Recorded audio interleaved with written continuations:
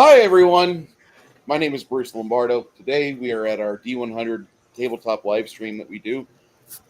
Right now we are playing through a series of events that happen in the Frog God Games universe, Lolligir or the Lost Lands, and the players are in the little village of Twain. Now, before we ended the last stream, the players met Crux the Wizard, or Cruz the Wizard. I call him Crux. I don't know why my brain, when I read stuff, sometimes it'll go dyslexic on me, and I just have that happen. So they witnessed him take a young man, kind of a douchey-looking fellow by the name of Tyler Kyle. There's never been a wider name in the world, but okay, Tyler Kyle, and he had him run an errand for him. Go grab this out of my tower real quick. You have the pass. Go in there. Nothing will affect you. Grab this item. Bring it back. And once he did, he turned him into a small, look like a washcloth. Now, as the players are still sitting there in, what is the name of that place? Of course, I'm not on the right page. All right. They're sitting in Twain inside this little bitty town. And this is, I believe, called the White Boar.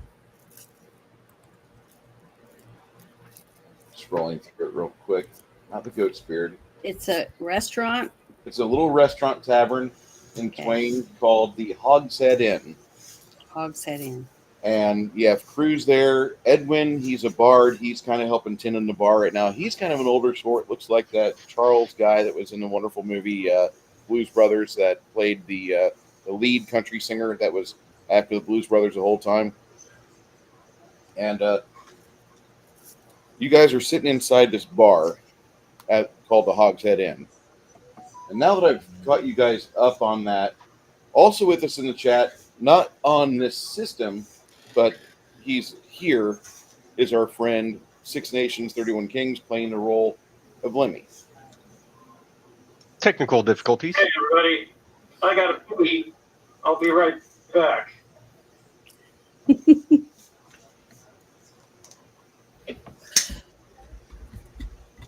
There's, you know, I wish everybody the best whenever they get broadband.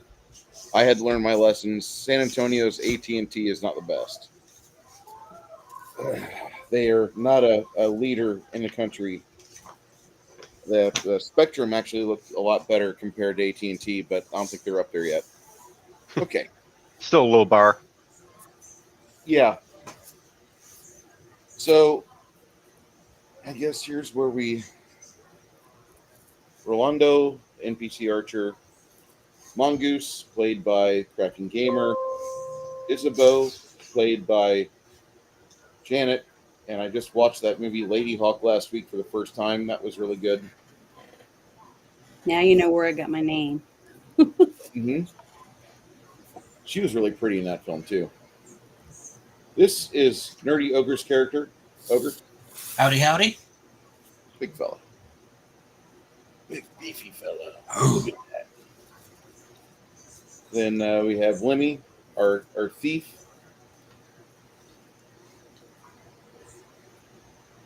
Chris, your character's name is what? Runar. Runhar. Runar. Now, do you have a goat as well? Mountain No. goat, yes. I thought he got changed. He had a dog, a wolf. Okay. He has both. Yeah, but didn't the goat get changed back into the dragon that we fought? That was last week, Janet. Different campaign. Oh, I'm sorry. Damn No, it. okay. I didn't know that. I am so sorry, guys. It's all right. Janet. No, in this campaign, it's just a mountain goat, little pack goat that he has holding all his shit. But he does have a wolf in this game, too. And Janet, most gamers will tell you only the extreme or veterans will play more than one game. The fact that you're playing 2-3 games this early on and still keeping them as separated as you do is honestly pretty amazing. Yeah. Well, thanks. I tried not to do that. Bruce, quick question. How much are the sapphire star rubies worth, or emeralds, whatever they are? You're gonna need to find a shopkeep to let you know that. Well, I'm asking because I'm thinking about buying it from the next village, fashioning it into a necklace, and trading it with that one woman who has a key fragment.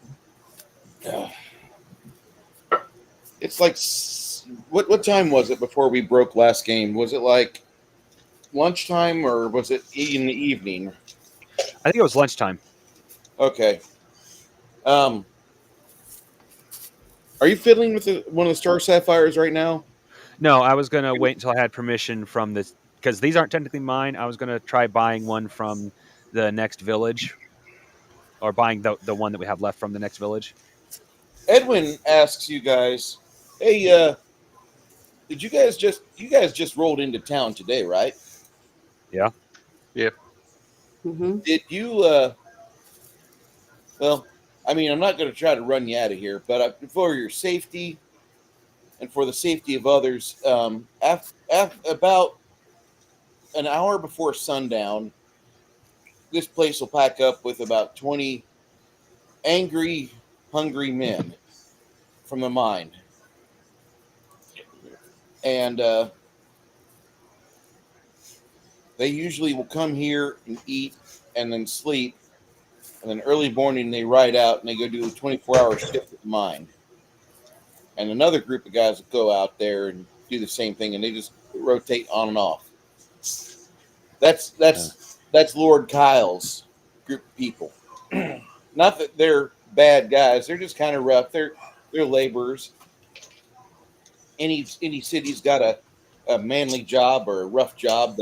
This type of people you attract, and they think they got all the money in the world. They think they got all the power in the world too. But then in the end, they're going to have just busted up knees and achy backs when they get about 10 years older. But just to let you know, if you guys stay for supper, you do hold your health in your hands. I think we'll be all right. Okay. I'm not trying to scare you off. I'm trying to tell you, like, there's just some young dicks that come swinging in town, and they think they got it all. Just recognize that. That's all I ask. It is okay. If a bar breaks out, I have friends I can call.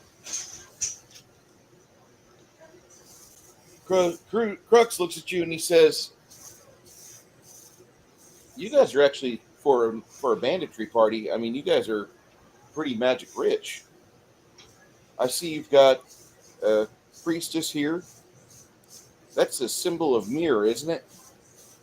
Yes. Then we've got he points at Monty. So you're pretty much just a generalist wizard, right? Yeah. Okay. And then he looks at Grinhar and he says, I don't even want to think what you're capable of doing, but I do have one rule in this town. If you summon undead, do not make our corpse keeper have to rebury them. That's all I ask. Oh, not a problem. Not a problem. Now, when you summon them, do they crawl out of the ground, or do they actually just form out of like a planar gate, like they're coming out of one of your 9 realms? I figure it's treated much akin to summon monster. Okay, so they would just appear out of a purplish mist. Okay, I'm just saying that because if you're the type of individual that calls the corpses back into the realm of the living, and it makes our church staff on a non-holy day grab shovels and start going around carting the dead back and putting them in the ground, we will have trouble. Oh, I would join you with pitchfork. I would actually hope you'd just tell the undead to move back and get in the graves. It's not always that easy. Okay. So what I want you to do, if you're going to do that, just make sure we don't have to have our people work extra hard to do their jobs, which normally these fine folks that pay their taxes in town don't get upset by seeing your capabilities. And, I know magic. I know magic's a thing, but I just don't want to have to hear them bitch about the things they're having to do, and somebody crying because they're having to rebury their grandfather, and they didn't Oh, even no. get a chance to say goodbye. That sort of thing. That is sacrilegious. Thank you. Okay, so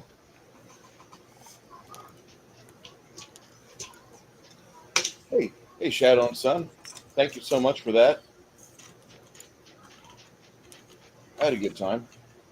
I had a good time Thursday, even though I was trying to make sure Janet didn't get close to a ledge. I wouldn't do anything like that to myself. I understand that. I Might do was, it to somebody else. was, But I ain't gonna do it to me. I was frustrated. I know and my worth. I just no. I'm just worried about like having to save somebody from a battery from you. Good. You don't play fair. That seems like the type that would be a good player for. Well, Quick I question. might cry because I'm a girl, but I can't help that. That's Scorpions natural. or something. I have a quick You question might for build a Chris. killdozer, you know? I can see that. Let's see here. Oh. I have a quick question for Chris. Yep. Does Runar, does he read? He's literate, yeah. Well, I'm asking because he would have noticed that it may or may not have noticed that somewhere in my collection of the books that I carry with me is basic necromancy and a few things about how to maybe become a lich.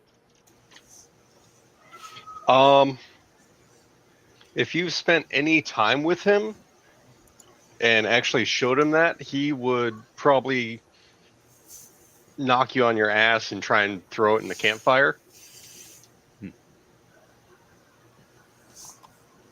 I said he may have noticed. Yeah. I mean, he's not too quick with Fort Waith, but if he saw like the runes for it, you would. Oh no, this was a collection of arcane small talk, but it included books on necromancy. Necromancy for fun and profit. Yeah, he is adamantly against such things. Yeah. The Complete Idiot's Guide to Necromancy. So, being arcane small talk, I doubt it has any spells, but it would.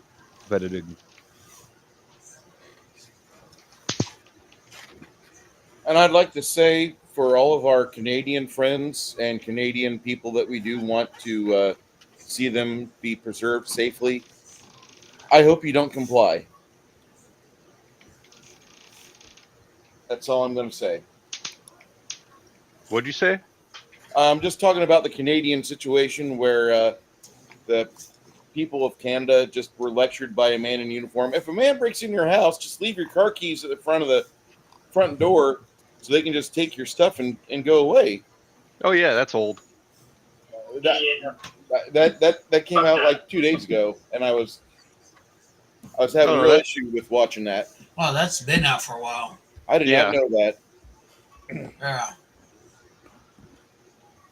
Okay. So Comply. Yeah. Whatever happened to like burying them out in the backyard? Like I know there's areas with permafrost, but certain times of the year, just dig a big hole, put the offenders in. No one's the wiser. I actually agree with that quite a bit. Although I would rather you feed your pigs with it, because the pigs won't leave much but the teeth. Nah, you don't know where they've been. Yeah. So back at this table, Crux says, "Listen, they're going to get some food ready for you. So they gave you guys some butcher block food, but they're getting a pot of meat for you guys and some loaves of bread baked up real quick. That's what's really holding things up. If Yeah. you want, after we're done with lunch, I could show you around town, and you can possibly talk with somebody, because it looks like you've got some bags with you that you didn't trust to leave them on your donkey and horses outside. So if you're needing to do some trade, I think there's some people in town that could help you. Okay. Sounds good. So you guys have a pretty good lunch. Some of you have had a vinegar-based barbecue sauce before. Some people I know actually try to tell me that South Carolina barbecue sauce is better than Kansas City. That's cute, but I'm not into rubs and sauces. After you get done having this delicious food, about an hour later, staying up kind of hurts your back a little bit.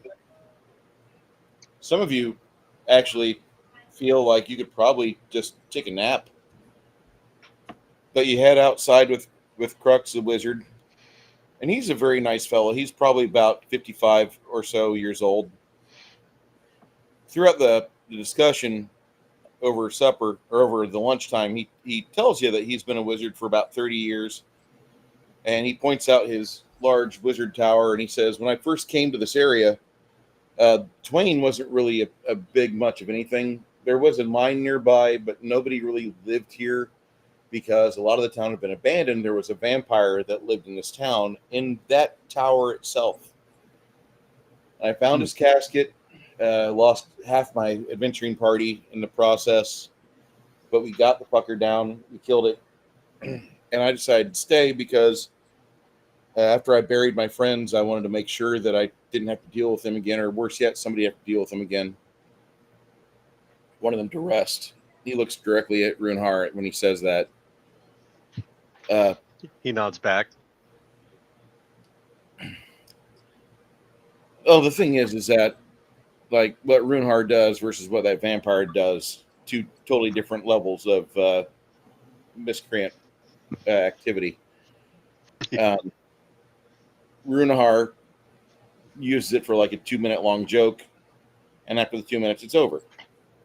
The vampire pulls your grandmother out of the ground and animates her corpse and forces her to attack someone, or worse yet, make them feel like they couldn't attack her, and then she drains their soul, their vitae out of them, and now I've got both the grandmother and the grandson under my sway, and that's what the vampire had done with some of our group of the Silver Cross. We didn't go out trying to be a anti-undead group, by the way. We really were in it just for fun and profit, and then it got serious.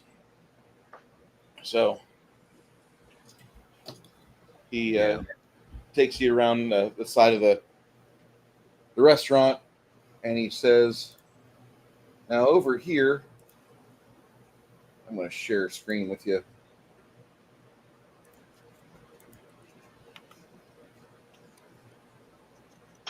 Hogshead Inn is right here, and he takes you over to this is the constable's home and office. My tower is way over there, but important thing to note is I'm sure it's walking you guys up this little street here. That's Mendel Thinn's house, and Lord Kyle, the dishcloth, is over there. Shit. He looks at the dishcloth, he pulls out of his pocket, and he's like, I think I can keep the charm on him still. When he's not with my influence, his attitude and charisma are at a abysmally low level, but because he's got a very nice rich uncle, we let him live. I keep him with a small enchantment on him just to make him a little bit more amenable, and he helps out a little bit more whenever he's got that on. Slide on the top of your shoe like that, and then you have a cute little decoration. I love He opens up the terry cloth and he smacks it, and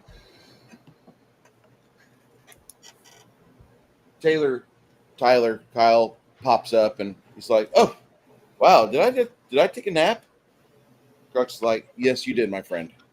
Why don't you go on home and wait for the 4 o'clock hour, and we're going to discuss.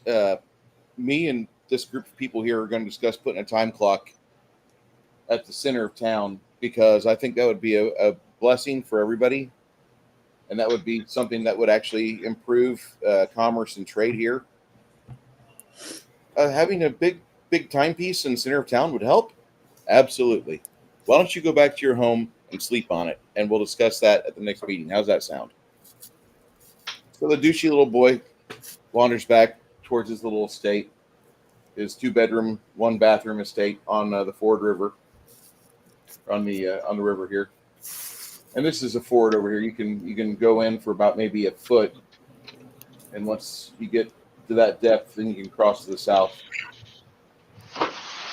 He says, "Over here at the end of this T," as Tyler heads back to his house, "at the end of this T, there's a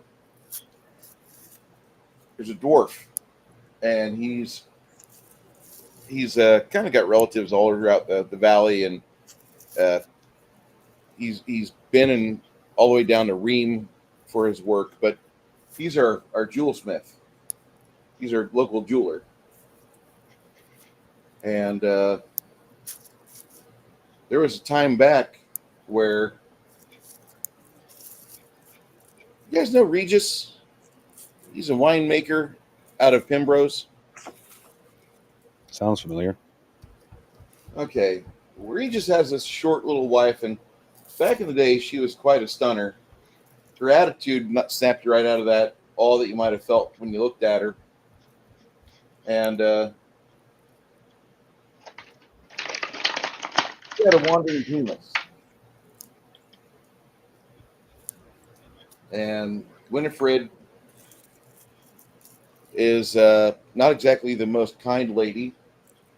And Regis Baum was adventuring around the valley, and he met up with our little maid that we have at the Hogshead, Lavina, and she moved off to Bostwick after that. But Lavina was here, and Regis started sinking into her when he would do his route, probably 4-6 times a year. And about 6 months ago, Winifred discovers that Regis is doing this. And she was ready to destroy him, take everything he had, drag him through the courts of Ream, divorce him, make sure he had nothing, and take his land, take his wines. So Regis purchased this diamond from Tinker and brought it to the dwarven jeweler Angus, and he had it fashioned into a pendant for her neck. Angus should be going back to work here in about 15 minutes, but he was one of the dwarves that was in the restaurant while we were talking. And I was giving you some information about being just being a lore keeper. Yeah. He says to you, like, "You guys need to know anything else about the town of Twain? Because I've shown you the 5 most important structures here."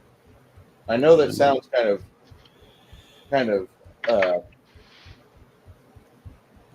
narcissistic, but about 3 o'clock, you're going to see Constable Duggan come shuffling out of his house, and he's middle-aged, kind of wiry, but he's being treated. He's had rickets start, so a couple of the local clerics here in town try to tend to him. They're not really the best. Actually, Could I go see him? Yeah, if you want. He's probably just now getting ready for the night shift because his primary concern is the Hogshead.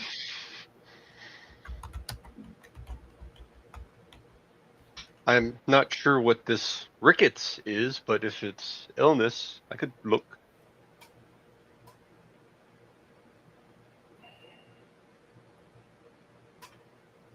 You want to do that? Sure. Crux leaves you, and the rest of the party. I don't know if you guys want to wait outside the home of Constable Dugan, but you get up to the rickety porch, the warped boards from endless summers that have been beaten down, and then the damp winter that stays for 3 months, saturating the wood, helping it twist and warp. This guy opens his door as you step up on the porch, and he says, "Can I help you?" Yes, I'm a healer. I was curious if I could look at your illness so I could learn about it. I wouldn't really call it an illness. It's just a condition. It's just. May I?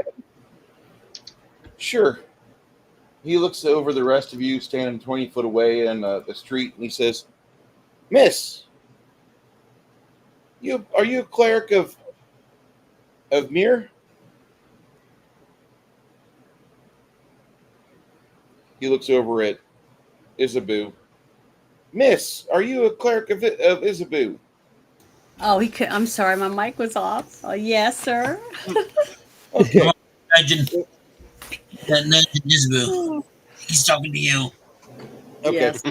As Greenheart approached him, he says, "Yeah, bring her up here too."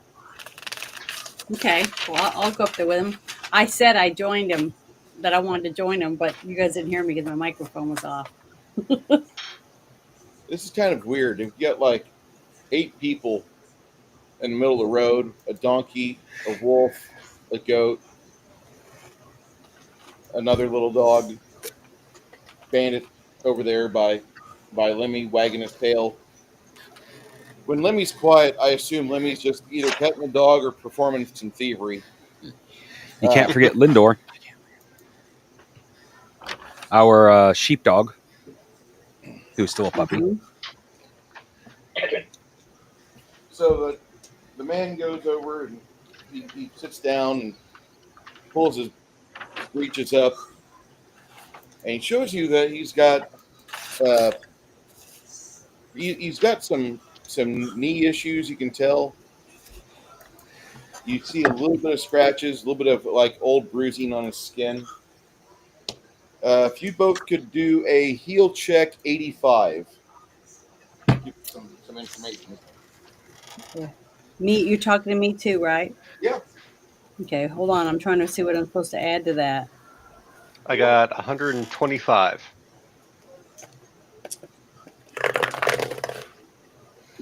Jeez, 47. And I don't know if I'm supposed to add anything. Then I don't know. Is your healing or medical skill, Janet? Hold on, I gotta find the paper again. I'm looking at the one you printed for me, but I don't see anything on there for that. Well, you should. Just says spellcraft. Is that it? No. Heal 40%. That's my wisdom. Is that what I would add to it? Whatever the healing skill's at. Yeah, that's what you add to it, Janet. So that is okay. So that would be 87 First then. aid or healing. 87 is not bad. So that's what I have. Now that I understand what this is. I had to get more coffee. I'm sorry, Chris. This coffee's pretty fucking good.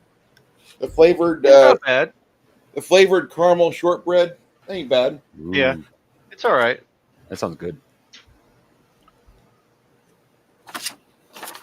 I keep forgetting to get more coffee from them. Yeah, I think we both have the flavored and regular subscription. Yeah. But yeah, I got 125 on the healing check. And Janet, you have a 40% in your heal score. Yeah. So I have a 87. Sorry, not as high as Both, his. both of you recognize this as rickets, and it's something that wasn't really well treated with him as a kid, and he had the propensity for soft bones. The most common way to heal this up is to have him be in the sun more often. I will say this guy's got wider legs than me. I am a Chernobyl radiator when I'm in my shorts, and so you can read by the light of my legs. So is vitamin C has nothing to do with rickets? Vitamin C is very important, and so this Yeah. guy needs to get more sunlight. Yeah, more sunlight. That's vitamin D. Good if he could drink You're- some milk, cow's milk or goat's milk, either one could help with the dietary deficiency as well that goes with this. Hmm. Yeah, and Janet, scurvy is the one that comes from a lack of vitamin C. Oh, okay. I thought yeah. rickets was also from that too, but it's all right. Because You- lots of people on ships used to get it. Yeah, because they don't have. Believe it or not, you don't Yeah, get as 'cause much they ran vitamin out of C at fruit. sea as you would think. Yeah, I know. That's what I'm saying. So, but that's all right. I understand. So, but the sad thing is, once we leave, he won't have access to those things unless we can give him a goat or a cow or whatever to get him to where we're going. I can actually run to one of the farms outside of town. They'll give you a couple glass bottles that you can refill.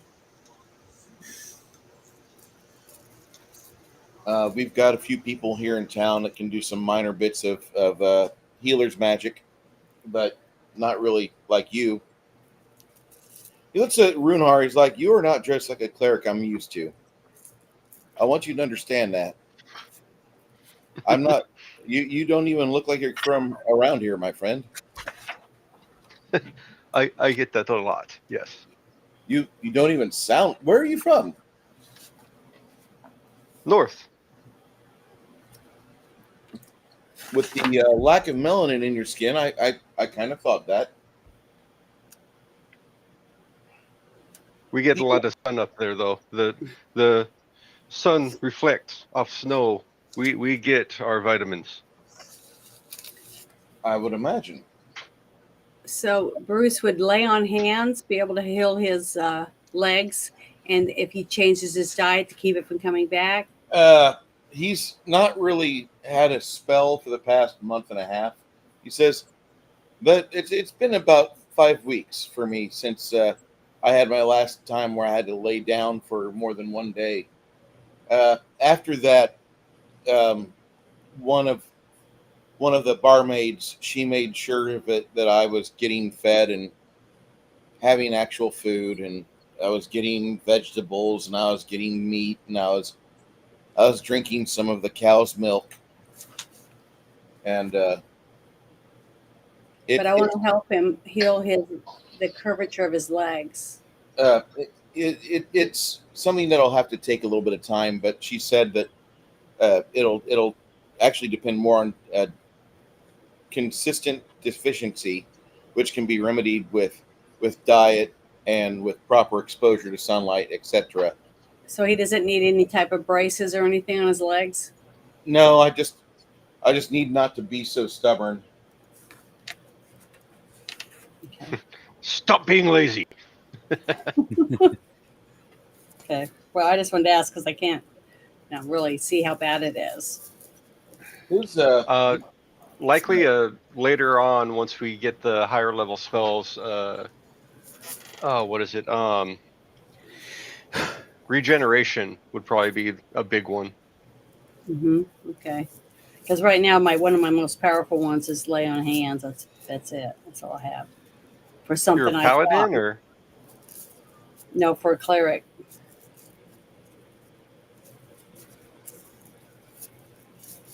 lay on hands. Mm-hmm.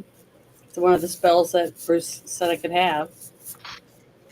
She actually has the edge of lay on hands. Okay, the ability, not the spell. Yeah, the ability to do it. Okay. She's got the paladin-like confused. ability to lay on hands, and then After that, I'll give her one of the edges that I was planning on giving her was the remedy. Mhm. You know, where you can like take away like shaken or Yeah. fatigue, The mercies. the mercies. Yeah, but this costs me 25 mana too to use this spell compared to the other ones that are like 9, like really small. That's what I'm saying. That's why No, this no, is. no, no, no. Oh, wait. You're talking about lay on hands. Lay on hands for you. Let me see that real quick. I That's thought that what I was have times per written day. Yeah, 7 times per day, but I still Yeah. have to cost mana. No. No, there's no mana cost. There isn't. I wrote it down on here when you told me. You I probably had you probably asked what the mana cost was for that level of spell, and then just wrote next to it, Oh. not really realizing Bruce meant it was when it's an ability, it's times per day, not cost of mana. Kind of like your Okay. channel positive Let energy. me write that on this other sheet real quick so I know. Mana? No mana. I'll just share you with you this this Sorry, link. guys. You're good. That's okay. Okay. Well, now I have it written That's down. fine. It's because I already have 7 Yeah. times a day written on there that I can do this. Damn, that's a lot. 7 times is actually a lot of times you can do something like that. Because it says it says I can use this ability a number of times per day equal to 1/2 her level plus charisma modifier. So Yeah, you're at 7, so that's 3 plus your charisma is an 18. No, 14. My bad. Mhm. So 7, 3 plus 2. You use it 5 times per day. 5 times. Okay, let me change that then. And So then it says it's dealing 1d6 points of damage every 2 levels if I use it against someone for undead creatures. Yeah. So, okay, good. Thank you for helping me with that. Now I got it straightened out. So I was trying to think of something I could do to help this guy. More It's permanent. probably just have to Just be buy a it. later spell, but yeah, lifestyle will have to have an effect. Yes, definitely. Runehar looks at him. It's like, "Are you married, sir?" He kind of looks around the group whenever you ask him that. A little bit embarrassed, and he says, "No, I'm not. Occasionally, I do have a friend come into town, but no, I'm not married." He kind of pounds his hand on the table. That's the problem. You need wife. Wife take care of you. Wife make you go outside and walk. You're telling me That's to buy a. You're telling me to buy a nag. Thank you. What I always needed was a migrant to give me advice on how to fix myself. I'm sorry it took so long for me to get here and help you.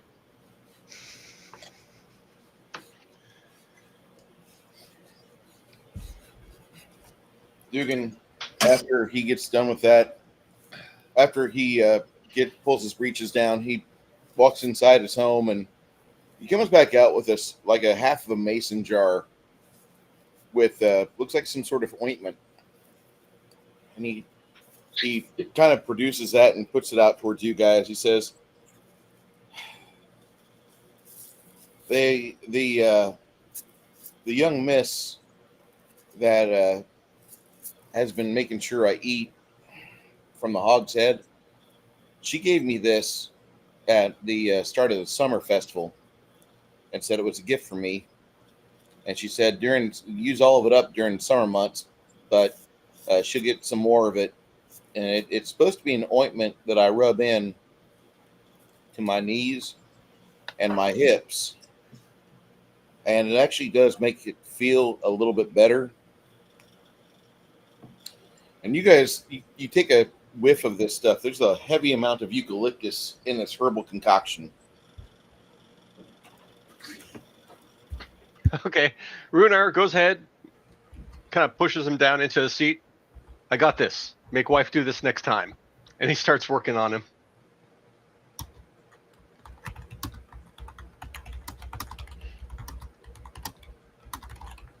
What are you doing to this man? Runhar? Applying equipment. No. You don't have to do this. I was just told to rub a little bit in. You grab for 3 fingers worth and you smear it up on my thighs. You look behind in your treatment. And should this be a strength check? No.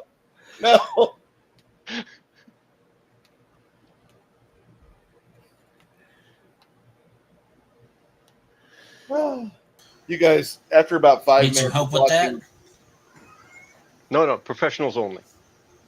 after watching Runhar just display his Rolfing ability, where he literally removes the tendon from the bone and then massages it deep within the marrow and then reattaches it. The victim might be screaming at this point. That's the most painful massage I've ever had. Gospel Dugan is like, Yeah, too. Should I do another heal check?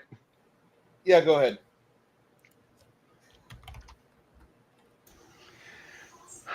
Sounds more like 95. Sounds more like a seduction check.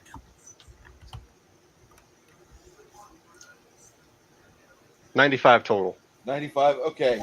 Am I also helping Rob or not? No. I think you'd be there standing slack-jawed. Okay. I'm holding him down, I guess, while he rubbed on his leg. You're being the distraction for him. Apparently. Just wave your armored boobs in front of him. That'll distract him. I don't have to wave. I just have to just try to hold him down. I'll be jiggling. I believe there was a movie where I saw this going on. Let me see if I can find it. Oh, yeah. Just as long as we help this guy, even if it's against his will. Those Italian fantasy Conan knockoffs.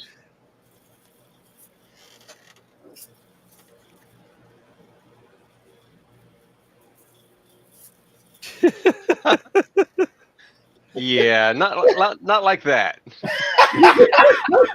Terrible. What movie is this? That is The Kingsman Part 3. Well, I don't want to see it. That's worse, almost worse than the poop in the jar. Don't you like looking at Gregory Rasputin with a fucking crumb cake in his beard, lapping up somebody's illness off of their sweat glands on their thigh?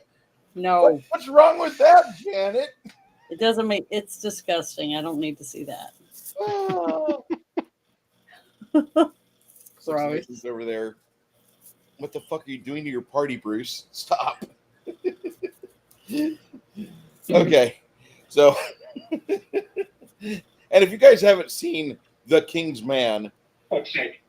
that is a very good movie, but the fight scene with Rasputin is probably the king piece of that movie. It's a good movie, but I was not expecting it to take the turns it did. Well, I know it has nothing to do with the game, but what was he doing to him? That guy has a old war injury, and it fucks with him quite a bit up until that point in the movie where we see that. So he cures him? Yeah, Really? Rasputin doing Rasputin shit. That's what I really need to just say right there, because the more we try to discover about Rasputin, the more confused you get. He was attempted 7 times, surviving everything. Mm-hmm. Yeah, dude has constitution. Yeah, it's the Janet, you ever seen the movie Hellboy? The live action? Yes. Mm-hmm. The part where he says Rasputin was poisoned, stabbed, clubbed, castrated, and finally drowned is not an exaggeration. Wasn't he crucified too? I think so, yes. Yeah. Oh my gosh. They could hang him. But They did pretty much everything in the book, and he was still kicking. Uh-huh. And here's the thing about him drowning. They never found the body. Oh. Yeah, he just went away. Reading about Rasputin reminded me of the old Dragon magazine. Every April's Dragon magazine, they would have some joke monsters for your second edition AD&D game.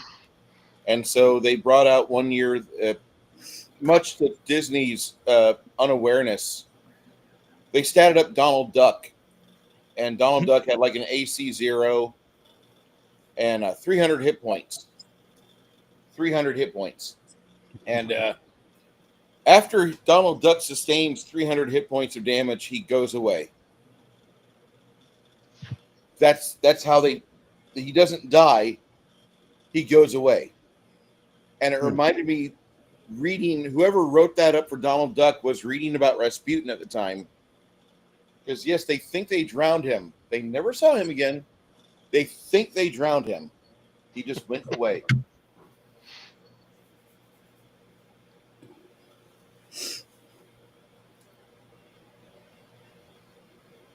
And that's why to this day, Rasputin is still a very popular character. Because no one can explain him. I love reading about the Rasputin era of Russia. I don't really have a problem with Russians themselves. Tsarist Russia was pretty solid. Yeah. Those damn Bolsheviks ruined it for everybody. That's the problem with Russia. The majority of Russians are really nice, sweet people. Wow, I'm looking at a picture of him. It looked a lot like that actor. I don't think The King's Man is historically accurate, but I think it's very good. So one of these days, I would like to see you watch that movie and just hear your discussion about it. But not today. Okay. The first King's Man is amazing. The second one's okay. The third one is the one we watched a little snippet of.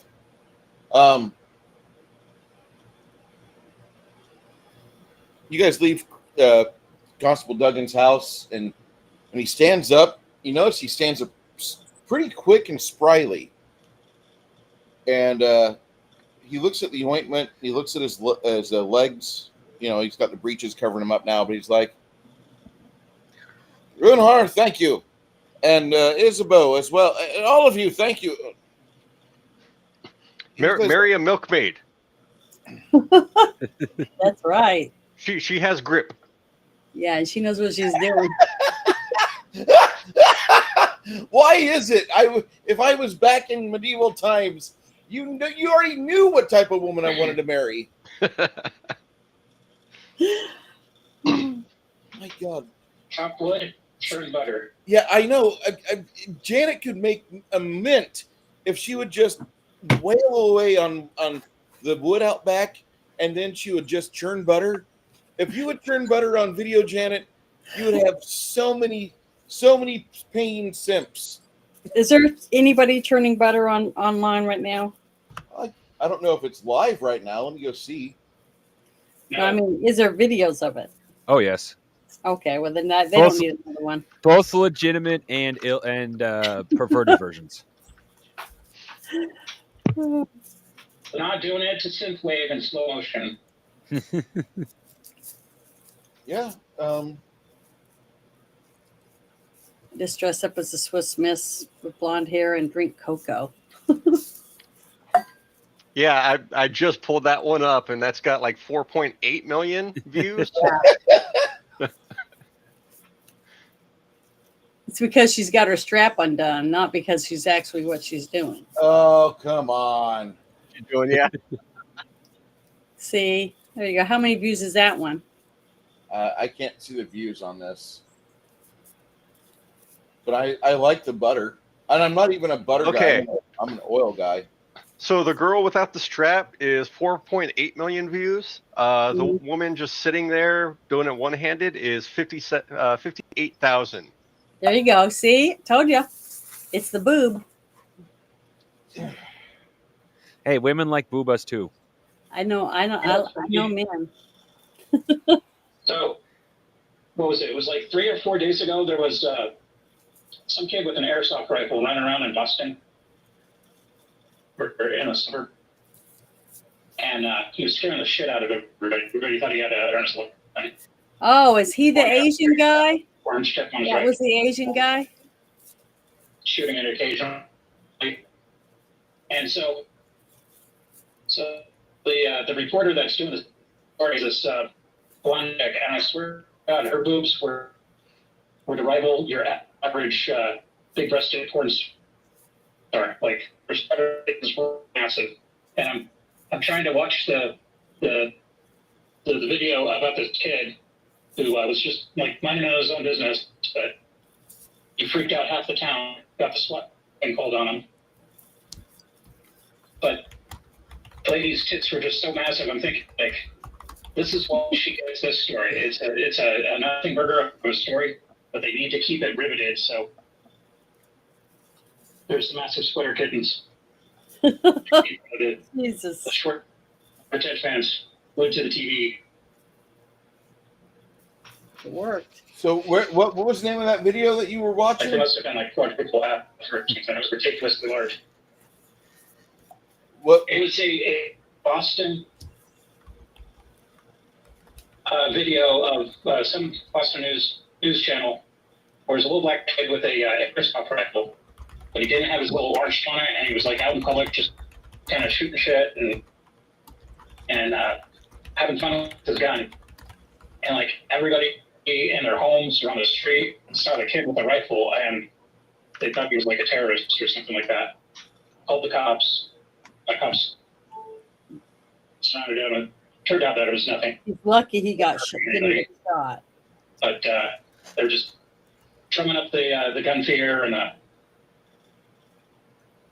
or the terrorist porn that they like to get people riled with. Yeah, I saw that video. It He's was lucky he didn't get shot. a couple of days ago. Some Asian kid. Oh, I thought he was Asian. They were saying he was Asian. I'm trying to find the police officer chick with big boobas. Nope, not seeing it. Okay. Anyway, I mean, Janet, churning butter might get you 58,000 views, more than what you had. Mm-hmm. Yeah. I'll think about it. I just want to be myself. I'm happy with what I have. Yeah, that's the video there, but it was a local channel. Oh, Bruce, be careful about getting Janet into turning butter. She starts turning butter and she likes it. Eventually, she's going to be like, I need a cow. Oh, No, get goats. yeah. They're easier to handle. Sure, they I don't require know. less space. I mean, I saw the cow eating pancakes and knock that guy off the table. That was kind of disturbing. But then again, I've also been ambushed from the side by a goat, and that stayed on me for like 8 days. I did not like that. Yeah, they can mess you up, but in general, they make good weed whackers. You got a big ass field that to be cleared. Sun out there for a day. The only problem I It's have not with bad. goats. Oh, go ahead. Some have a bad attitude, but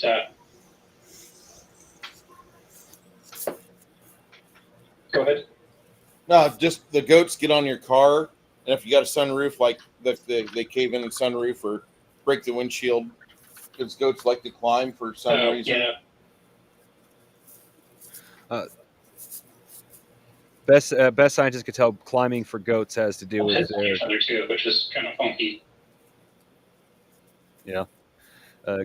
goats like to climb because of their defensive nature. Not so much their prey, but because if they see something coming, they're going to more likely, depending on how big it is, they're more likely going to attack it, since they have the equipment to do so. Which means the sooner they can determine if it's a real threat or not, the sooner they can determine if they need to run. Very similar to the way meerkats operate. Unless like they're getting fainting goats. Well, fainting goats are very, very different. Fainting goats are actually cowards. Yeah, they'll just die and get eaten by the wolf. Oh, they won't die. Here's the thing. Fainting goats don't die. What actually happens is their muscles lock up kind of like a cramp. No, I mean they faint and then the wolf grabs them by the Oh, throat yeah. in the woods. Well, that's actually what they're for. The original Yeah. use of a fainting goat was to keep the prized animals alive. Mhm. Now they're just hysterical. Yeah. Well, from what I understand, they actually produce a decent fleece, and they actually make good eatings. Yep. I don't know about their milk capabilities. So So, but did we end up helping this guy or not? There's actually a guy back east. He's got like 4 goats, and he uses them as pack animals. For his, he runs like a bushcraft and camping program. So instead of using mules or horses, he's got like 40 goats with specialized bags to carry all the equipment out there, and then they set up camp and stuff. It's kind of a cool business.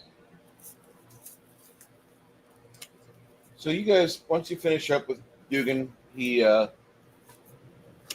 watches you guys go back the way towards. Actually, you go a little bit further north, about 150 feet to the front doorstep of Angus Carl's jewel shop. When you get there, you notice that the dwarf is just now getting his gear on. You hear him from the inside. Come on in.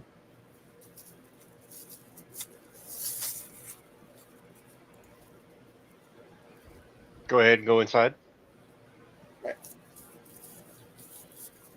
You head inside the small shop. Travis entertains us with an anecdote which has more truth to it than anything else.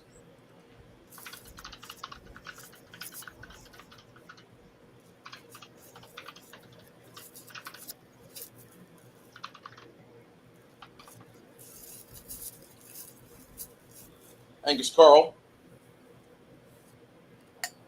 Mm-hmm. Aw. What can I help you with? You guys. This is a jewelry shop. If you're looking for various ornamental items, I do have some ranging from 20 silvers and less. You need something a little bit more spectacular, I'd be happy to trade with you in gold. My name's Angus Carl. I've done this for over 120 years. How can I help you?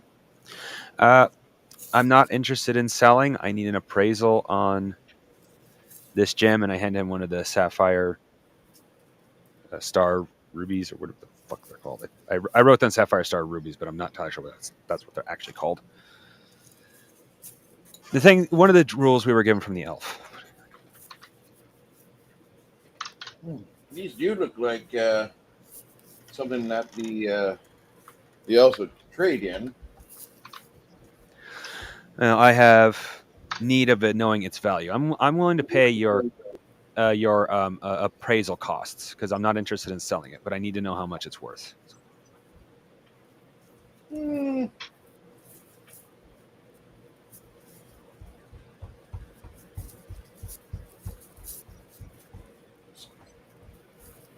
He looks at it. He peers in it with some of his optical devices for a few minutes.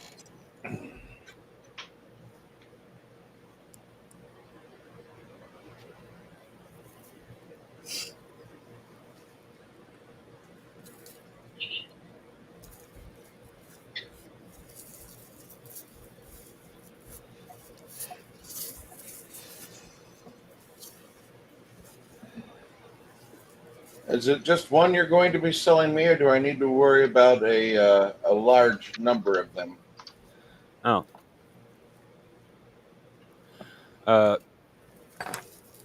Technically, it's not mine to sell. I'm hoping to buy it from the person it's going to. That's why I need an appraisal on it. Well,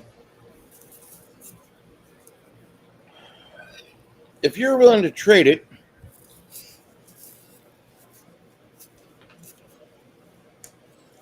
I've got this 10-pound silver bar that I'd be willing to trade for it right now. But if you're going to be walking any length of time, be smarter to just keep that piece of jewelry on you instead, because that is worth, market value is going to be somewhere around 21 to 2300 silvers. However, a shop like this exists to make a profit, and so I would tell you, I will buy it from you for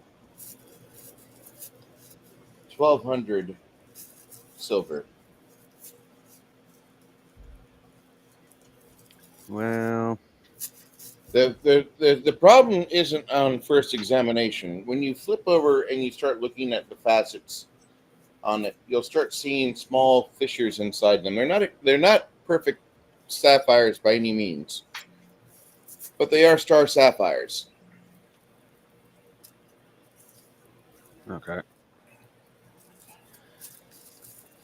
About the same time, Sylvia pops up. She's like, "Hey, what do you know about that pendant that Regis bought his wife whenever he got his dick caught in Lavina?" And the old dwarf starts to laugh. Okay. So, Regis wasn't always a merchant. He was, at one point, he was associated with a small adventuring band like yourself. And he bought his way out of it. He managed to have a sizable amount of money. And he was wanting to spend that money on getting a new home, but he would have been out of a old home if he continued to dig himself. He had quite the shovel. And he comes to me on an emergency trip, not trying to sell wines, just on horseback, panicked his ass off. And he comes and he says, "I have this. And I was going to use it for something else, but I think it'd be best used to keep my wife happy and quiet and in my bed, because I'm about to lose it." So I started doing the work and fashioning it into a pendant. I had a suspicion it's magical, and when I examined it as such, it had definite emanations coming off of it. Yeah. Well, I just remembered something anyway. Like, duh, we have one of these of our own. If I were to give you the, in this case, like overpay, because I want the grandest work possible, have you fashion, because I forgot we have one of our own, a sapphire, one of our sapphire rubies into a necklace of grander quality than the one you made for her. We're hoping to convince her of trading that necklace. You see Angus's eyes kind of get a far off look to him. Says, "You're going after that miserable drow wretch's lair, aren't you?" Not for us. Okay. I mean, it happens every 40 years. Every 40 years, a new group of heroes comes from the edge of the valley, from usually Ream, and they come in and things will happen, and they'll do some good, and they'll venture around. Months will pass. They'll be first name heroes. You know them by their first name. And then as they continue to adventure, they hear the tale of Larin Karr, the most infamous drow that we know of on the surface. He says, I'll make a necklace for you. I'm going to need, aside from the raw materials which you'll allow me to fashion it from, I'll need 4,000 silvers from you. But I'll do that. I'll make you something so gaudy that Winifred Baum will immediately go to the tailor, and she'll order 7 new dresses to showcase her huge bosom and resting place for that wonderful piece of work which I will make to go around her soon-to-be fat neck. Absolutely, I will do that for you. 4,000 silvers and the raw materials, absolutely. Yeah, I'll have to go get the raw materials. Wait, what kind of raw materials are we talking to? Because we do have a few things on our hand. Look in your treasure tab. If you guys have anything to add, anybody else want to talk here, go ahead.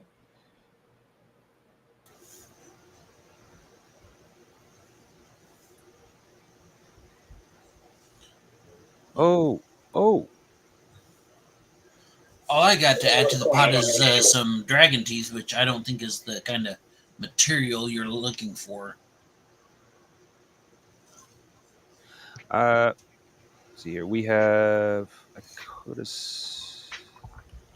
Yeah, here it is. Here it is. It took me a second to find it. We do have. I personally have a bar of platinum, but we also have a bar of gold. I'm trying to figure out when we got that. Or did we sell that? I haven't been told that you sold it. It's still under your. Okay, then yeah, we actually have a bar of gold, and if you want some little platinum for decoration, I can give up some of mine. Not platinum. What the fuck was that? No, it was platinum. Sorry, that's actually one of those items I need to rewrite down. It wasn't tight. No, yeah, it was platinum. It was a money metal. I remember now. Well, money in D&D. Or no, money in Bruce's game.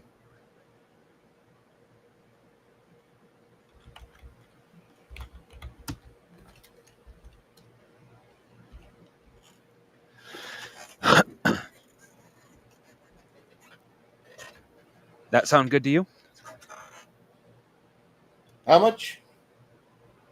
I do not generally carry that much silver on me, and only because of our recent adventures, I'm actually carrying enough gold on me. I can actually give you 400 gold. We can deal. We can deal.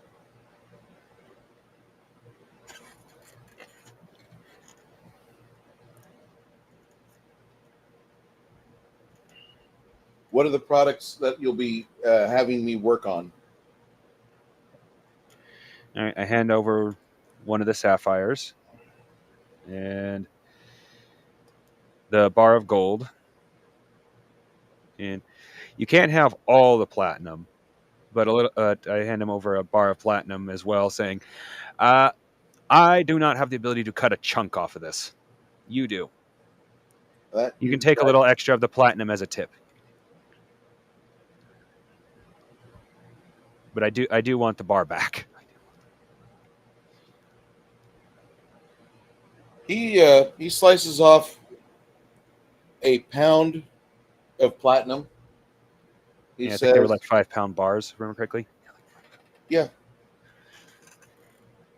He says, I'll use this. Some of this will be in the work on the pendant that I will make for Miss Regis. I've got a angel skin, a piece of angel skin as well. He produces a half of a fist-sized chunk of rock of a light bluish white material. Immediately, Runhar looks at it, and he doesn't have control of his emotions for like a split second. His eyes are like, oh my god, that's like one of the most rarest pieces of precious metals I've ever seen. And I know where you can get those, because there's a mine not too far from Three Rivers that the young men, when they are needing a job for the winter to stay away from the snowdrifts, they all take the job in the mines. Children crave the mines. I have a silver bracelet I can put in that you could possibly rework or if that'll help.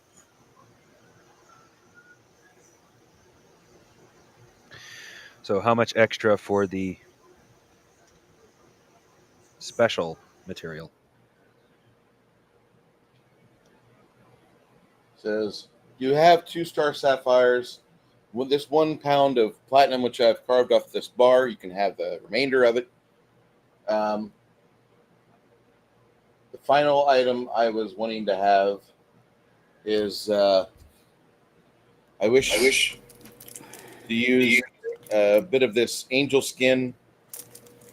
And like I said, this is going to be one of the most gaudy pendants you've ever seen. This young lady from a very humble beginning will look at this piece of art that I will craft for her. It'll take me. I'm scheduling this out. This is going to be my only work. I know that maybe you don't value this, but this is going to be my only work I will do for the month.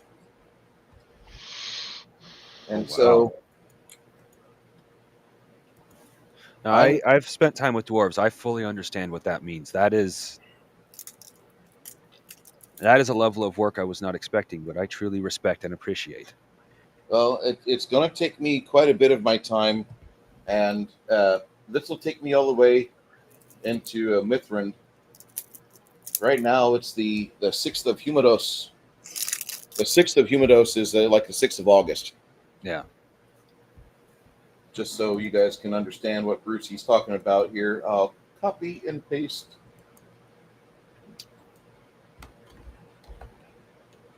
Okay, we will. It'll take me all the way into Mithrand, and once I'm finished with this, you should have the ability to go take care of it. But it's going to take me time.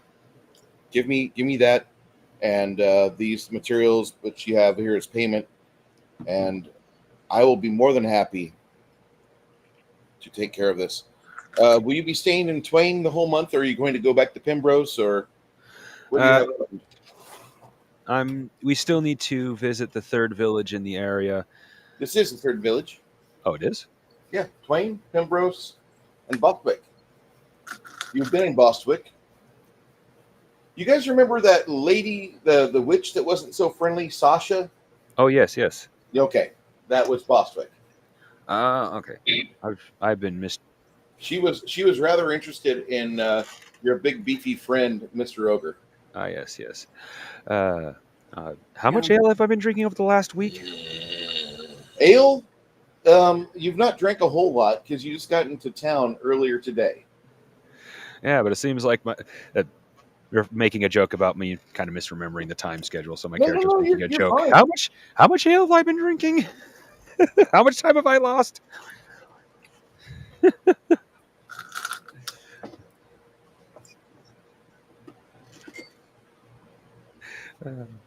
Anyway, yeah. Would be my excuse, since I missed out on a couple of games. Well, if this is the third village, then we have. Other than, did we spend the time in the first village to get Rungar his stuff? Runhar, did we get you everything you need? I wasn't really shopping for anything at the moment. You paid 5 gold. Fuck, I forgot what it was now. Crap, for a specialty wood, and you paid for some armor for your wolf. Yeah, how much was that? Armor for your wolf? Yeah. The barding cost you 75 silver. If you wanted it to be special, I mean, masterwork, you would probably want to spend 300 silver. Okay. Yeah. But if you guys are going to be doing this, this is a perfect time for you guys to kind of like chill out for about a month, because you're going to have to wait for this pendant to be made. Yeah. And, or if you so choose, you could start looking for places to where you could find a way into the Underdark. Either or, I'm not going to tell you what to do. But once you leave the dwarf's shop, both Lemmy and Sylvia both will be like, "What do you guys want to do? Do you want to stick around here in town, kind of get good with the locals, eat well, sleep nicely? Do we want to go underground, be delving, looking for ways to get to this this vault?" Well, given the stories about once every 40 years this keeps happening, I suggest that we maybe a little bit of downtime wouldn't hurt, but I suggest that we spend at least half that time looking for potential ways in or maybe a fast route out, depending on the exact circumstances.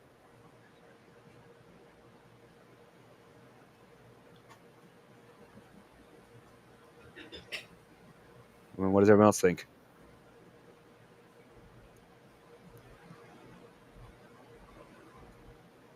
Are you new again, Ogre, since you usually have a plan of some kind? Um, I'm not trying to put the spotlight on you, but I wanted to make sure we could still hear you. yeah, no, I get it.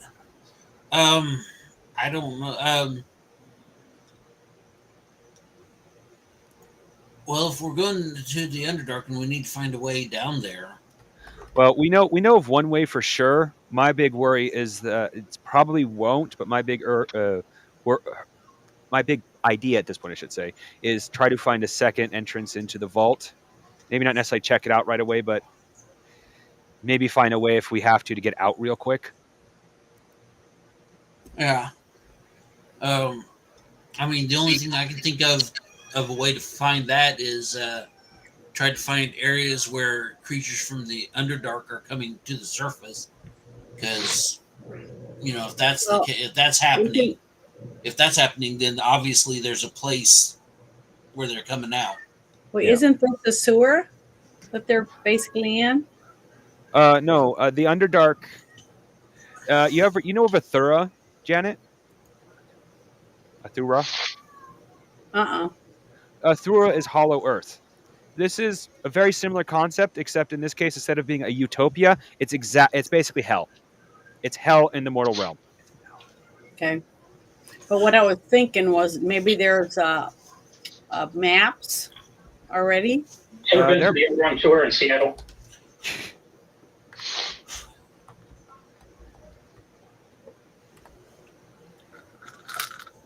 Janet, you hear him? No. I heard him talking, but I didn't think. Underground tour in Seattle. Think of China, but underground. Yeah. Atlanta, Georgia has a really good underground mall called the Underground. It's a metro retail area that's literally under the downtown of Atlanta.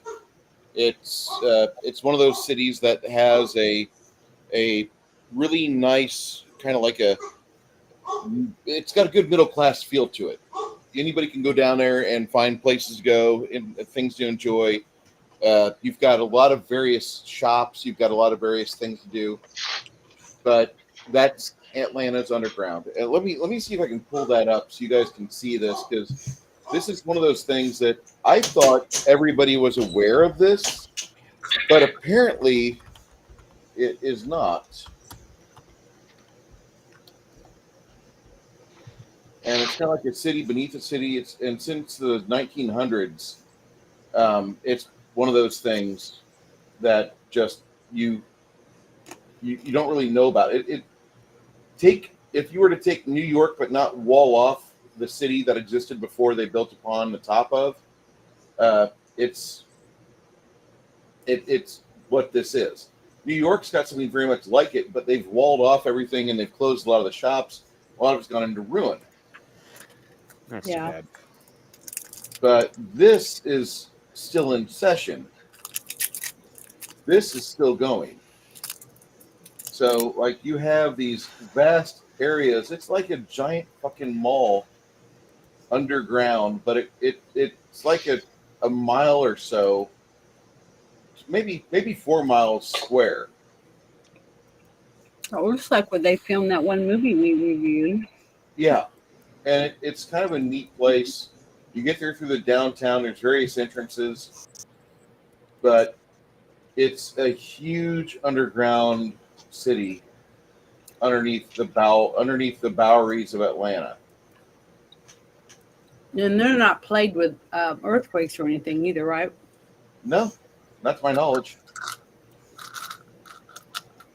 So Well- is there not anyone in town that we can talk to about anyone who might have mapped some of this area so that we can find other entrances? Oh, mapping the above ground. Yeah, it's mapping underground.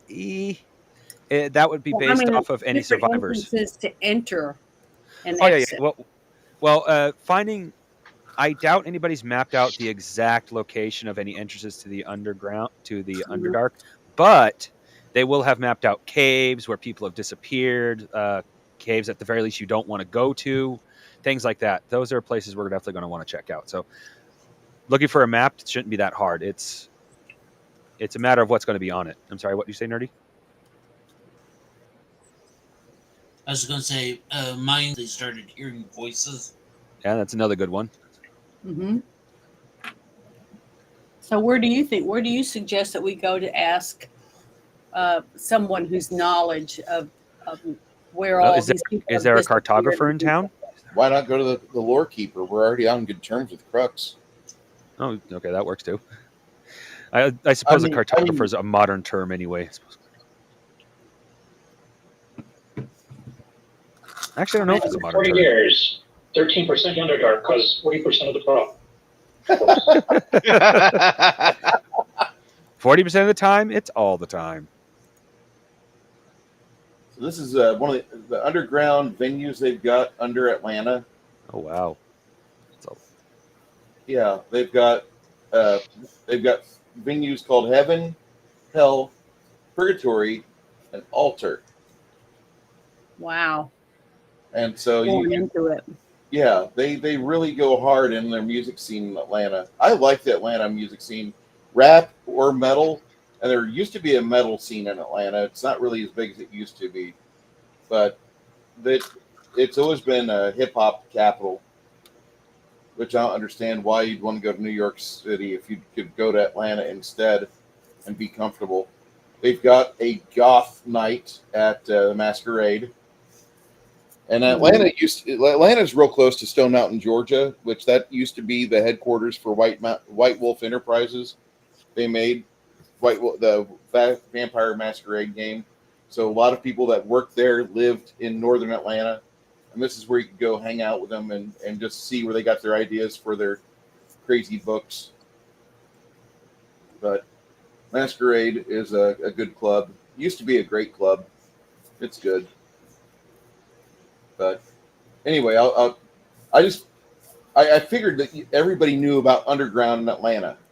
Because every time I've been in Atlanta, I'm like, I'm going to the Underground. Like, if nothing else, like it feels different. It's got a different vibe. Not claustrophobic at all. Never been to Georgia.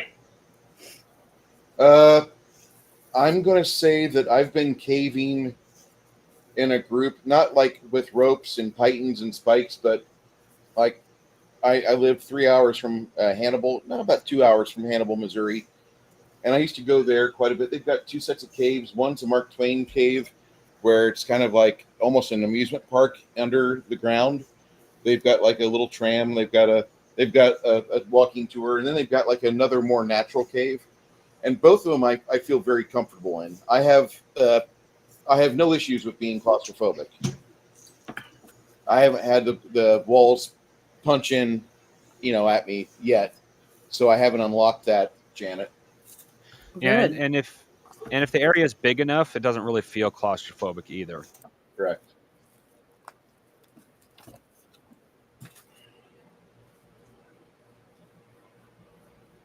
Okay, so we're gonna So, go cave or down. and before you go spelunking, and it'll get you all amped and hyped. And you look for the troglodytes. The cave or descent. Otherwise, it's just going to be like bugs and rocks.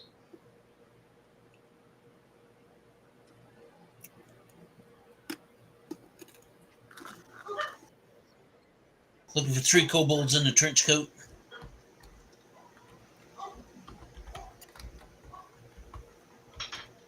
So for you guys want to head over to see Crux again at the inn. It looks like he hasn't really moved from the inn because he walked back to the inn instead of going to his tower.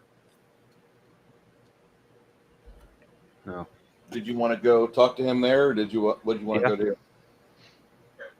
I guess let me just Gary Gygax this and ask, what are you going to do now?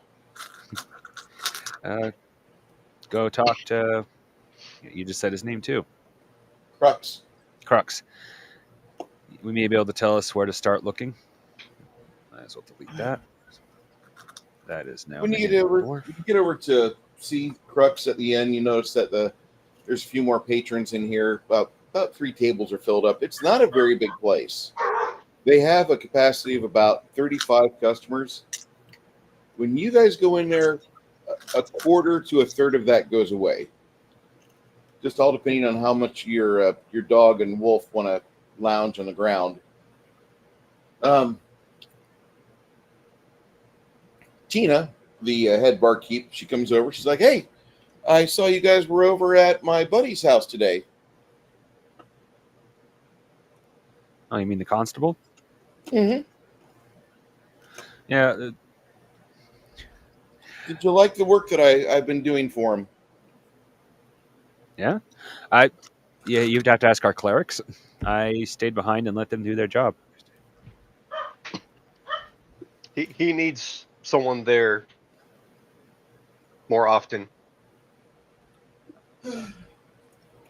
There's about a 35-year difference. And as much as I would love to have my aunt come here and meet up with him and take a shine to him, my aunt is content to live within her cottage out to the east of town. So I just let her live her best life out there. And occasionally when she comes in town to have her sheep sheared, we'll talk, and I'll take her over, bring her over here to the Hog's Head, and she has the meat and she has the cheese, and she'll trade about 10 pounds worth of wool so she can have a whole week worth of food with a little bit of the Pembrose red wine, which she absolutely loves. She just thinks that's the bee's knees. And she'll trade a little bit of honey as well, because she has 2 hives on her property, and she really likes that. She's got this wildflower patch that grows for about 2 acres on the west side of her property, and the birds have started spreading the wildflower seeds up the hillside, and it makes it just so nice. So her honey has a real good tang to it. I love her honey. And we spend about 1 week a year together here. And then I'll go, when the weather starts getting really bad, I'll make my way up the hillsides and make sure she's got company. You know, that's something that's my only family here, and I can't convince her otherwise. Maybe you know somebody where you're from that would like to live in a warmer climate. You look like a Northman. None come down from there. You don't want them. They will try to take all goods.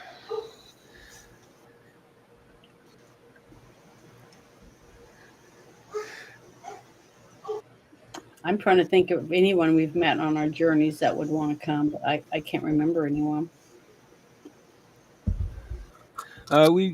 We've met a few people who were roaming about, for lack of a better term, but would we see them again because they were roaming? I don't know.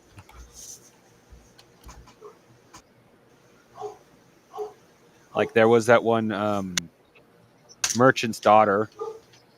She'd technically be a bit young for him, but she wanted to have a place where she could settle down instead of constantly moving around with her father.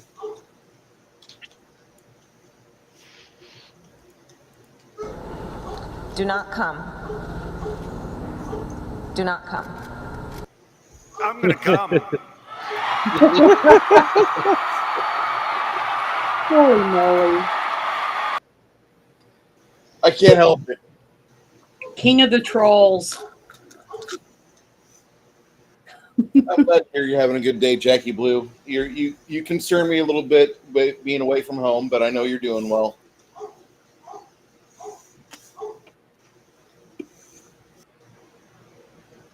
This is a raw and unfiltered honey. This is a whiskey called Knob Creek. Is it good? If you like Knob whiskey. Creek's pretty good. Put the honey in it? Yep. Yeah, Is that honey butter? It's whipped. Looks whipped honey. This is unfiltered and raw. It might be whipped. Yeah, it is looks whipped up. Raw dog in it. I prefer filtered honey, but ultimately I do prefer raw honey. The difference between filtered and unfiltered is actually potential bee parts. That's really the only difference. Now, uncured or whatever you just said it too. Dear God, words are escaping my brain today. Now that's a totally different story. That is very, very different in flavor and texture. I have no ills with the texture. I think the texture is grand. Oh, no. I actually prefer the texture of raw honey because texture of for lack of a better term, pasteurized honey has a wrongness in its texture, where uncured honey just amazing. Chris had hives at one point. Yeah, never really survived long enough to do anything with it. There's Same slight difference to that stuff. Well, I love honey, but I mean, technically, you're eating bee vomit / bee poop, but the consistency of it does make a difference.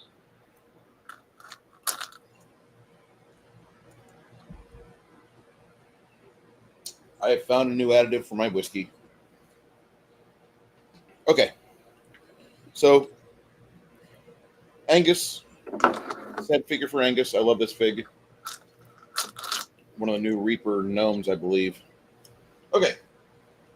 So, you talked with Tina a little bit. Don't really know where you can find a suitable mate for Constable Dugan. I guess we can put that on the list. Anybody have any other concerns before we start on our next leg of our campaign together? no. I'm assuming I have some healing potions left over. That would be on your inventory sheet, sir. I don't know. Yeah, I think didn't we have some of that in our Used in last session. on hand bag? Should be in, it would be in the loot and XP portion of the Discord, guys.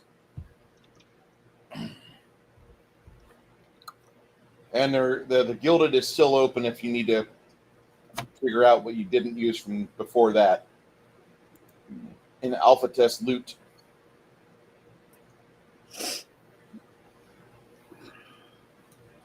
Yeah, my list is kind of outdated.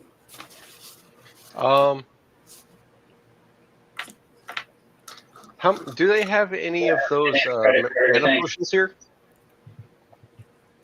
One at a time. Go ahead. Go ahead, Six Nations. I was just saying, with all the loot that I have in like physical coin, I'm gonna have to get a credit card,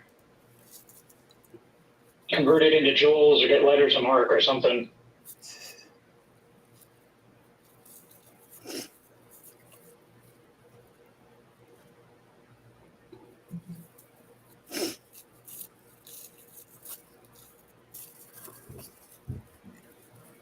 You should have extensive inventory. I don't know where you've been keeping track of it because I don't write that down for you, but I do put the available stuff that you find in the loot tabs of the Discord. And I don't really use a Gilded so much except for me and Kai. But it's a good historical record for the campaign. When I got back from being in the hospital, I had about 7,000 silver pieces, 2,300 gold pieces. Then there's all the various loot that was accumulated up until now. I don't know how the division of that went, but that's a lot of coin. Aw. Just about there. That was what, back in July of July 12th. No, you should actually have more gold than that. You got like, while we were gone, I did calculations of everything I could remember and what I could find evidence of. You got like an additional 2,000 gold.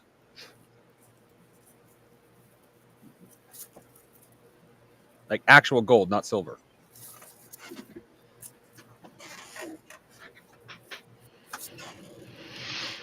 Anybody want to correct me on that? Make sure I'm not misremembering. Well, I'd have to dig through all my stuff. This was just after he came back, or just before he came back, I should say. I calculated how much he had gotten while we were out and about. It was like 2,000 gold. We just forgot to write it down. That sound about right, Bruce? Sounds about right to me. Right. Yeah, sounds about right. So you should actually have like 3,000 gold. I'm not worried about the amount per se. Okay. It's the amount of coins. Like if I got stacks of money and it's sitting on a donkey, like I want to make that more compact and portable. Yeah. Doesn't have to be right away. I would just like to do it before I die. If I need to get resurrected or something like that, not taking several days counting coins. You just hand him a sack of jewels and call it done. Yeah.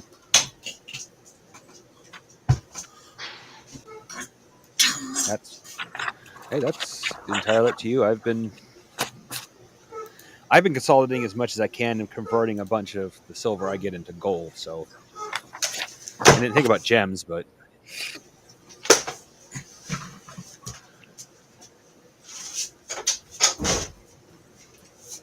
So are we gonna go talk to somebody and leave? Or not? Oh yeah, we're talking to the guy now about the information of different places, but I forgot what strike does. Yeah. Oh yes, talking about the constable and potentially getting him a woman. Terry can't just summon him. It would help him. Adventurers or matchmakers. I'm sorry, what? Six Nations? What is it? Only farmers.com, but for sages and mages.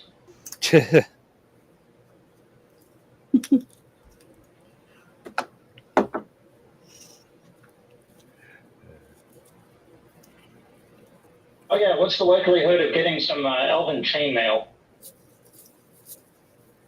Oh, we just recently dealt with the elves. Probably you could get it in Pimbrose. You guys just had a good rapport with the elves, so Pimbrose is where it looks like they're going to be willing to interact with you guys.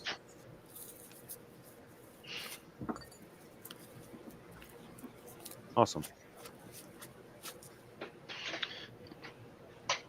Yeah, I definitely need to look into those mana potions too.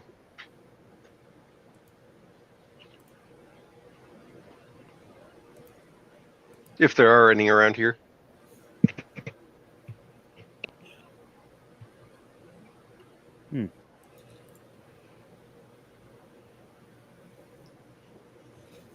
Oh, there they are.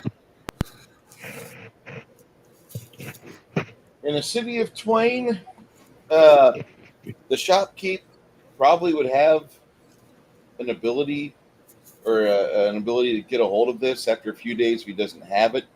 Up to about a worth of about 150 silvers. I got that.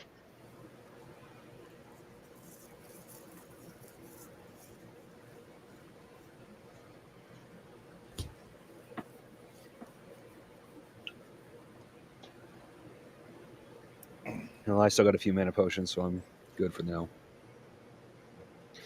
Though, here soon I might want to see about upgrading them. They aren't that powerful.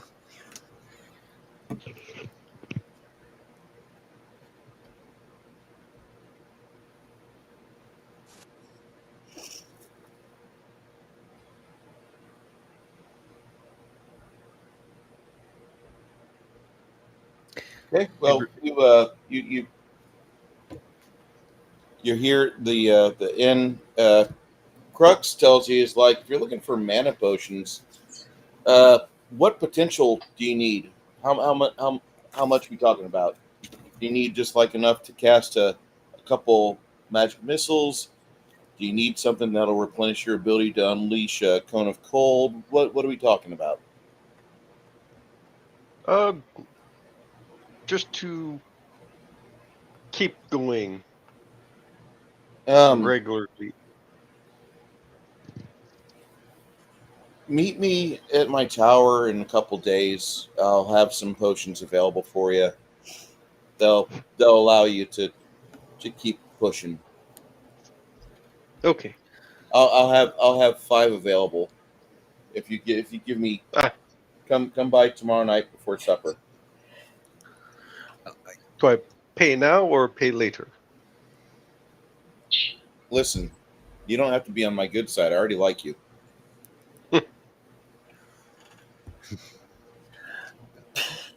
I do have a quick question. Do you are there any caves around here that are have creepy rumors or basically stay away from because that leads to the Underdark? I doubt there will be, but I'm hoping that there'll be some sort of secret entrance that we can find. I would prefer to enter the main way, but having another way out would be a good idea.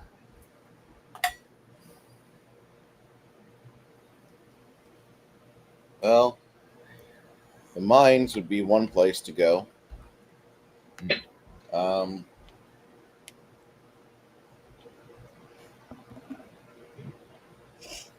mines. The mines would be the clearest. The nearest one is the mines. Yeah. And they've got their no-go areas already outlined, so they'd probably be able to tell you in there where exactly you want to be at, where you don't want to be at, etc. Yeah. Going into the Underdark is a little risky, but there's a lot of areas that are close by that you can access a little bit of it at least. I wish you luck on it. You better. We're going into the Underdark for you, or have you already forgotten in the last 3 hours? No. Why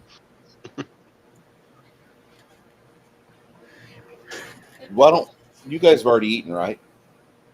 Lunch, not dinner yet. Follow me. Crux takes you out, and he walks you guys a half mile to his tower.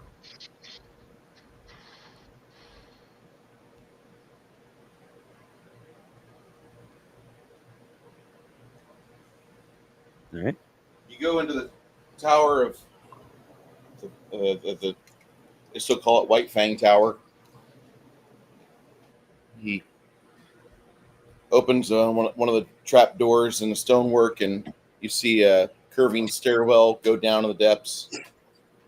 He conjures a couple of dancing lights, bless you, and he walks you down.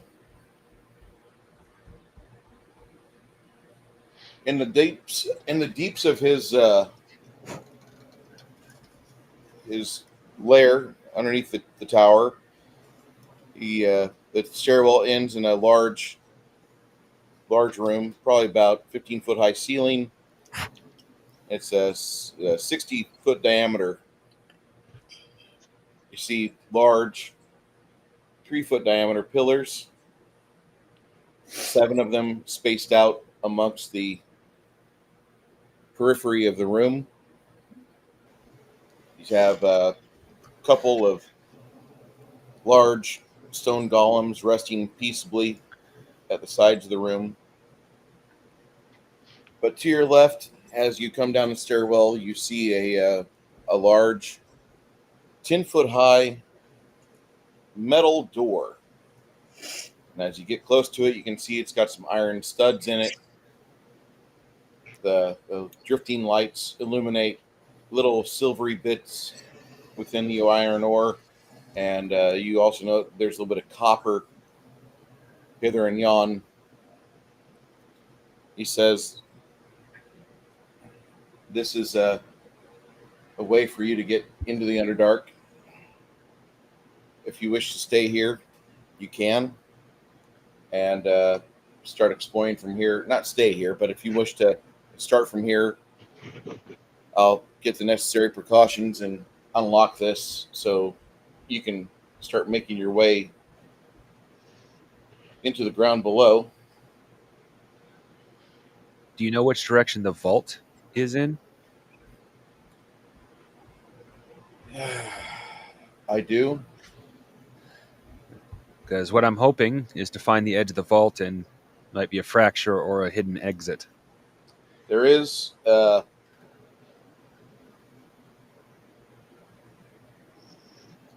there's a way into the vault from Bostwick. I believe it'd be the graveyard. Also, we have Lord Kyle's Keep. Ah, The big hobgoblin stock keep you guys did your first introduction into the community. There should be a way in from there as well. But from Twain, one way would be through the mines if they didn't collapse them already. And that's why I suggest just follow me and I'll show you this. I have a key that'll unlock it, but I keep it locked at all times. don't blame you. No, my big concern is, especially given the way the Drow are, that there won't be traps to keep us out. There'll be traps to keep us in. That's why I'm very, very adamant about finding another way out. There's a few places that you get in and out, to my knowledge. And I'm not even certain how correct I am on this. Yeah.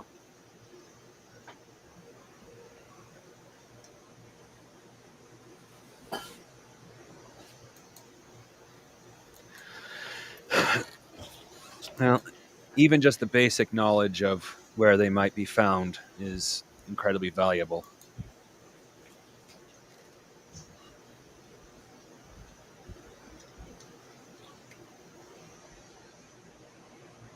So we would be right here. He leads you to the shelf where you see books and large reams of paper stacked up, and he starts digging through what appears to be a series of maps. He opens up one and he starts looking at it. From this iron door, a small passage will lead you to a cavern.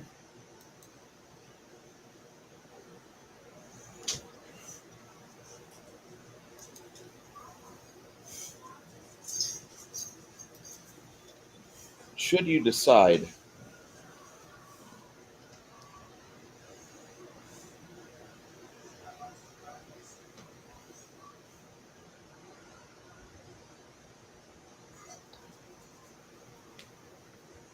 if you follow that all the way across, you have an underground stream which joins up with the Rin River.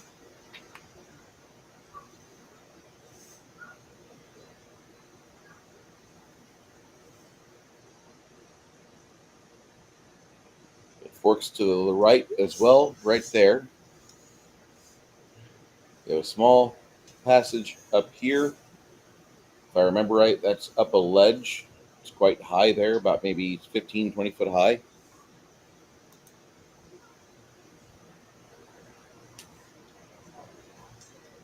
All right.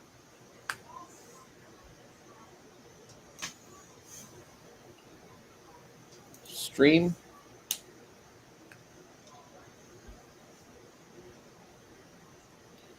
Branching passageway to the left.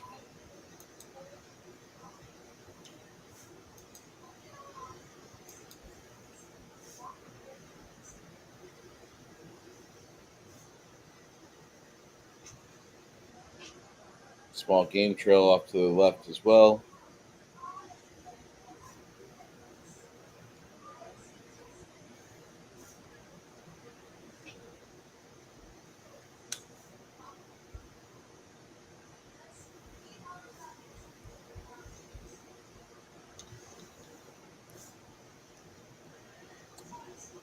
About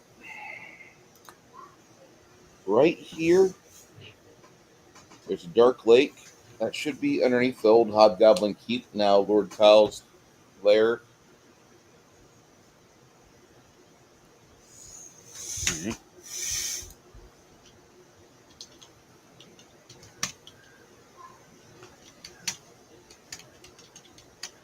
All right. Now that we do know, actually, more information I was expecting about how to get in and out of the vault, do we want to actually explore some of what we can, or do we want to wait until we have the official entrance? Because, like I said, I'm willing to bet the official entrance isn't booby trapped to keep us out. It's trapped to keep us in, where the master of the vault can torture us for the rest of eternity, if he's still alive. You're fucking with a vault of a drow. Yeah. You're taking your life into a series of decisions that could affect you negatively.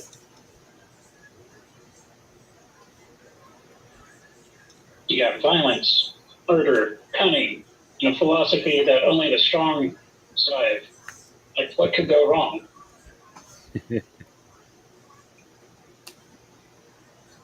Should you decide this will be where you die? I don't wish to see that happen. You seem like good people.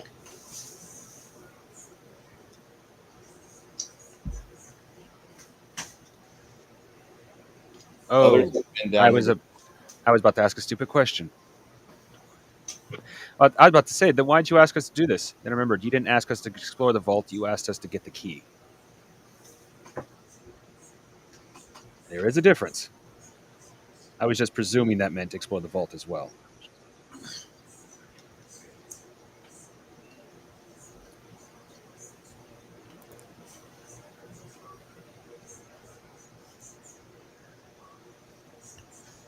Well, we're going to explore the vault. Yeah, at least a little bit. I can't even deny I'm a little bit curious.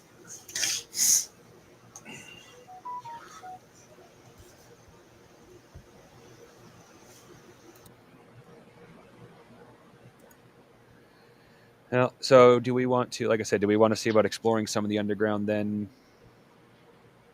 And seeing if we can directly find a second way in or out? Or do we want to just trust the wizard knows what he's talking about and play it by the seat of our pants? Lemmy says, you know what we could probably do? Why don't we, and you don't have to follow my advice, I'm just your silly bard. But what we could do is we could go in and start to just take note of everything. We don't have to do this at a quick step. We've got 30 days. True. A little bit And here, what'll a little bit there. Yeah, being Quinn, right? yeah. Quinn says this. My bad. I'm sorry. I'm fucking sorry. I was just looking at Lemmy's fucking sheet.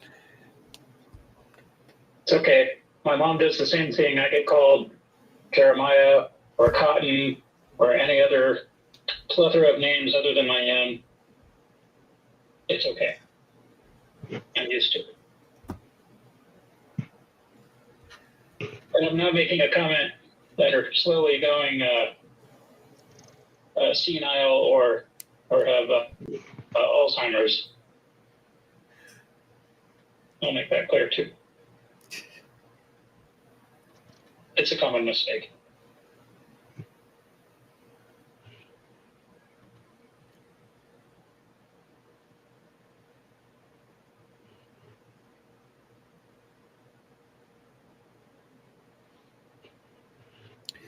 So everyone good with the idea of doing a little bit here, a little bit there then? So we're going to go down there. I want to get some chalk and some more lamp oil. I thought you already had chalk. Like I thought you literally bought a pound of chalk sticks. Titans and whatnot. I just have a feeling that we should be marking areas discreetly.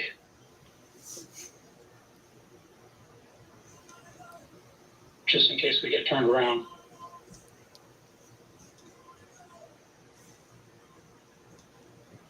It's fine with Some me. of those women in the descent, I am not going to be eaten by troglodytes. Hell no. Aww. I will survive. Is there any way that we can mark the walls as we go through to make sure we go back the same way? That's what the chalk is for. Oh, But in all honesty, anytime you go into a cave system, all you got to do is just follow the left-hand wall. And it'll always bring you back, because whenever you turn around, all you have to do is follow the right-hand wall.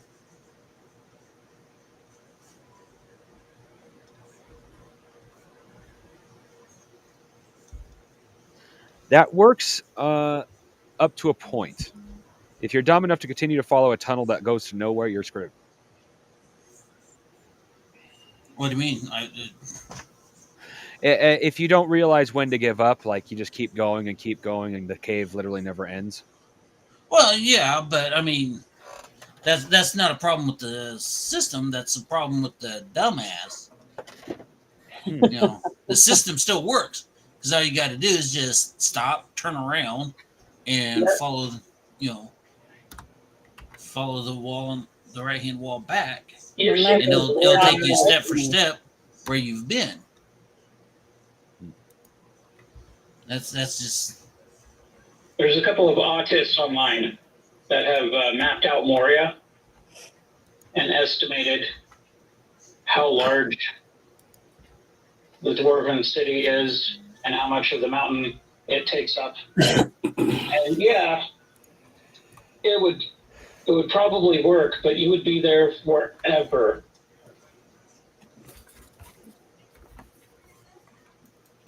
Just because of the sheer size of it. because if we're going in to go to one specific area and then come back out, it'd be better if we did mark it somehow so that we could just go in, get it, and go right back out again the exact same way we came, and not get tracked or trapped or turned around or whatever.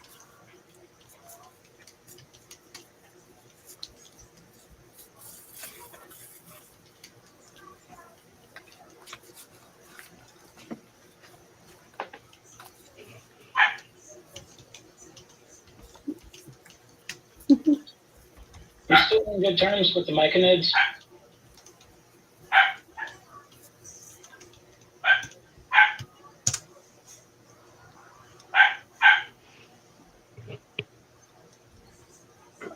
That you'd have to. I mean, last you guys knew that you were.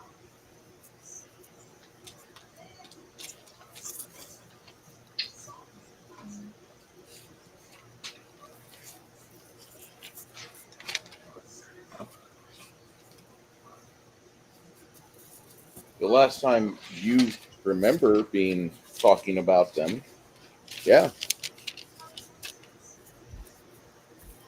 I'm just thinking, like, get through this whole mess and survive. And we got a buttload of corpses. And we find our way out of it. Is there a little side hustle where we can make some money dumping some corpses in their area so they can go repopulate their shroom babies or whatever? That would be up to you guys to decide. Do you want to do it?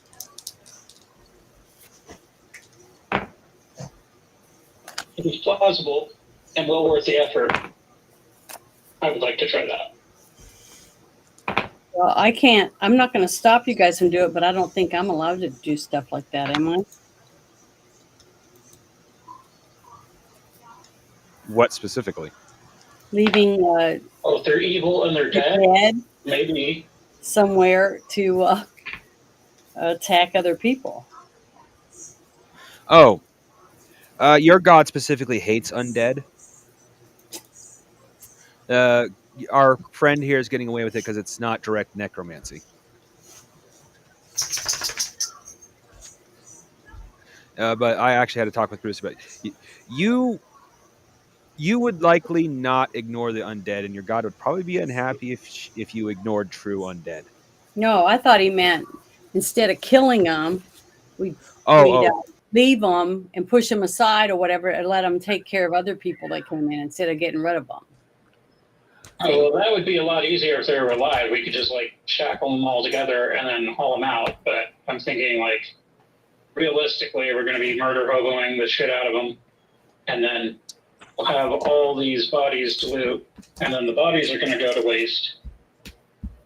And I remember those funny little mushroom people that were Growing, yeah, mushrooms on people. hallucinatory conversations. Yeah. And, yeah, they were really wanting us to get buried in their whatever the hell it was. Their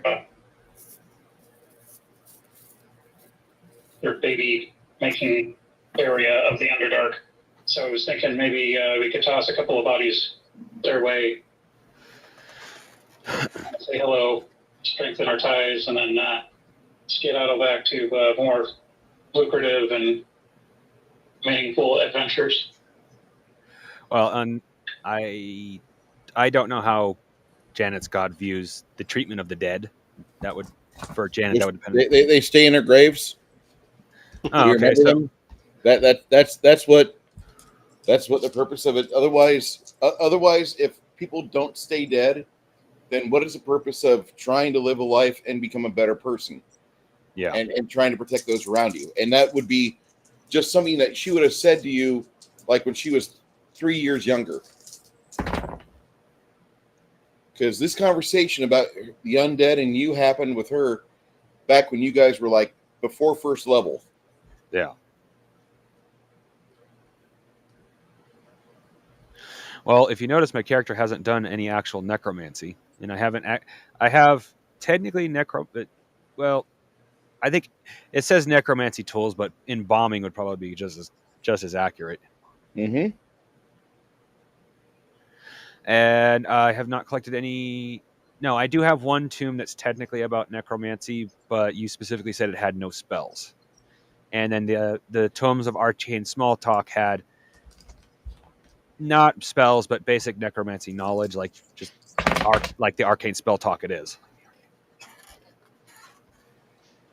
Spell Talk, Small Talk. So technically, I haven't actually researched becoming a necromancer. It's just I have a few books on the subject. Having he's not really quote unquote a paladin, but having William in the party he's kind of like a holy warrior. He wants to be a holy warrior. He kind of puts he's the condom on that.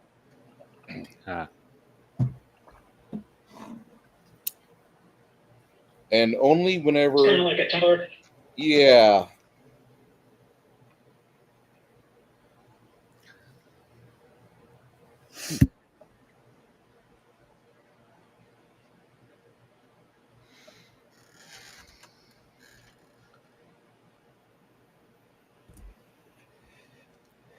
I'm not trying to be a douche about William, but I mean, William is like, remember in Darkness Rising, the DM put a paladin with the party?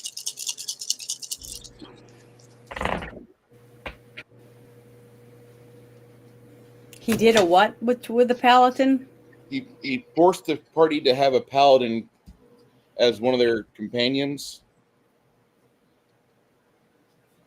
Yeah, what's wrong with that?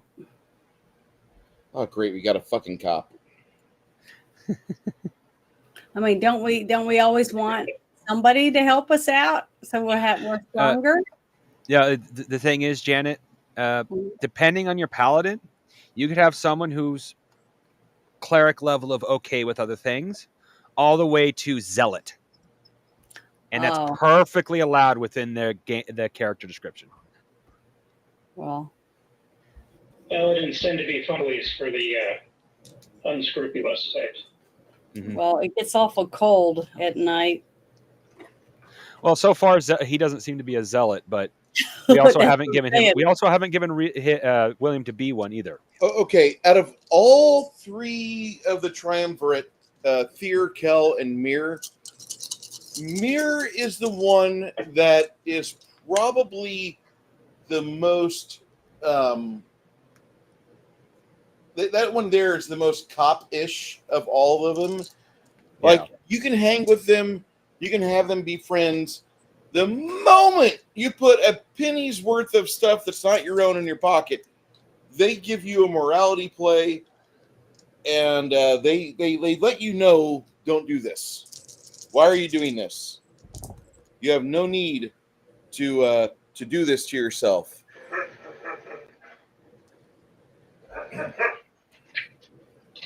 The dog agrees. You hear that? Maybe. I was kidding. You know, for the longest time, I thought timing was something you only seen on movies. As I grow up, I noticed timing is one of the universe's favorite jokes.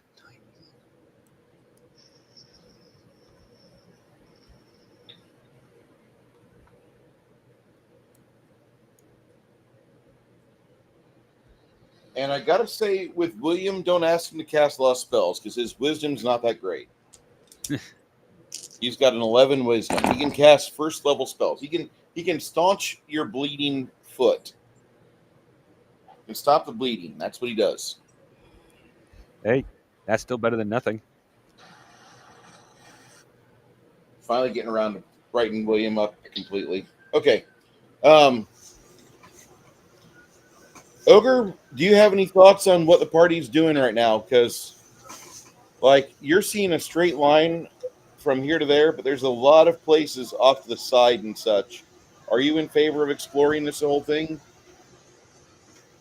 Oh, well, okay. Are we trying to get to the big red X? The big red X is like a vault of a Drow Wizard. A lair of a Drow Wizard. In theory, that's what everybody says. Okay, so, all right. Are we trying to get to the vault? Like what is our objective? I'm kind of fuzzy on that one. What exactly is our objective? If you guys... Well, we got a month to kill, right? Yeah, you got a month to worry about this key being made so you could even access the vault. We were hired to make sure the vault could be opened. We weren't actually hired to explore it. But the wizard also said, don't. You're probably going to die because every other party has. But like you pointed out earlier, what are the chances we're not actually going to explore it? Okay, so the vault is getting to the vault is our objective, or at least opening it. Yeah. Okay.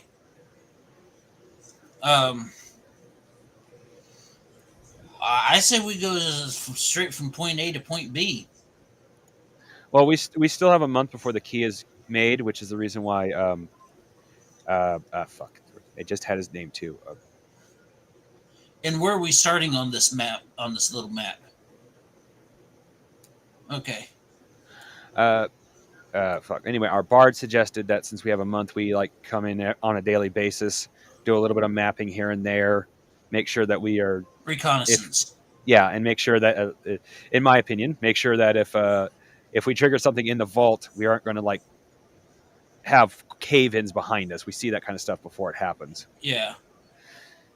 I know I'm repeating myself, but my biggest fear isn't so much that the vault's going to be designed to keep us out; it's going to be designed to keep us in. Right. Remember, just because you're paranoid doesn't mean they're not after you. Fair. Gelatinous cubes, Drider, that sort of thing. No bueno. So so let's spend the next month doing reconnaissance, making sure that like nothing. Try to minimize what sneaks up behind us. Uh-huh.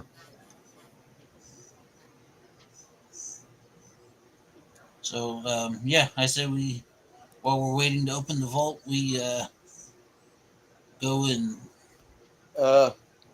There is one other thing that you should know about. Quinn says, and Quinn lets you know. He says,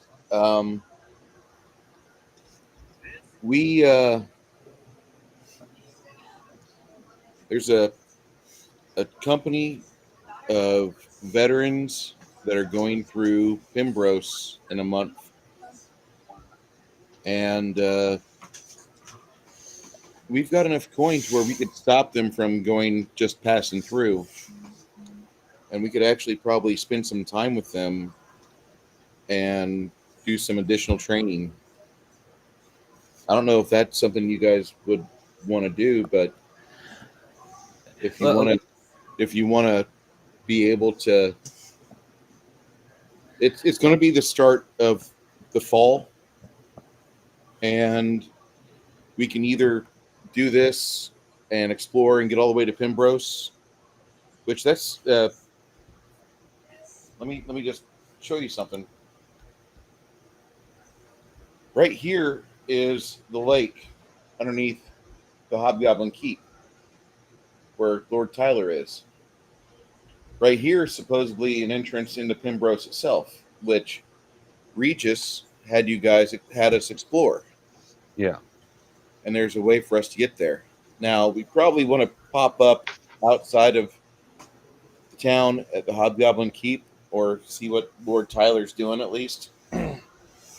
But we show him some kindness coming to town, and then we get into Pembroke, and that would be enough time for us to hang out, spend some time with some people that have been places, done things, carouse with them, and maybe by the start of winter, be some absolute badasses. Yeah. With our weaponry. Or in game terms, level up, since we still haven't done that. You're in not ready for level 8 yet, but I thought we still hadn't done our stuff from level 7 yet. Really? Yeah. The only spells I've gotten were the ones that have been found. Same with Janet. That's the only way you get spells as an arcanist. Oh, okay. I know we got edges, but I couldn't remember if that was from 6 or 7. It's from 6. Every 3 levels edge, every other level feat, and every level skill points. Okay. Am I just misremembering, or did we all take our feats for level 7 then? You don't get a feat at level 7. Oh, right. Every other. Duh. Every even level feat. Unless you're a fighter.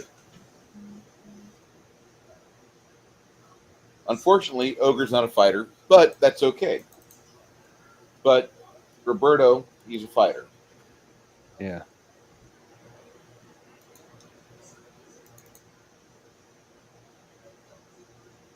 And I really need to work on Roberto's fucking feat list. My bad. All right. So I got to ask, would you guys want to do that? Because if we get into Pembroke, we can get and talk with some people that have been places, done things, and we will have the opportunity. Maybe we'll have a better way of dealing with foes in the future.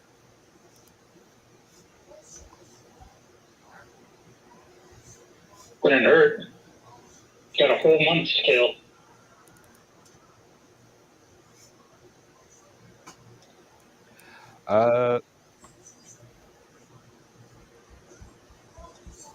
It's up to you. Or we could just go and blaze through this entire cavern network, explore it, probably come out by next summer. Yeah, I don't mind the idea of doing training or exchange of ideas, I guess is a better way of putting it. But I definitely don't want to go willy-nilly in here after we get the key either. I mean, we're not actually on any schedule. Technically, we are still part of the Traders of Coasters Guild, but they didn't give us a return schedule. We were just told to help out.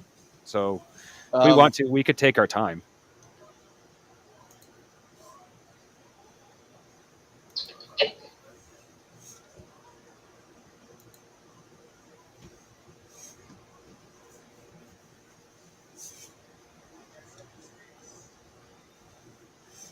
Am I misremembering the non-return schedule? No, sir. They didn't give you a return schedule because they had kind of written this area off because of the amount of turmoil that Quail Valley had. Quinn then informs you, says, we weren't given a return schedule because, in all honesty, they were expecting us to die here. If we go back to them with Quail Valley in a profitable state, more than likely we're going to get even rewards more. Plus the fact that we picked up another individual that's worthy of being a coaster and trader. He looks over at Runhar. I would prefer if you are a member of our guild, my friend. That way they can't say, oh, this is for guild only. He has to leave. No. You have a special set of skills. I want them within our wheelhouse. If you have a problem with me, let me know that. Please, Runhar. I have no problem with anyone. Just unsure of groups. Unsure of what? Groups. Or organizations. I can understand your fear. Everything is a case-by-case basis. I don't care how lily white your god is. I mean, I have to admit, we haven't been treated perfectly by the Traders and Coasters Guild. I mean, being sent here on basically a suicide mission is an excellent example, but I wouldn't exactly call this directly suicide mission. Like, they haven't been treating us poorly either. We've gotten shit done that no one else has. So I guarantee you they had at least It's a high risk, high reward.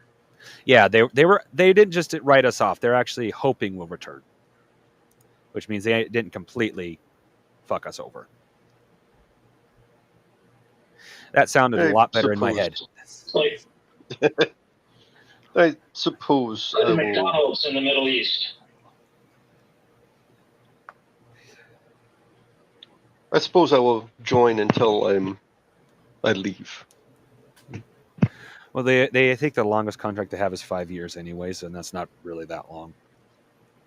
Ugh, Very contracts. rarely do people leave after 5 years, because in all actuality, after 5 to 7 years, they put you in a training position to where you're not forced to go out and do things. They try to put you at a spot where you want to retire and you can set your family up. They try to take good care of you. They don't have guild clerics per se, but the guild has really good agreements with various churches to make sure that those you love are opportuned to stay healthy. They don't have to. It's not forced. But the ability to live to your body's maximum capacity is kind of guaranteed this way. There's other ways to do that too. You could always have a best friend like her, or maybe, I mean, I don't know exactly what your extent of healing living flesh is, Runhar, but I would like to think that you can take care of living people as well as you can dismiss the undead. Oh, yes. Very, very good.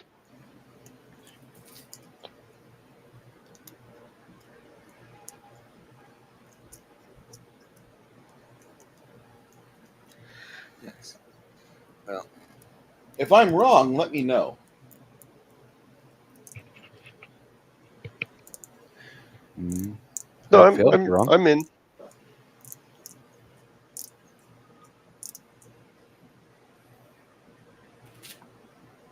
Okay.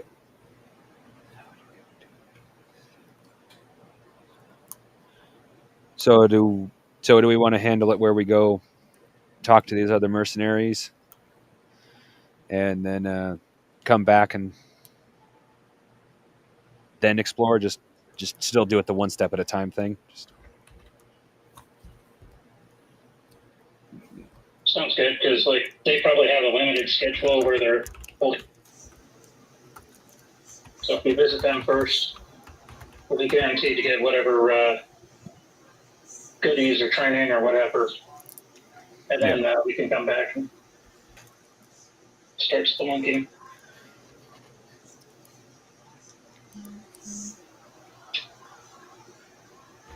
All right. Sounds good to me.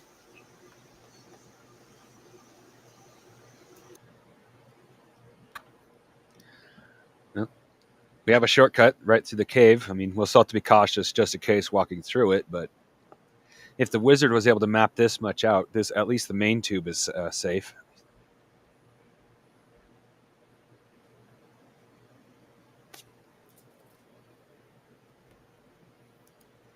Well, relatively safe given how close we are to the Underdark.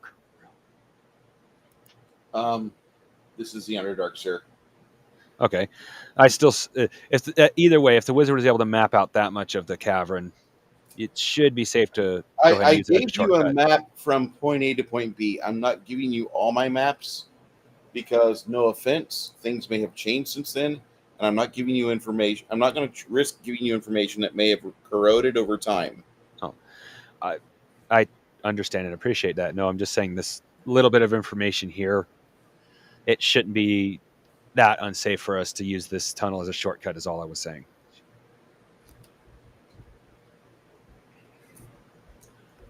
All right, if you guys need to do a bio break, I'm going to dismiss you all for that now because I need to make some money. Okay.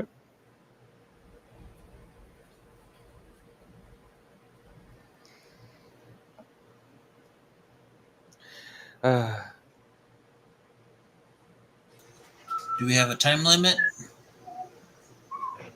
Probably not. It depends on what Bruce is doing right now.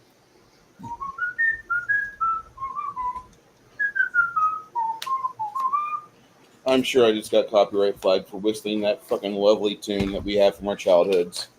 All right. Don't worry, it is so horrible nobody would recognize it. I know, right? It sounded like it sounded like Yoko Ono singing a tune. All right, so our friends at Blackout Coffee have shipped a new month of success. Hey, do we have a time frame for this intermission? Yeah, go ahead for 4 minutes. Okay.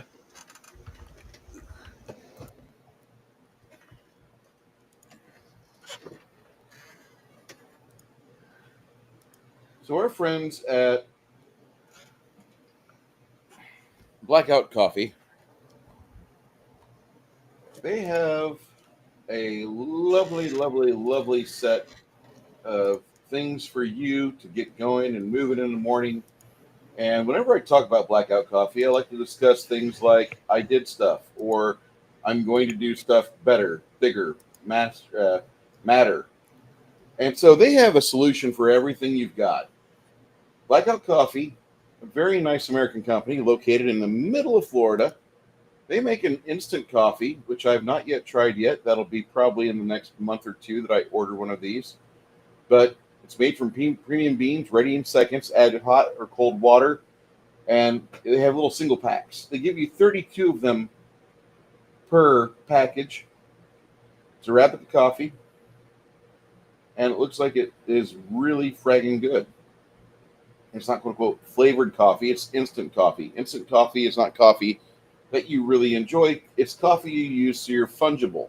You're able to do things. go places. Now, you have various signature blends. You've got some partner roasts. I recommend the partner roasts. I'm going to tell you that they've got like the Second Amendment Foundation. They do have the 2A Guns and Gadgets.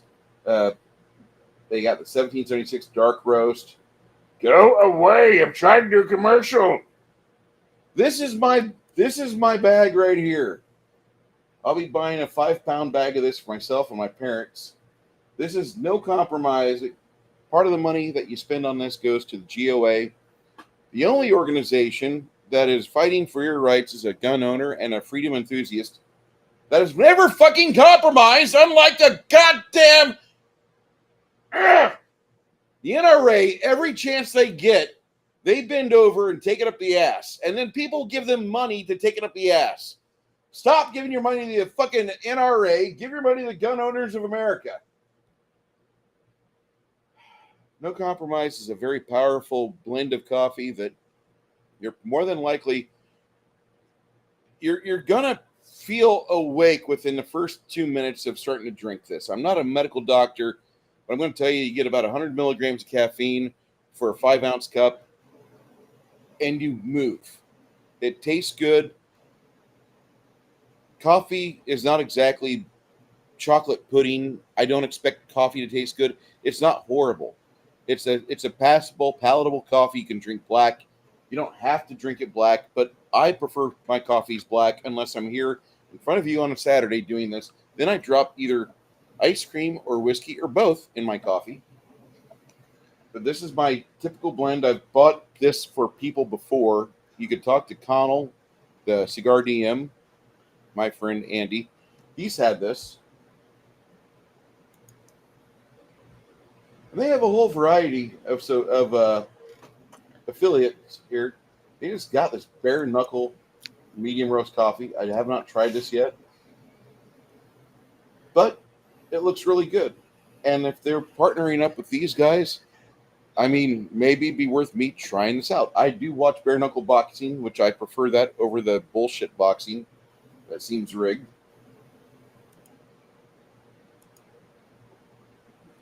If you're like, but Bruce, I need my coffee to be frou-frou coffee all the time. Okay, well, we got some different coffees for you. You got Cinnamon Toast. We got the Blueberry Crumble, which is my second favorite blend of coffee they've ever made. I've never tried the Double Dot Chocolate. You ever have this, Chris, or no? Chris must be out. That one I have not. We've both had Climax coffee. I really liked it. Yep, that's a favorite. Chocolate cherry, I wasn't so impressed with, but it did the trick. Now, all these coffees don't have like all the cream and sugar, so if you need that in your coffee, you have to add it. But there is that distinct smell when you pop the top, and if you grind your own beans, it's better because you get blasted with the scent that it claims on the package when you open up your grinder. And it does have that little bit of hint of the taste in it. But I do recommend if you need frou-frou coffee, grab your creams, your ice cream, whatever you drop in your coffee, you want to have that available for this stuff. This is better for you than Starbucks. You're not getting it. Go ahead. I was going to say, I can recommend the butterscotch toffee and the caramel cream. I love both of those. There you go. All of these coffees are available right now. Hazelnut cream, I'm going to try that probably in the month of December. If you like hazelnut, that's another good one. I've had Highlander Grog. Chris, what do you think about Highlander Grog? Also very good. They've got 5-star reviews for out of 268 reviews. Five fucking stars average. Now, this is the season for the basic bitch. So if you know basic bitch, you do know there's pumpkin spice flavored coffee. I'm not recommending it, but if you're going to buy it from Blackout Coffee because I can give you a code to get you 10% off. All right. And the one last down memory lane here. Let me go to the coffees. Premium coffee. Aleas tu alvame. Alues tu requiem. Morning Reapers, my favorite blend of regular coffee they make. That one there has a good punch to it. It's not super caffeinated, but it feels like it is. Coffee isn't really about the medical change it does to you. Coffee is supposed to provide you an emotional response to where you feel like you're empowered and you can go to work and put up with the bullshit from your coworkers. That's what coffee is for. It's for you to be able to alter your mood and not be grumpy and be like, I don't want to go to work today. And you're like, God damn it, someone's going to pay. I had to get up. Fuck you. And that is why you go and make money. If you need something to get you out of that mindset, but to think you're in that mindset, they do have this low voltage decaf brew. I've never tried it. I never will. I want people who need it to have it. And that's the primary reason why I talk about coffee, because coffee is just the second most legally procured item in America. This right here is going to my boss on Monday. Well, one of the favorite memes I've seen online, it's a little picture meme, but it's good enough with words. I can either show up to work with coffee. Oh, no, excuse me. There can either be a coffee machine at work. Oh, crap. I can either be nice to people or you can take away the coffee machine at work. You can't do both. I think I just screwed it up. I get I can either have a coffee machine at work or I show up with fucking guns. Yeah. And that, yeah. Finca Nona Mexico. This is the standardized coffee, the standard flavor coffee that they have for the month of September. And I have to tell you that this is a nice smelling blend of coffee. You've got a little bit of like a little bit of cocoa, not exactly dark chocolate, but this stuff kind of crazy. A little Damn, that's some dark green than I roast. usually enjoy, but it's passing. It works really well. Oh, great! My manual dexterity has failed me. Bruce, your dexterity 9 is showing. All right. Yeah, I hope they start selling bags up here. The other one that you either used to or occasionally still do, I don't know which. The the rifle coffee is being sold up here. Black Rifle Coffee is going to be sold everywhere because they've hitched up with the CIA, got a lot of money, and they are now being marketed everywhere like Starbucks. Okay. Much as I don't like. Go ahead. Oh, I've got two questions. Question one. Ooh. Is it wet outside there where you're at, Bruce? Let me go outside and I'll let you know.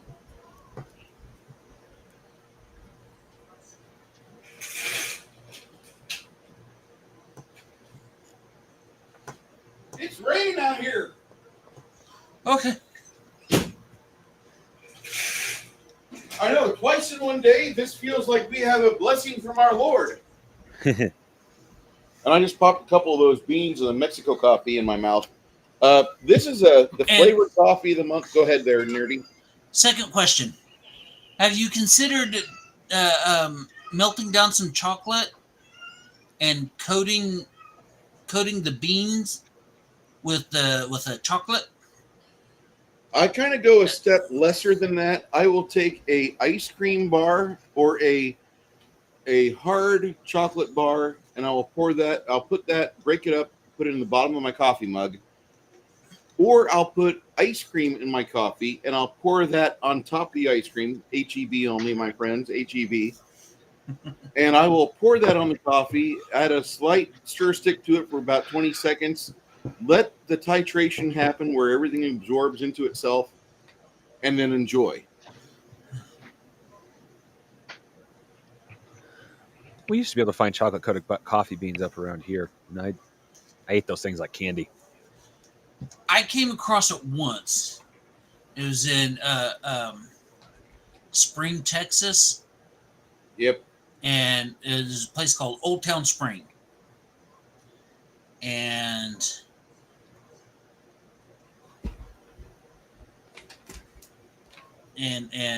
there's in a little candy machine. You know, you drop a quarter in, turn the knob, and a handful comes out. Well, I did that, and wow, it kept me awake. And then whenever I went to go back to get some more, this was like weeks later. The shop that had it wasn't there no more, and I could never find it anywhere else. Okay. I'm sure if I looked online, I could, but I've never been that. But go ahead. No, I just if you look for it on Google Maps, chocolate covered coffee beans. Let me see if I can find that real quick. I wonder if we can find that in San Antonio. Chocolate covered coffee beans. All right. Actually, yeah, I did. Let me share this with you because before we give the code for Your typing is faster than mine. I'm old. I'm not saying I'm great. I'm old. This is on Broadway. Monza Chocolate and Coffee Company, and they do have some chocolate covered coffee beans. They're opening at 9 a.m. on Sunday. Very cheap place to go. You might spend $10 per person. MonzaChocolate.com. Let's share this tab instead. All right.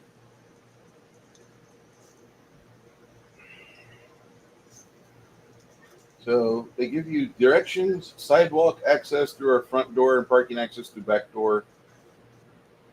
Looks like a nice little coffee shop. I'll have to try this out. I do like going to coffee shops because I do like being a little bit frou-frou and going to coffee shops and seeing how good you fuck up your beans. Because a lot of places completely fuck them up. They absolutely fuck them up.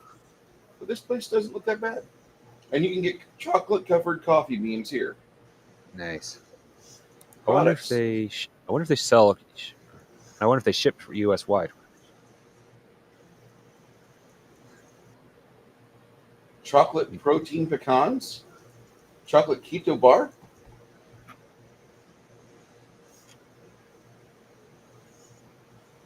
They have an interactive chocolate factory tour. Yeah. I'm suspicious of any place that sells coffee and has a monkey for a logo. I'm okay with monkeys. I just don't like real life monkeys. I'm like Max Liao. I don't like monkeys. I watched that movie. Well, here's the thing. Here's the thing.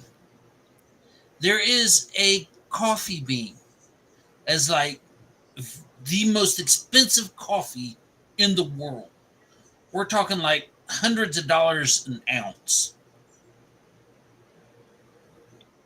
And it has a unique flavor. And the reason why it has this unique flavor is because monkeys will eat the bean, Yep. but they can't digest it. So it passes through. Yeah. Lemur. Or they can't digest it. And so it passes through, and so the people get the bean out of the feces, and then I'm sure they clean it, but that is what is being sold. I know what you're talking about. You don't have to worry. That's technically not a monkey. That is a cat-like creature. Yeah, it's a cat. It's like a lemur, isn't it? It's like a lemur. I thought it was a cat. Yeah. It could be a cat. I know it's cat-shaped. It's Can not you guys actually a hear monkey. me? It's more lemurish than it is a cat. But Yeah. Okay. Yeah. I think it was a I've had lemur. cat shit coffee for years, just because of the description of it. Okay, well in that case, I'm okay with the monkey logo. The coffee beans. Somebody thought it was a great idea to sort through that. No. Here's what. Coffee. Well, here's what happened. Bunch of locals saw a pile of shit filled with coffee beans, and they said, "Hey, vato, goes up north." And lo and behold,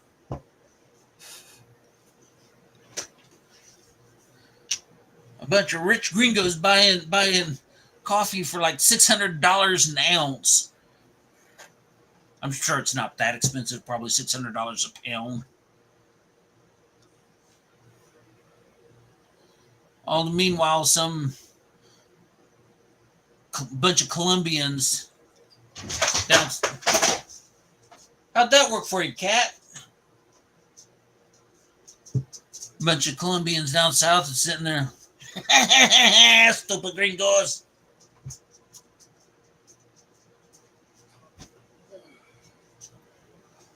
I will say this one time on stream because I heard it yesterday and I thought it was funny enough to repeat. Thank you, Bear. For those of you that wish to buy this coffee, go to the website that's parked into the chat. Blackout Coffee, absolutely one of the top tiers of coffee in America. There are two brands of coffee I buy from. One is Blackout Coffee. The other is 22 Sierra. I will be getting my code for 22 Sierra as soon as they can get in the office after Labor Day week. Some people wait Labor Day and they just stretch it a little bit. Anyway, Blackout Coffee, there's a website for their premium coffee blends. Explore their site, see what they got. They have tea, they have cocoa. And at any given time, pump in my code right there. Step L10, Steven Lombardo, first name. You call me Steven, you don't fucking know me. That's what that means. Step L10 gets you 10% off any given time, no matter what the fuck's going on. I'll get you 10% off. I'll at least cover your taxes. What type of bro at least wants to help you save on your fucking taxes? Okay. My rant, Taxation is theft. Taxation's theft! Absolutely! And property tax is the worst theft of all.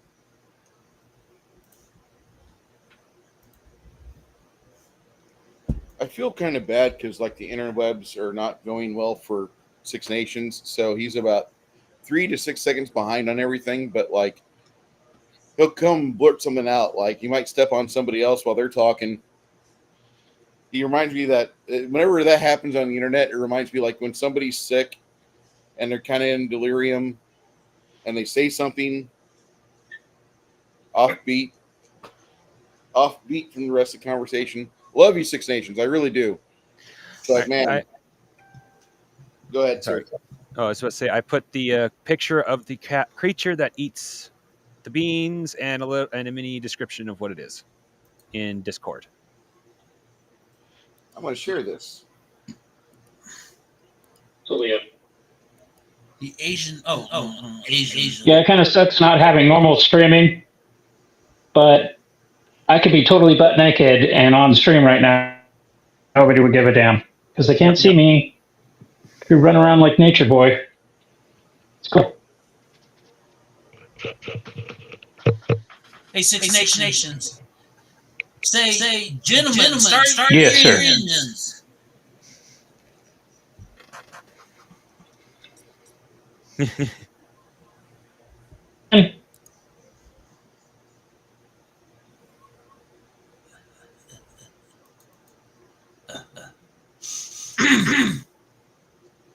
What is that a picture of? This is the thing that eats the coffee beans and poops them out and makes them cost $1,000 an ounce. Is it a meerkat? Not a meerkat. It is a Asian palm civet, also Civet.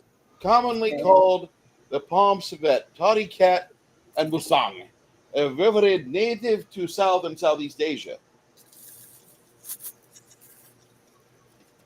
Oh, sorry. They weren't Colombians saying, hey, let's pull one over on the gringos. They were Asians. Hey, let's pull one over on the round eye. Hey, round eye, we got coffee for you. Guaylo. Guaylo guacam hanji. Guaylo guacam hanji. Guaylo guacam hanji. What does that mean? Don't worry about it, Janet. Okay. We'll just say Bruce was trying to keep evil spirits away and leave it there. Yes, I'm trying to keep away the evil spirits.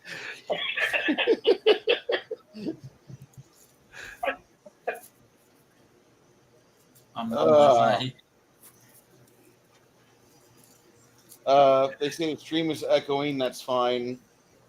The louder for us to be heard, dear. I only have 9 viewers And I would like all of you to jump over to my Rumble account because I love Rumble so much more than YouTube. I know YouTube has everybody branded, like, oh my God, I love YouTube. No, don't love YouTube. It's really bad. They're Yeah, against YouTube is kind of commie. I don't love Yeah. YouTube, but I mean, it's how do I put it? I don't want to say it's the best out there because if it was the best out there, I'd love it. But it's a catch-22. Yeah. You know, Here's the reason why I want everybody to flop to Rumble. Rumble has campaigns for creators. If you have over 10 people watching at once, they unlock more money-making opportunities for you. Where you get like maybe $5 or $6 every week if you do this 2 or 3 times a week, where you read off a script and let people have the opportunity to join Rumble, get this coffee brand they like, and then there's another campaign. But they do that. They have goals for you. If you get so many viewers, they give more campaigns. You have more opportunity to do an in-stream advertisement, which is like 30 to 60 seconds long, and then you're back to your usual program, blah, blah, blah. But Rumble does that, and they don't charge anybody to watch it. Neither does YouTube, but they pay better, one. Two, they actually won't take you off the air if you discuss the fucking woohoo flu vaccine. They won't take you off the air if you have a problem with like 76 genders. Or child trafficking. Yeah, child trafficking, like fuck.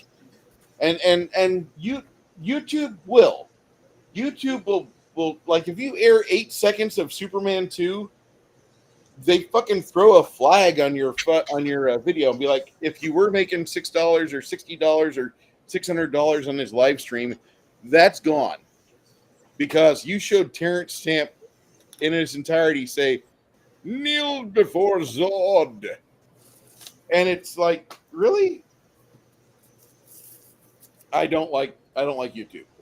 YouTube has given me a total of like $973 over the course of this channel's lifetime, which I am working for less than sweatshop wages there.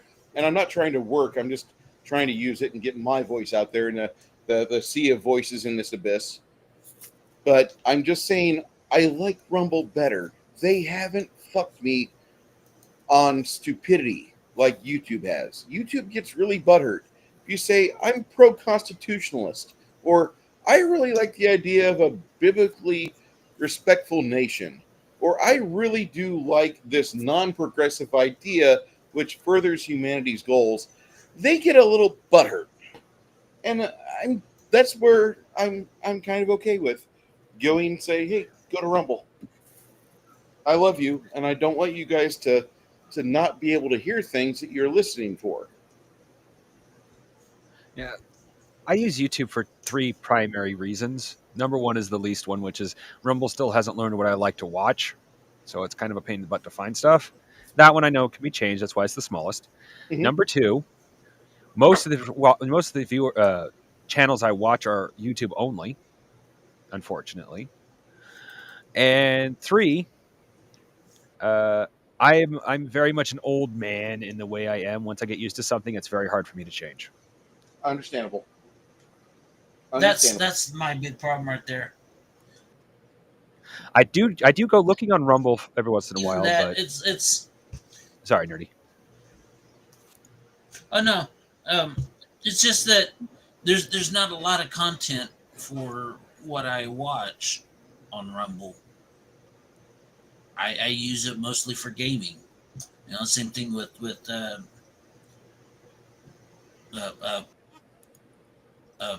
YouTube gaming content. And there's, you know, I've seen a lot on YouTube, so there's not much I haven't seen. There is D&D related, so skip over that. So Rumble's going to have even less. what I'm looking for. I am done.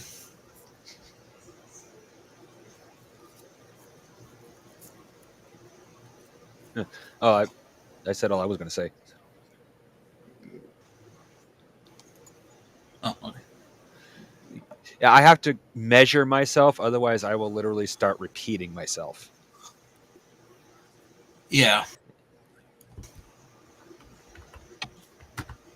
I'm pretty sure Bruce has experienced it a few times. It's not been bad enough he said something, but I'm pretty sure he's experienced it.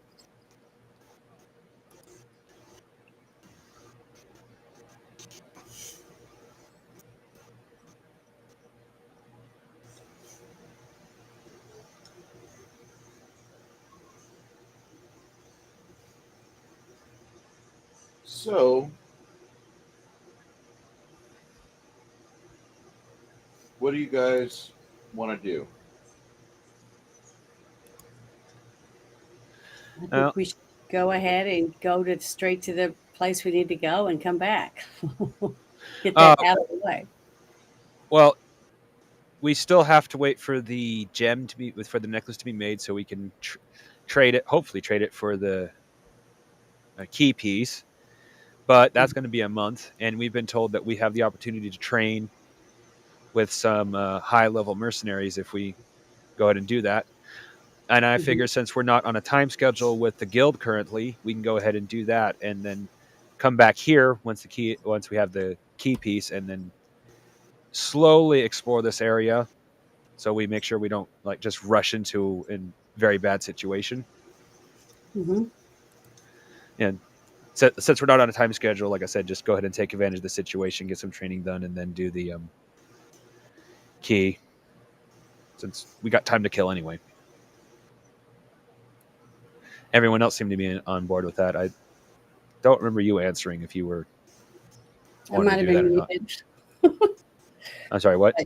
I said I might have been muted, That's fair. and I was speaking. I just didn't realize it because it was every time I do certain things, it's too noisy. I mute it. Yeah, That's okay. completely I want to understand do whatever the whole team wants to do, so I'm easy with that. I'm about the Well, same.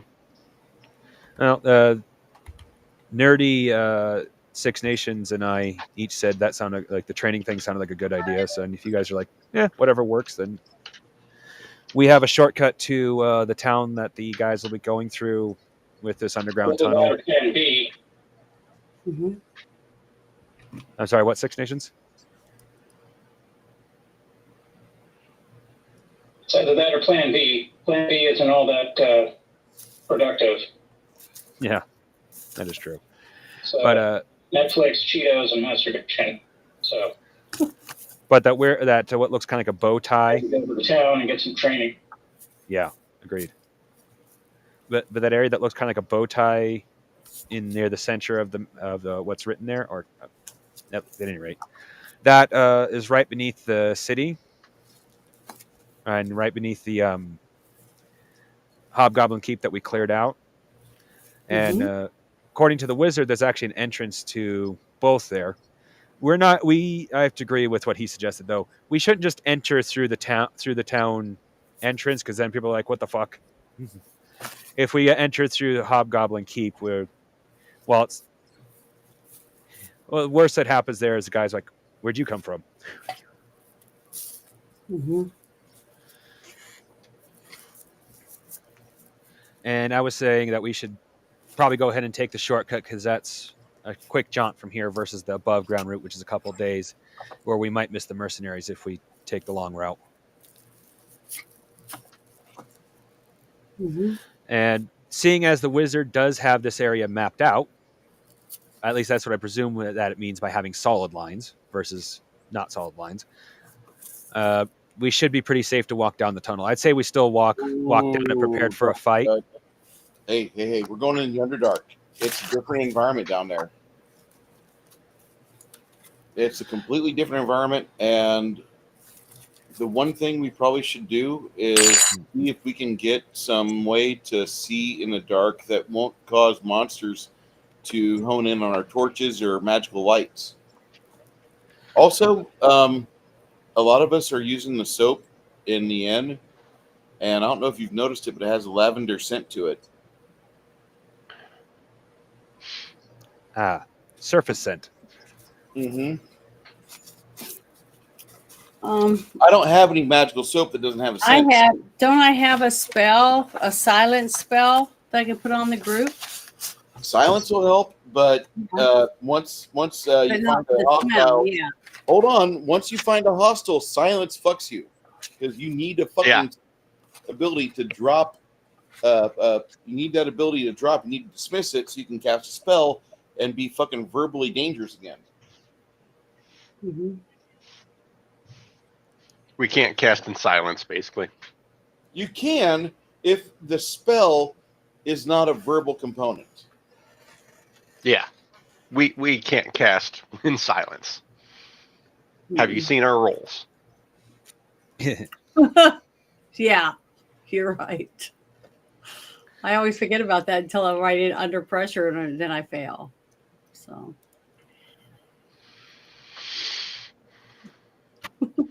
So sucks. equivalent of Can I use roll 20 instead? yes 14. Janet, I want you to use our die roller in the dice rolling table for Where is that? the D100 group Discord. Okay, let me look real quick. I just added that channel today. There's a link at the top of it. Gives you all the items you need to do the rolls. Okay. Wait a minute. Let's see. Die rolling. This is because Janet's dice are cursed and they hate her. they do. If Okay, now Janet, what do I do? How do I make it work so I can test it once? okay, you type in the little backslash by your right shift key. You Mhm. type ROLL, and then it's going to give you a dice prompt. Like, say if I just need to roll a D100%, it'll give me that roll right there on Discord, which it just kicked out of 46%. However, say if I'm rolling your healing ability, So I just type in D20. D100, we don't have D20s here. Okay, D100 D100 plus 40, and plus it'll give me 40. Yeah, and I kicked out an equal came up, not a plus. So I gotta do that again. Oh, I forgot to push shift. 46 and a 97 apparently. 40. I'm gonna push it. I'm gonna see what happens. I rolled a 36 that equals 70. So Okay. that's good. It's 76. Now, while we have this fresh in your mind, pick up your D100 and roll that for me real quick. Okay, Let me hold know on. which one rolls better. I just rolled a 67. Okay, you want to go with your regular die? No, I'm going to try this. Okay, So I'm going to leave that open right where it's at. sure.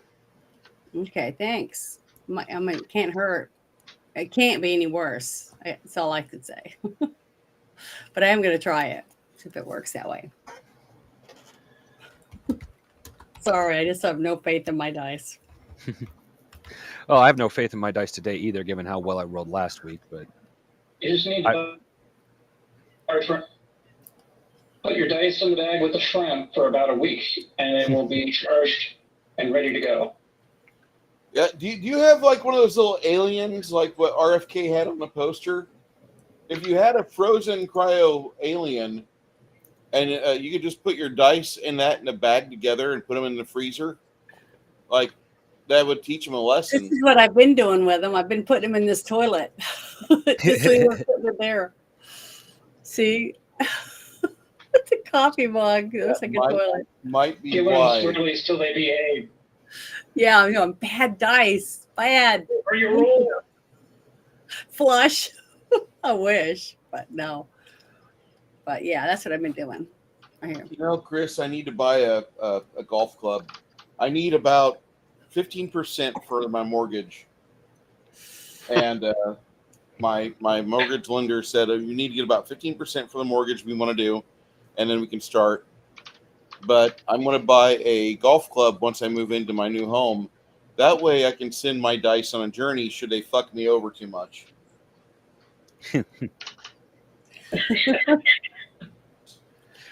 Someone off in the distance. Where the fuck are all these dice coming from?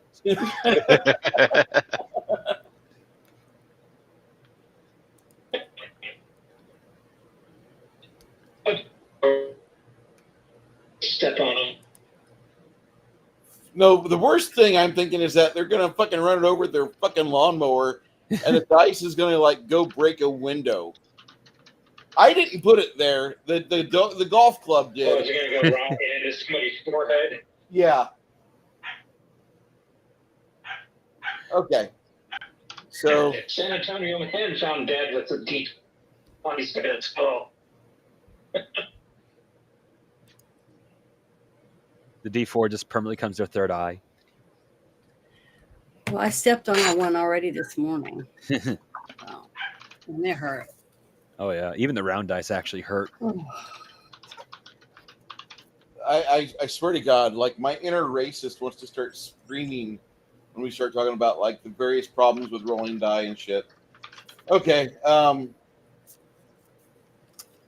you guys are going to head back towards town, pop up in the burb of Pembroke or Pembrose. That's awesome. As you give it a day, you rest, you recover, you get your mana, your health, your spells back. For those of you wanting to have mana potions, you can either spend 25 silvers to make an 9 mana points yourself if you have the craft potion ability, and 25 silvers will get you a potion with 9 mana points.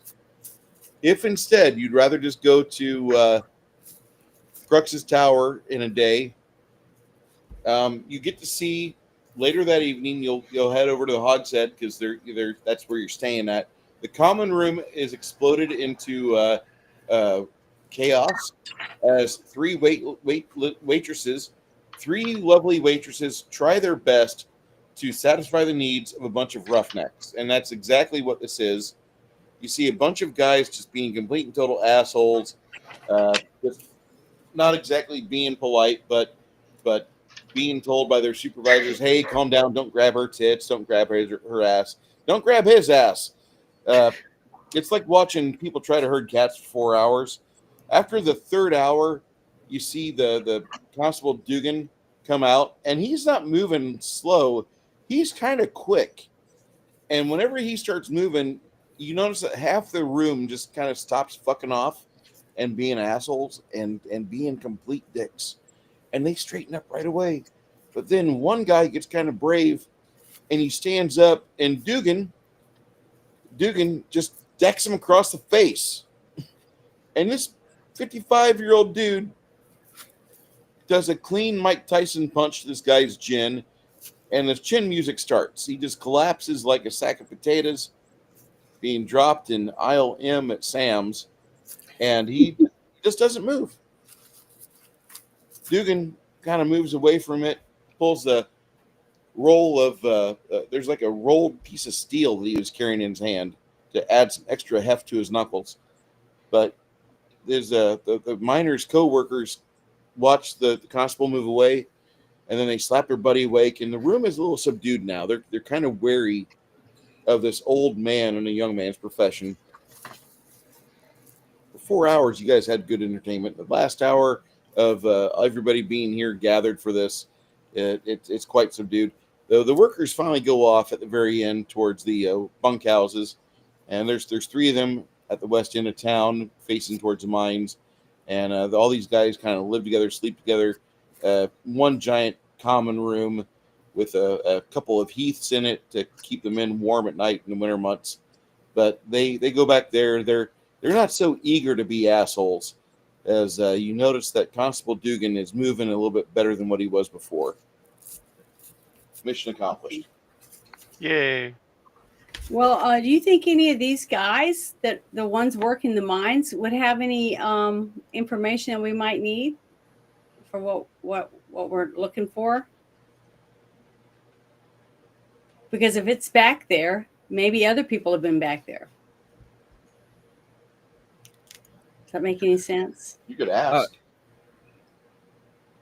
I'm asking my team if they think that's be a waste of my time to ask questions about it, Oh, because for you what's can in ask. there and stuff. No, you can ask about what's in there, but we know where the vault is. It's not in the mine.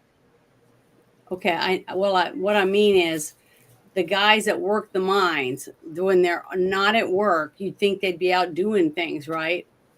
So what if people have already been back to that vault, and they might know what kind of stuff is back there, or if they know people who tried to go back there. You see what I mean? Just to see if we need any more information. If you don't think we do, then we don't have to worry about it. I was just wondering. Oh, Since and anyone would know something, wouldn't it be these people? in the case of the miners, probably not the tavern keeper. Yes, the miners probably not, because they mine is basically on the other side of the city. Yeah, but I'm not talking about them actually seeing it, but bumping into people that know more about things that have happened in those caves. That's all, because they talk, they drink and they talk and they meet lots of other people. That was the only reason I was asking. Oh, well, that's easily figured out from, like, if you want to talk to them or not, that's easy enough to figure out. Hey, bartender, how friendly are the workers with outsiders? Yeah, that's good. We're in hour 4 of their take. This is one of those deals where they're going to be here most of the night, and some will end up on a bed or on the floor of the inn. Most of them should be mostly friendly right now. Although if your lady friend approaches them, they might try to get grabby with her if they don't understand she's a priestess of Mir. That's their fault. Fafo. You notice that there's a lot of people in town that whenever they're dealing with the miners, the word Fafo comes out.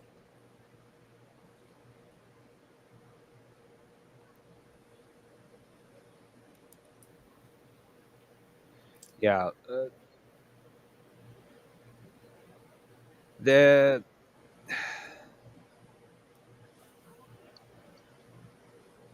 thing is, and I'm not trying to shoot your idea down, Janet. It's just I think the barkeep would know more than the workers, unless they were like trying to get down here. Which I understand you asking that, but apparently the rumor is every 40 years someone shows up to try to get into the vault and then they never return. Oh, okay. That I kind of didn't, leads to the workers I not didn't wanting to come realize here. they never came back. Yeah. Okay. That's the reason why the big red X is there, in fact, because the wizard who hired us to get the key didn't hire us to actually go in the vault. That's his exact words. That's where you die. Okay. So we're not 100% sure we want to enter the vault, but as Nerdy also said earlier, he's not here to repeat himself, but as he said earlier, what are the chances we don't explore the vault? I mean, really. And he's Yeah. 100% right. Like, what are the chances we don't at least look at or stick our heads in?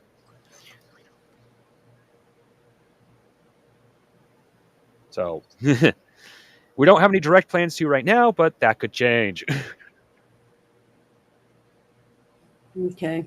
All right. Well, So yeah, you're welcome to ask, but I no, think it's you'd be all better off right. asking I'm the sure that barkeep if you want to know.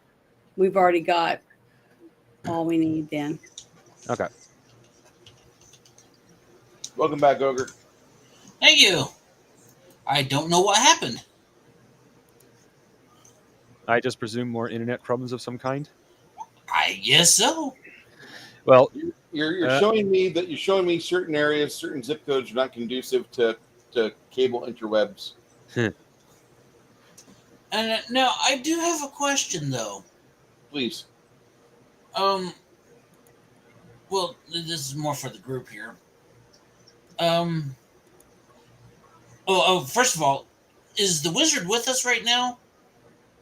Which wizard? Crux? The one who is hired us to get the key or whatever.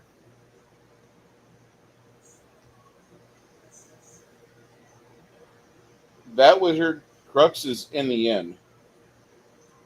Like, he can't hear us though, right?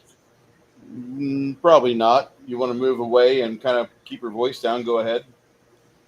Yeah, I'm gonna try to keep this low key. No pun intended.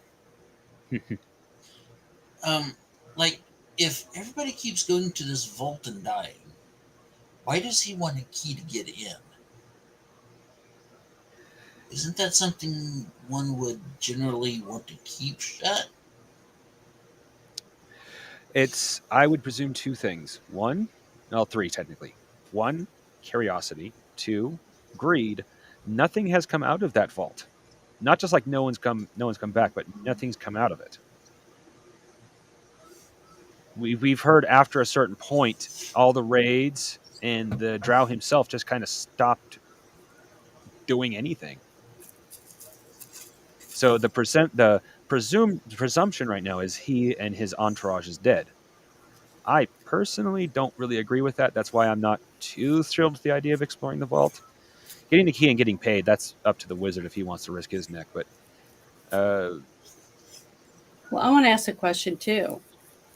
How Yeah. did that one guy end up getting the key in the first place, or the part of the key to put it on a necklace? that we'll have to ask him. No one knows where he got it. Yeah, see, that's interesting. Why does he have the key, access to it, but he hasn't tried to open the vault? Or has he tried to open the vault already? That part we don't know. It's only half the key anyway. Like the wizard has Yeah. the other half. So I'm just saying, it's just interesting, that whole thing. Yeah, I will not deny that. It's ultimately it's kind of suspicious. Interesting.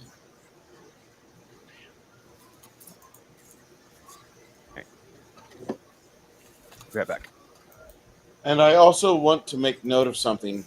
Mm-hmm. I made a note of this in our Discord. Yeah. Somebody dropped, it looks like. Bruce, Janet, Crafting, Ogre. Chris dropped. Chris will be back, I hope. We are celebrating the first year of the anniversary of Ernie Gygax's death. Ernie Gygax was the preferred son of Gary Gygax. I prefer him over Luke. Luke is a woke guy, and he has woke ideas. In honor of his first, this isn't the first anniversary of his death. This is actually the first anniversary of his birthday, being gone from the planet Earth. In honor of him being where he is, and in honor of the fact that he did try to continue his dad's legacy and do wonderful things for the hobby. And he was just a nice guy in general. Like he really meant well for everybody, but those people that he touched personally, that he got in contact with, that he became friends with, he was a very good, friendly man. And I think a lot of people could take some notes from him and make this hobby a more friendly place to be. Because if I say inclusive, that sounds like DEI buzzword shit, and no. Friendly, pretty universal, brotherly. You know, like we want everybody here. We want all the girls, we want all the guys. We don't really give a fuck about your politics. Just play the game. Don't worry about politics. Don't worry about shit. This is hobby. This is fun time, not time for propaganda. And Ernie was very much more into that than the propaganda, unlike his brother Luke. God bless you, Luke, but you're an idiot. In honor of Ernie's passing, Bless your heart. All I heard. being that this is his birthday, his first heavenly birthday, tonight's game, you each get one reroll. I'm giving you one reroll tonight. And I want you to understand that. You get that opportunity. You don't have to take it, but it's if you make a die roll, you're not happy, you have that opportunity. I don't give this all the time, and I really don't like the idea of it. But I read about it on the Troll Lord Discord, and I thought, that seems like a fair shake. I want my players to enjoy themselves. As much as I love TPKs, I want my players to have a great time. And if they have a better time... So, TPKs. Yeah. hello? Yeah, I get it. Hello? Do you know what a TPK is? Yeah, I hear you, Ogre. Okay. Yes, that means total kill. Kill everybody in the party. Total party. Janet knows. Yep. I've Janet learned knows. over time. Yeah, there you go. Me playing the flute. Whoop, But, whoop. I've got a question. yeah. So for Gary Gygax's anniversary, either his birthday or the day that he died, and we celebrate him, do we get hookers and blow? I don't know. I don't know. I'm going to pull Christopher Walken. I don't know. We need to ask Sylvia.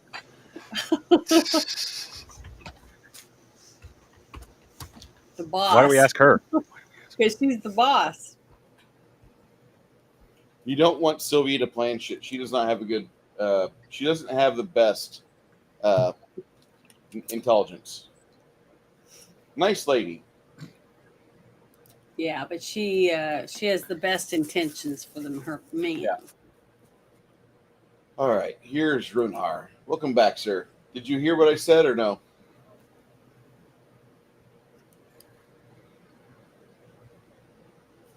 Let me know, guys, if you hear Runhar breathing heavy or struggling with his computer or beating his microphone. Oh, cute. That's why. There we go. Hey, buddy. No, I had router issues. Progressive maintenance. Needed a reset. Not using a hammer. Good. All right. Well, I would like to do another urinary break real quick. I have to use the restroom. You guys discuss things, and then I will proceed. All right, that's perfect because I need to talk to the party about our loot anyway, since we're going to be selling it here shortly. Mm-hmm. I'm going to put a link in the Discord. Yeah, there we go. Okay. Sorry, I just looked for something. I'm going to put a link in the Discord to the loot that's on hand. You don't necessarily have to take it out, but make sure. Oh, come on, why aren't you copying? Oh, that's why. Make sure you take a look at it and see what you may or may not want out of it. You can either write it down in your own personal stuff. If you do, erase it from the list because I'm giving you access to mess with it. Okay. Otherwise, you can leave it there and we can haul it out. But I do need to know what you're keeping, so I know what we're not selling. All right, I have just put the link in Discord in loot section. Yeah, and that's the link to the loot. Yep, we have. So, you'll be able to see what's in the vault too, but that does not really matter right now. Yeah, I'm just gonna see. All right, We this get is the kid? new one. So I'm gonna print this out for We myself. got what? I'm gonna print it for myself. Oh no, Chris said something. Oh, I'm sorry. Yeah, there are kids in the loot. Oh, I adopted some kids. Oh, okay. I need to actually talk to Bruce about their names. Kids. I was gonna say baby goats. Actually, I think I do got some goats. This is the wrong tab for that. So we're looking at the on hand. Because what's in vault is stuff that's back at Fort Doragon.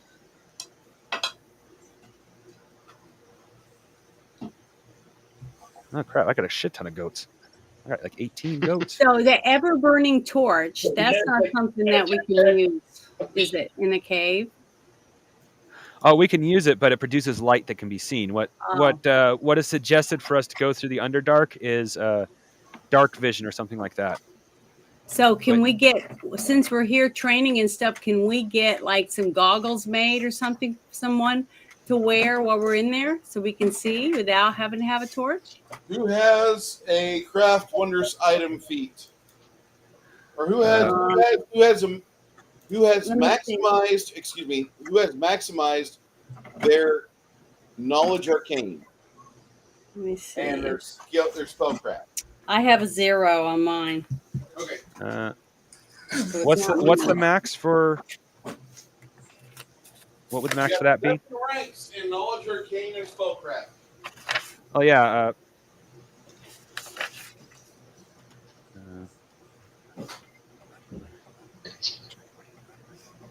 Okay.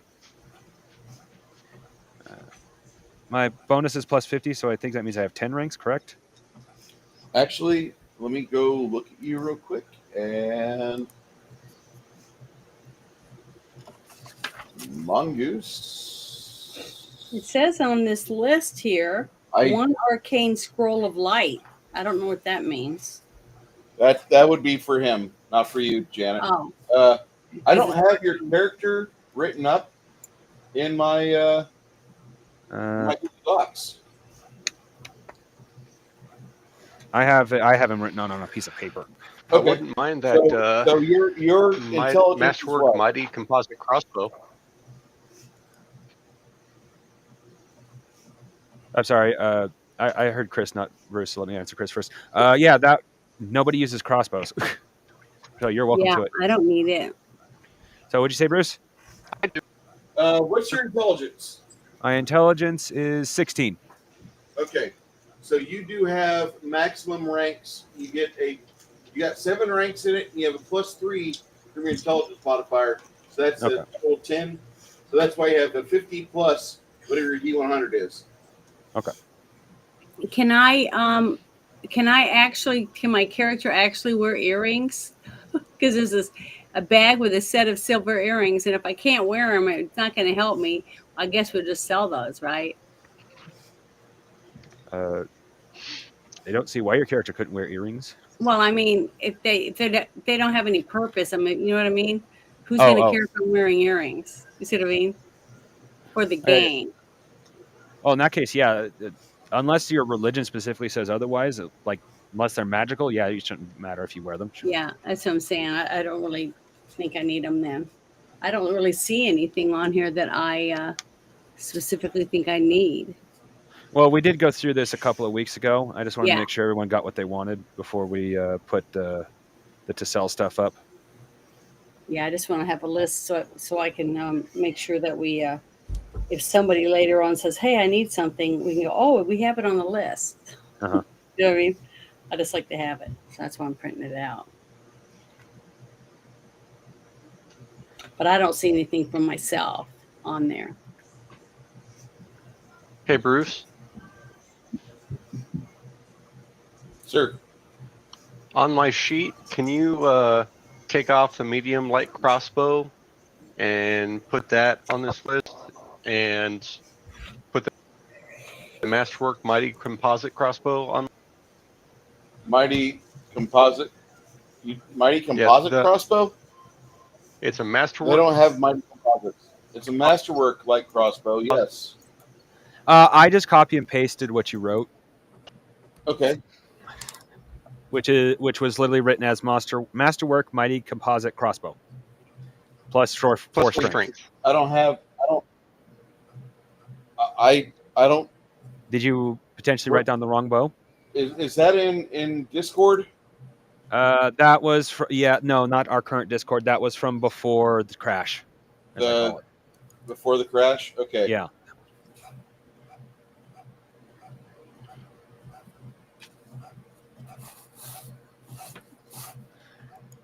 Let me go to the loot.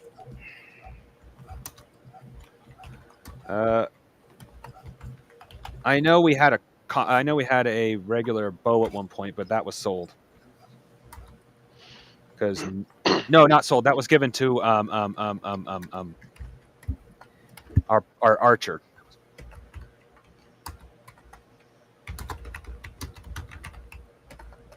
Well, let me double check a few things.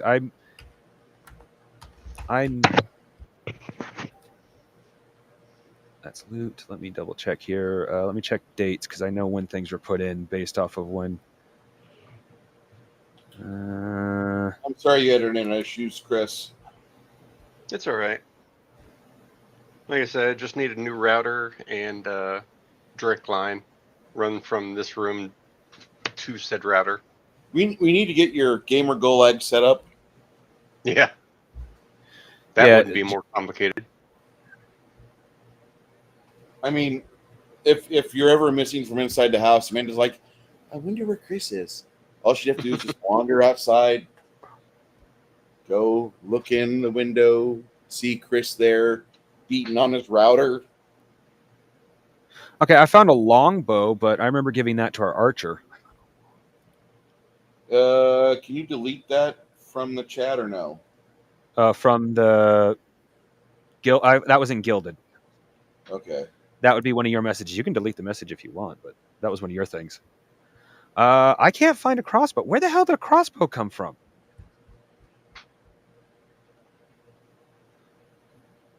Because actually, by the dates of when I discovered all the things, that shouldn't be in here. Oh, fuck. Okay. I got to go through and delete something. Okay. Oh, That compound crossbow was probably put in by somebody who decided to be an ass, which means I have to double check this entire fucking list. Because I left the link in Gilded, and somebody probably went in and changed things on us.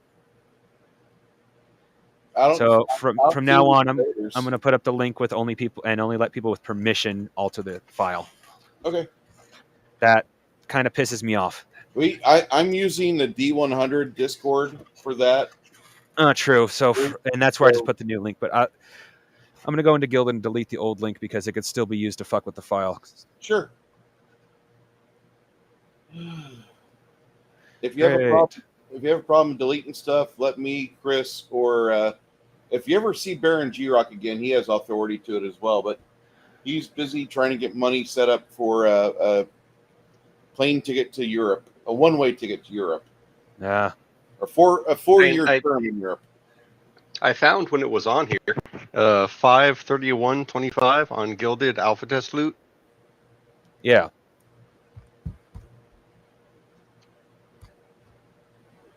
Yeah, like I said, okay, and I put that in. Yeah, and it says longbow. Yeah, longbow. Which I know for a fact we gave to our archer. That's why I'm trying to figure out where the fuck the crossbow came from, which suggests because I left the link open, somebody came in and fucked with the files. I don't see any crossbows in here. Which means I need you, Bruce, to go through our loot and double check everything. No, there's no crossbows in our loot. I'll just say that right now. No, I meant the link that I put in Discord. Like actually check the file I have written down, because you may go, oh, I didn't give that to you. Oh, you should have this. Oh, that doesn't belong here. Because now I question, did someone fuck with the file? Because the crossbow should not be in there. Where's the crossbow at? Let's see here. It is, geez Louise, it's like 20th row down in the file. Oh, right. You can't access my Word file from your computer. Fuck. Good. You're good. Yeah, there's no crossbow over here. And what I mean by that is that that just means just worry about that file you got over there. No big deal. And we're good. Okay, well, I will still. I have to make sure we get the right armor anyway, right price anyway. But I'm going to ask you to not just check for prices, but actually double check, make sure what everything gets shoved over to be sold isn't not supposed to be there. I know I'm harping on that, but as the keeper of such things, I absolutely hate when someone fucks with my files. I get that.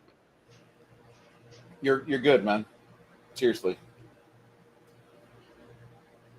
All right. So do you just want me to delete the crossbow off of the Gilded the loot that I have here? Then, since like I said, I know we gave the longbow to. Actually, Roberto's got that in reserve because he's having to work out between levels. Okay. And he's not able to use that yet. Okay. Well, since it's basically the same exact thing, it just says cross. I'm going to change it over to long, so it's still in the items then. Okay.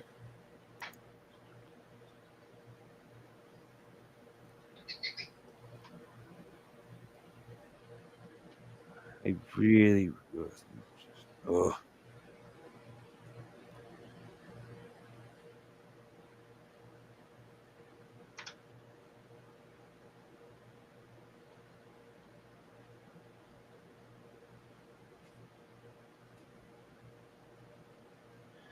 All right, so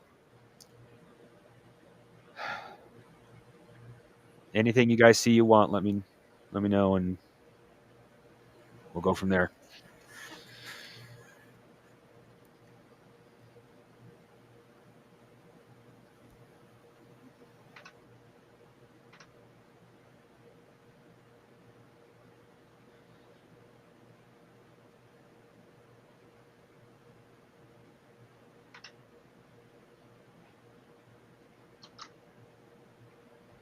Do elves not like pearls? Not typically, no. Okay. Well, it says pearl necklace for human or half elves. It's like, No, it would be hanging down very far because elven necks are like this size, the size of my wrist. I see. Does a crossbow use regular arrows? Nope. They use things called quarrels. Okay, because I saw this. I thought maybe Chris might want. It says the quiver of holding. This appears to be a typical arrow container capable of holding about 30 arrows.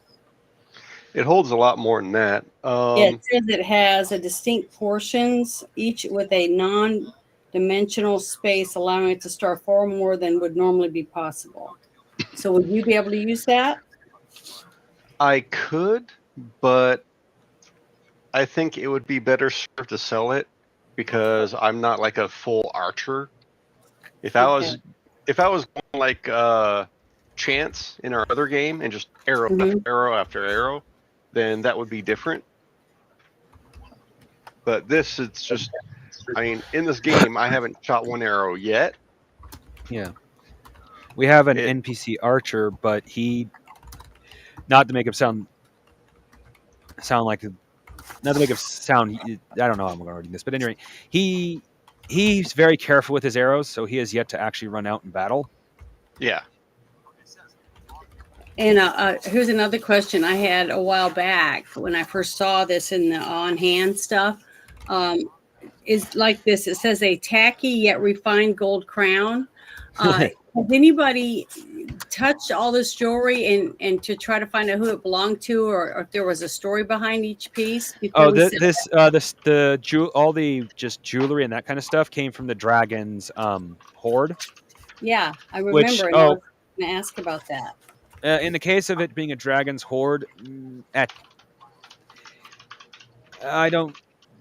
Admittedly, D&D dragons are a little bit unknown to me, but I would suspect at its age, it wasn't collecting stuff. It wasn't stealing stuff. It was collecting stuff, which means ancient ruins and things like that. Chances are the people who owned this is long dead.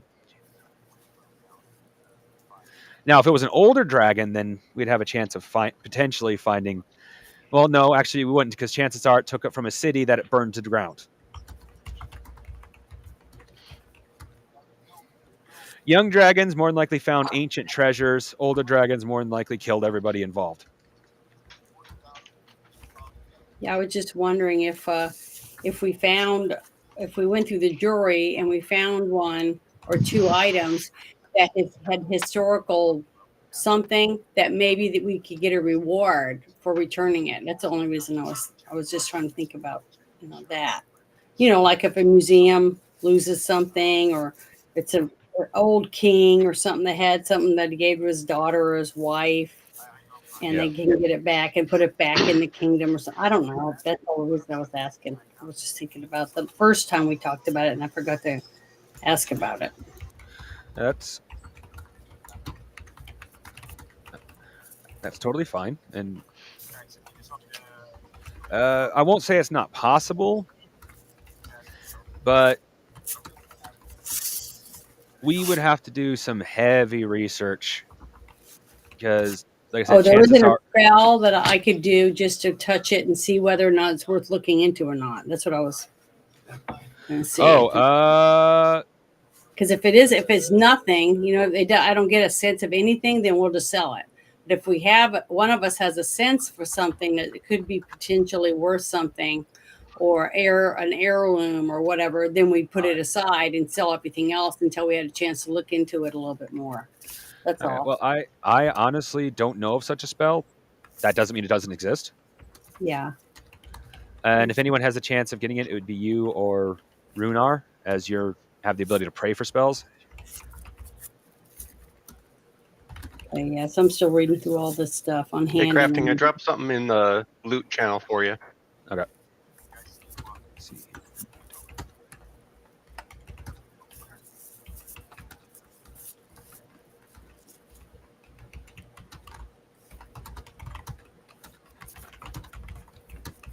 Oh.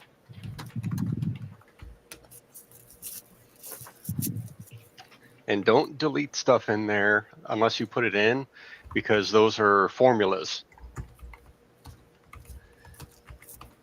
Like if you drop something, put like a how many on the first column, what it is, and then how much it would cost to buy, and the rest fills out. Okay.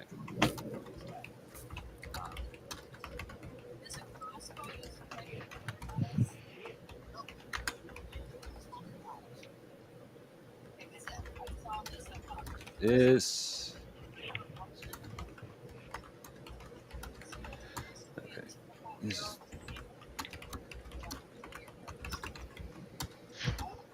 Okay. I sometimes I'm a little dense. Can you repeat that for me? 'Cause I'm trying to process it, but my brain is not working. Okay, so let me look at your sheet real quick as one of the examples. Yeah. Let's see, like the for alchemist fire on the first column, you would put down how many there are. Okay. The next spot would be alchemist fire, just description, and then the market is how much you would buy them for each.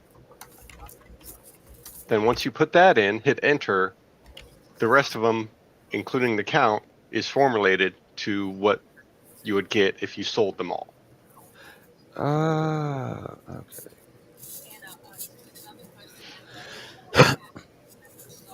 Well, that'll require knowing the prices, but Yeah.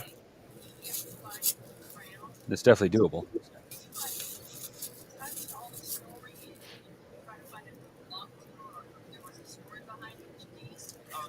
Janet, you listening to something on the back end there? No. Okay. Because Right. I see your avatar making little sounding noises. It's my air conditioning.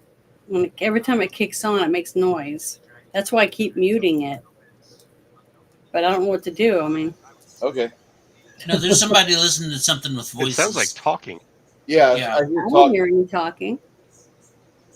I don't know how you guys feel about ghost hunter stuff, but one of the shows I did watch when I was younger, I think it was actually called Ghost Hunters. One of the things they talked about was the phenomenon of a fan sounding like talking. EVP? And I've actually no, it's not like that. It's literally just you hear a fan. Trick of the ear. Yeah, trick of the ear. You hear the fan and you literally just mistake it for talking. And I've actually experienced that because I had a fan like when I was living with my parents still, or I was a teenager. I was sitting in my bedroom and I swear to God, I could hear them watching movies in the living room. But every time I went out there, nobody was out there. It took me like a good 5 times walking out there to realize it was my fan making noise. So I'm pretty sure that's what's going on with Janet's air conditioner. We are hearing the air conditioning, but it sounds like talking.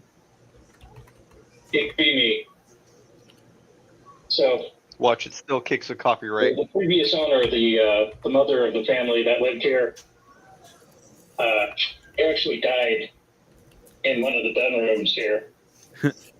And if there is a ghost, it's probably not Janet's fan, unless she's got ghosts in her house.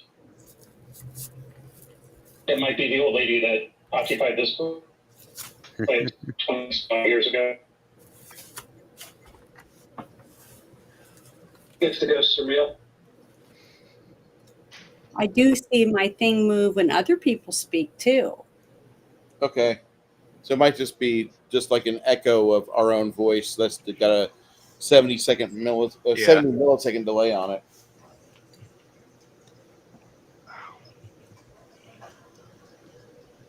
Oh shit. was going to be supernatural. I know, right?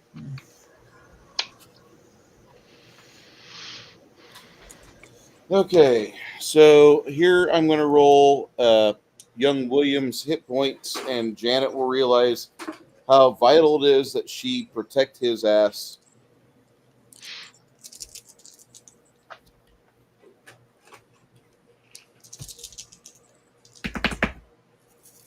Oh! Oh, God. Uh-oh. What is it? Okay, so you have this young boy with you, and his hit points suck. Like, Will means well. He is not the brawler that we all want him to be yet.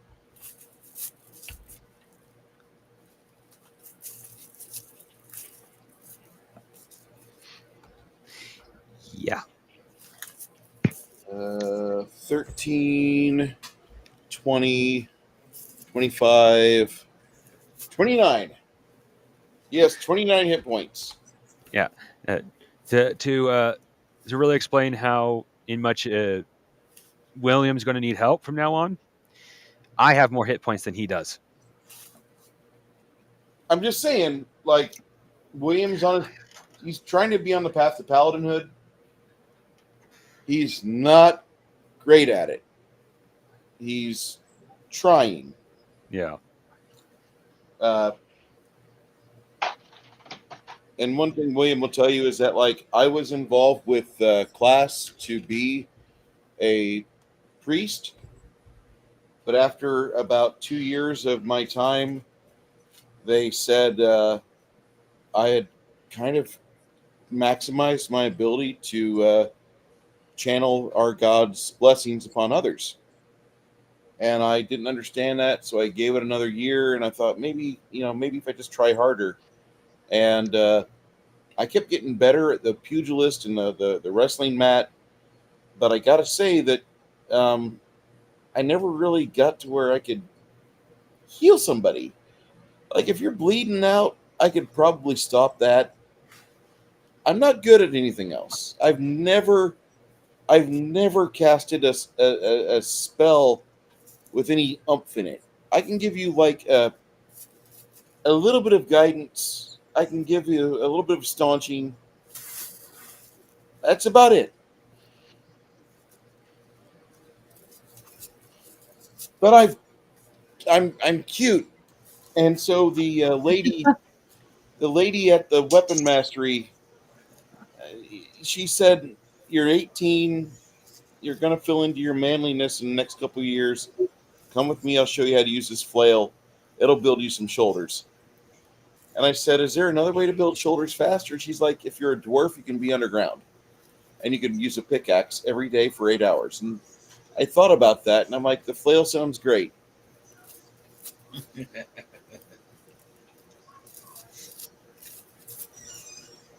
good, baby girl. Thank you for being here as long as you were. Okay. So the next day happens. Chris. Yep. You head over to Crux's tower, and he tells you, he's like, "I'm going to need about 200 silvers for each of the potions. But if you For want each? for each potion, it'd be about 200 silvers. If you need to go run and And get how money, that's fine." And how many are there? I was able to get a hold of 10 out of the basement. But I mean, they're mostly good. They're okay. They haven't They're spoiled. They typically last for about a year and a half. They've been down there for about a year. I mean, do you really want to like eat a baked cake that's been sitting in the pantry for over a year or a month? No, we're good. And that's kind of how I view my potions. I'm willing to get rid of these for 200 silvers a pop, and they should provide you with enough to where you can keep going. Don't take more than one every 20 minutes, though. How many mana are they each? Game-wise, each one of these is 25 mana.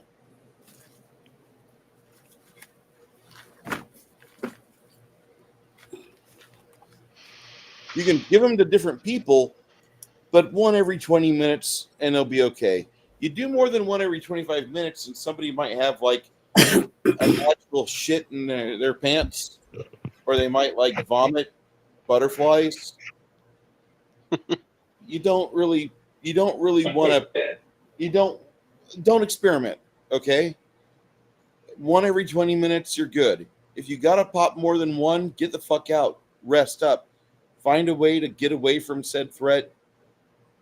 Send William and Ogre in and run away.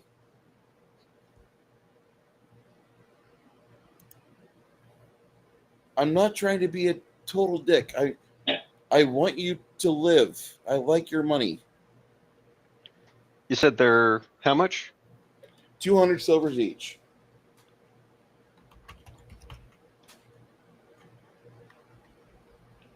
I'll take 7. And attempted to take a bunch, throw it in a carafe of wine, and then get in a drinking contest with somebody and see how fucked up it turns out to be.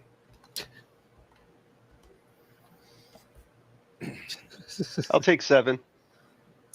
1,400 silvers, please. All right.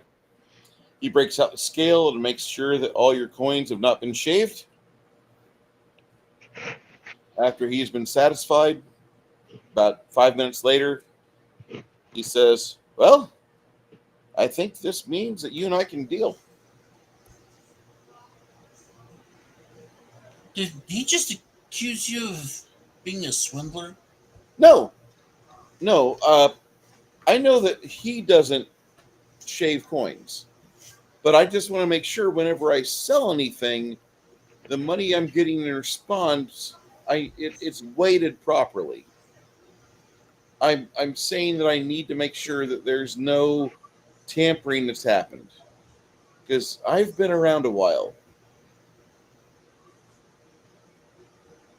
And he says to you, he says also, do you have any of these Macobert gold coins? Because I'd be willing to give you, if you have 1,000 of these Macobert gold coins,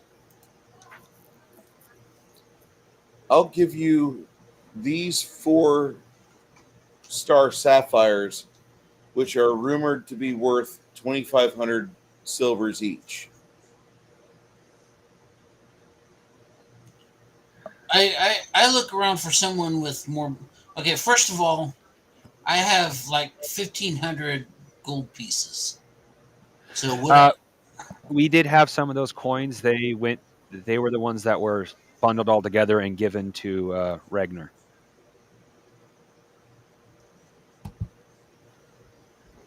Okay. But I personally have like 1,500. Would 1,000 of those be the coins he's looking for?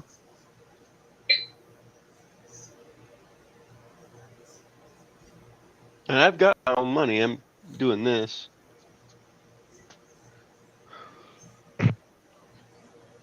But no, I'm okay with the rocks. I don't need the rocks. Okay. Okay.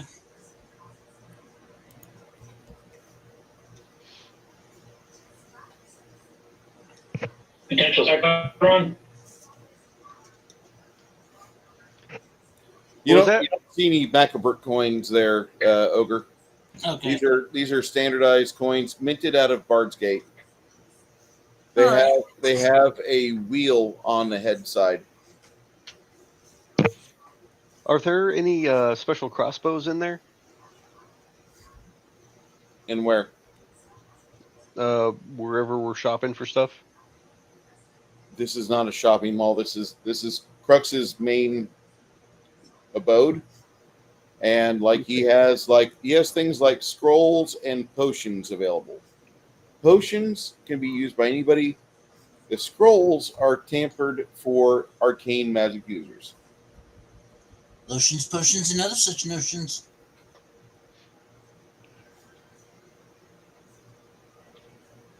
I'll keep an eye out for any wherever I go for a while. I'm no archer, but a nice solid first shot would be good going into combat.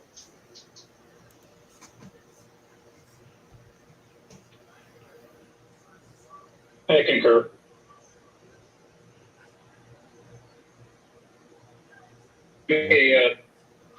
A good refreshment. Mm-hmm. Right between the eyes, even better.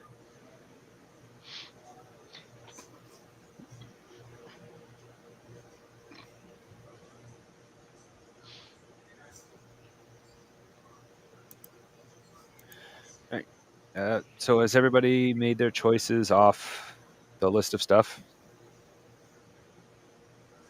Yeah, there wasn't really much I saw for me outside the crossbow that's not there. Yeah. Sorry. The No, it's wizard, fine. the wizard does have a crossbow. He's not willing to put it in his emporium because he needs that crossbow. He keeps it under the bed. Otherwise, that hand-to-hand shit's potentially dangerous. He's the employee with a was it a 50 cal Desert Eagle in the gun shop. Yes. Yes. All right, Janet, didn't you want the moonstones? I think she stepped away. Yeah, she stepped away. I think she's having to deal with chickens. Oh, be or right back. something. Okay, yeah. Well, it's about the time that she takes care of her chickens, so yeah, it'd be about Yeah, right. that's what, yeah. Are there any special significance to the three clay jars of ashes? Say again, nerdy or mongoose. I'm sorry. Is there any special significance to the 3 clay jars of ashes?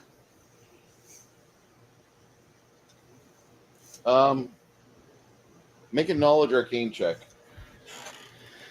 All right, let's see how bad I roll this time. Yeah. If they're an urn, would knowledge religion be a thing? Yes. That's okay. I didn't roll very well anyway. 84. Okay, and it's okay to come up clueless on that. You think that these might not be a magic item per chance, and then Runhar says, "Those 121. Those are someone's remains. Whenever I gain the ability to do a big resurrection spell, should I ever be able to do that, we'll find out exactly who we're dealing with." All right. Was there anything on the urn artistic? There are some scratches on it in an older form of Sul-based language, which is the primary language, the primary culture before the Fords took over this area. You may just want to rest.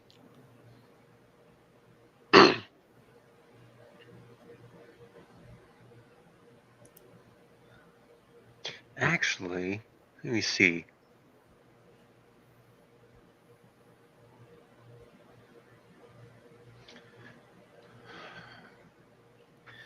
Oh, that's something I've been forgetting we have. We got a wand of chill, but I don't know if it's any useful now. We've had it for a little while.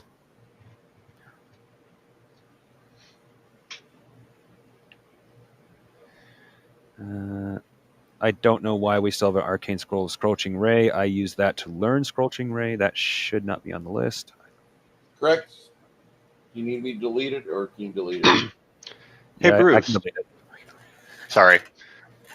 Go ahead.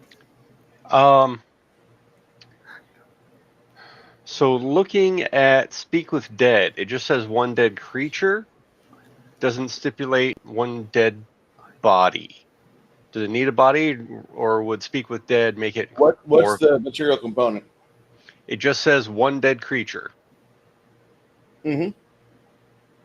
Would that work on ashes, giving it a ghostly form rather than body? You're gonna need, instead of spending 16 mana points on it, you're gonna need to actually spend 25 mana points because of the age.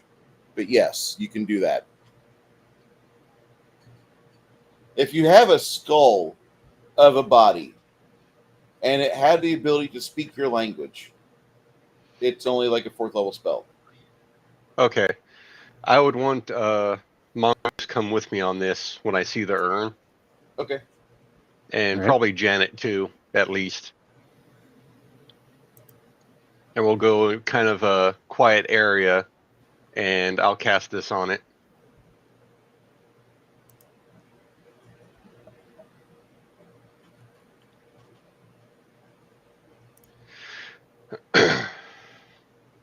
And we would be able to do 3 questions. And Are they open-ended questions or yes/no questions? say that again? Are they open-ended or are they strictly yes or no?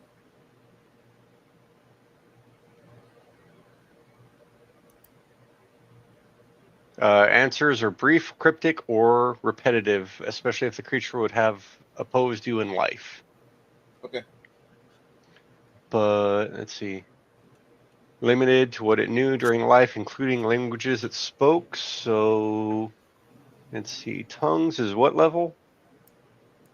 Tongues is, I think, 5th.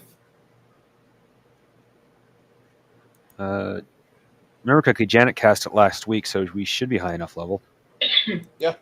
That's another 25. So, all right, I'll do tongues as well.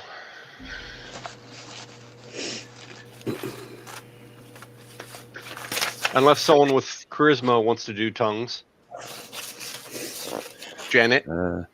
Yeah, Is hold it- on. I'm looking at my numbers. I'm sorry. I'm so slow. You're fine. Let's see. Charisma, I have 14.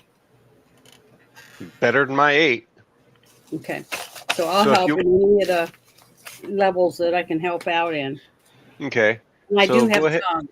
I do have the spell tongues.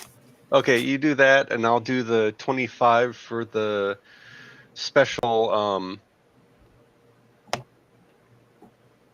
Speak with Dead. So it's 3 questions, Mm-hmm. and I figure who are you, and kind of go from there. Or your name and title.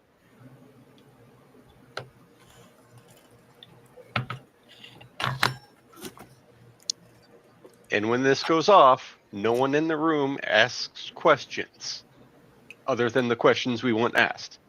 Okay. Well, we'll let you do the questioning. He won't know what I'm saying. Oh, I No, have to ask the question then because I'm going to be able to speak in tongues. Yes. Okay. Yeah, I and just- sorry. So I just make don't sure want to you risk it in tell case me he the understands. question. Okay, make sure you tell me the questions. I'm going to write them down to make sure I ask them exactly the way we want to ask them before we do the spell. Because I don't want to fuck it up. So first question right down. Okay. What is your name and title? What is your name and title? Which should kind of go hand in hand, right, Mhm. Bruce? Yeah. Okay.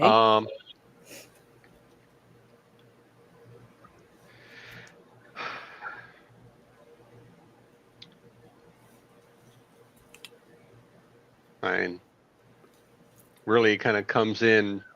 The rest of them just kind of come in when he answers that question. Can you send me the question in our private chat for me to ask as soon as Yeah. he gives us an answer? Wouldn't that work better? I mean, it can. I mean,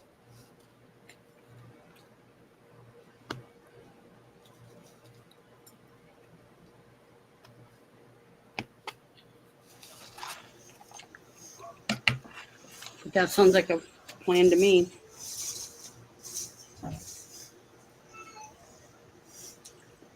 And it's going to cost me 25 mana for the tongues, right? Yes. Okay, I want to make sure I write that down real quick.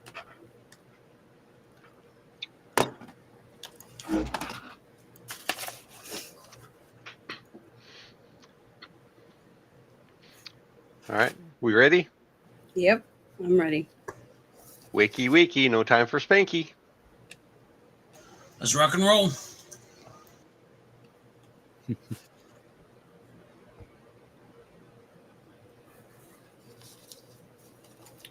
Okay. So, whenever you're ready, Janet. Okay, well, I just took the 25 mana off for tongues. So my And I first did- question is, what is your name or title? And title. And title.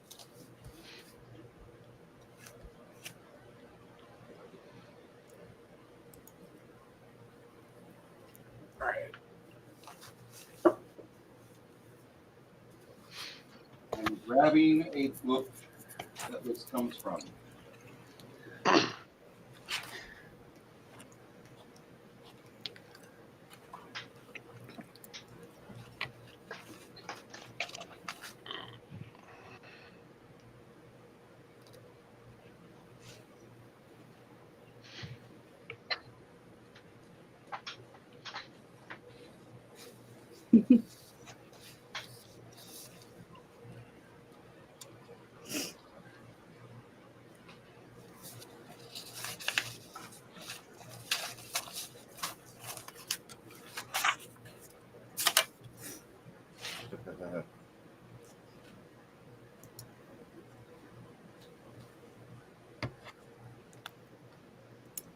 All right.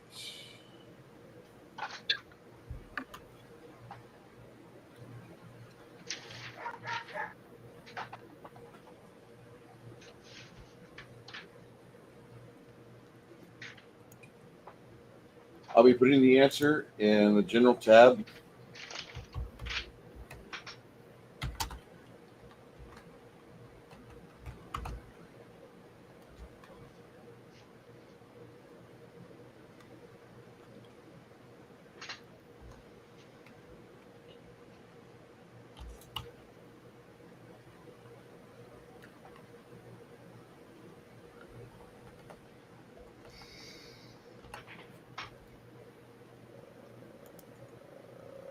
Shit.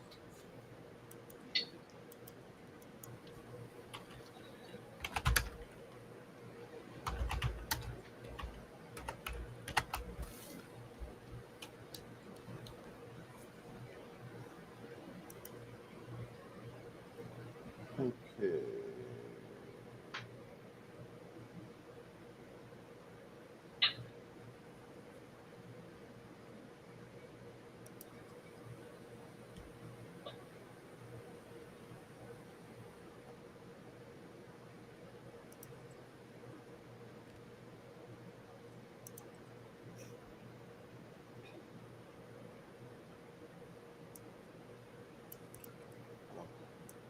Yes, that's the name I need right there. Ha!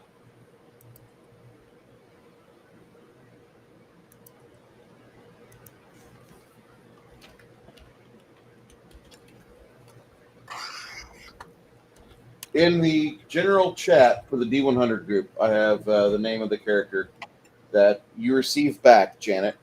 Okay, I have to go Boo. open it real quick. Her name is Hillary D. Shandiano. Okay, I gotta. Where is it under general? It is. Yeah. Okay. Hillary D. Shandilandro. Shandiano. Shandiando. So he's Italian or something. Yeah. Kind of from, it's not too far from here. You find that accent a little bit towards the Castro age. Yeah. Is that a knowledge, history, or nobility roll? Seeing it. Do a knowledge history search on the Shandiano family. Yeah, I have history, but I got to look and see what number I have. Hold on. 130. Ooh, that's good. The d100 family is a family of wizards and arcane specialists in the realm of those that are around Casterhage, and there's a couple of them toward the city of Freeport off to the east. There's a large number of them that are very much into various experiments within wizardry. Mm. Hillary was a woman that apparently disappeared or perished 15 years ago. You stopped really reading about her, hearing about her, but she was an individual that was very much interested in getting into the history and theories of chronomancy.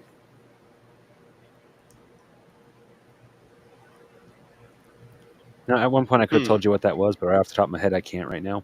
The magic. Of time. Ah, okay. Magic of time. Chronomancy is fun.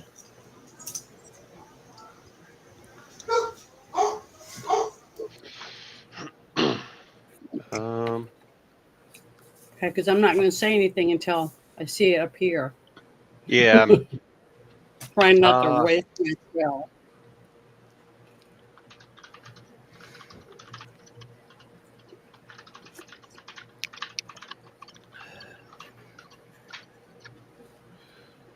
It's going to turn you into wizard's time.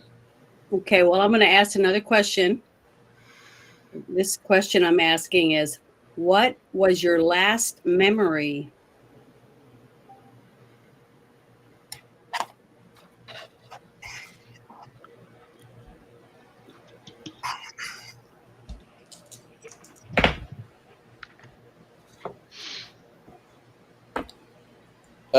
You get a kind of a snarky reply from her, and you hear her respond, I hope when I come back I can see my husband.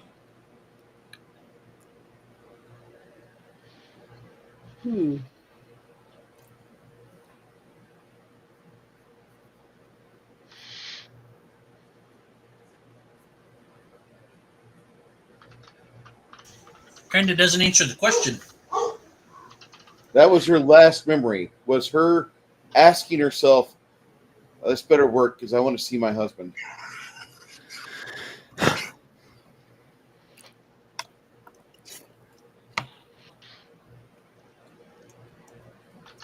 The memory you received, Janet, that was a thought she had. About 20 seconds later, you get a thought in your head as a glass door or a see-through door closes, and a man which you feel empowered or emotionally forced to think happy, loving thoughts of, he puts his hand against the glass and everything goes black. So, Chris, you think that means that she's thinking about her husband passing through a passageway and he's putting his hand up to say goodbye to her? I don't know. I didn't see that. That was directly to you. Oh, I know. That's all you, Janet. Nobody else knows this. So I tell you, Rundar, about what I just saw flash through my mind, and it had emotions with it of losing a loved one to me, like a spouse. That's my what I felt when I had the memory. Losing a loved one or betrayal? Well, either way, it's like a hurtful sadness of loss. As I see someone pass through a clear doorway, basically a membrane of some sort, and they put their hand up like they're saying goodbye. That's how I interpreted the memory. Hmm.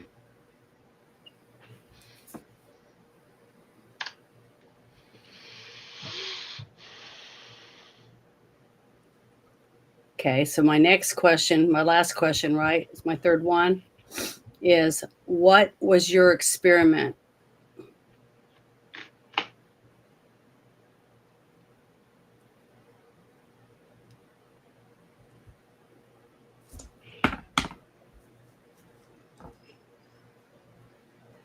I was getting the simulacrum ready so I would have a fail-safe if it went wrong. I was getting what ready? I'm sorry. She says to you, I was getting the simulacrum ready so I would make sure I'd have a fail-safe if things went wrong. And then at that moment, you see her kind of rewind time from the moment that everything went black, and you see her inside a massive chamber with looks like arcane batteries all around and sparks, lightning arcing off of various places. Mm-hmm. And then you see what looks to be like another glass chamber where it's laying horizontal, perpendicular to the floor, or parallel to the floor. And an identical woman to her, because when you see her, it's like she's talking to you. You can see this woman. She looks like a Laura Ingalls Wilder. No, that's a bad use. Hold on. Let me find a better.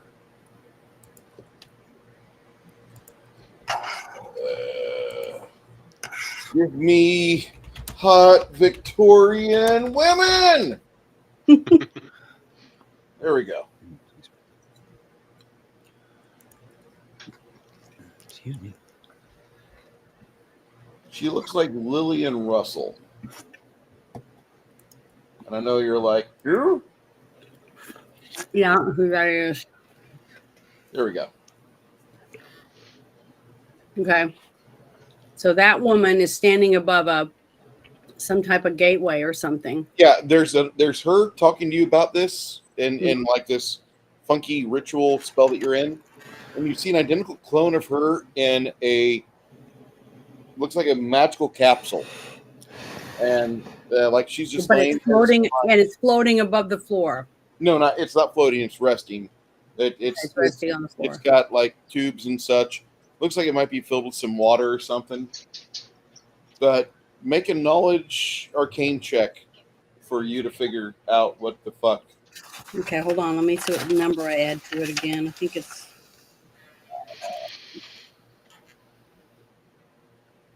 No, I got mine. Is 0, so I can't do that. Roll.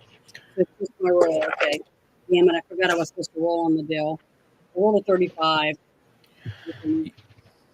I get to roll again. You said so. I'm gonna go. Go for it. I'm gonna go to our whatever here, and we go to was it die rolling, and I'm gonna roll, and I have to do the slash. And then I say roll. And then what? And I'm going to do the percentile again, right? Yeah. So I write in roll D100. D. D100. Yeah, 1, 0, 0. And then I push enter. How does Janet not have have any sort of knowledge arcane check? Nothing Or happened. Arcane knowledge. I don't know. It just says 0. Nothing happened. Didn't roll anything. A slash again. Slash roll. ROLL. Yeah. Space. D100. Now it came up. Okay. I didn't do that. Sorry. Okay, here I go. I'm rolling it. It says I rolled a 62. Way better. What's your intelligence is 11, right? Yeah, my intelligence is a 10. Ooh. Okay.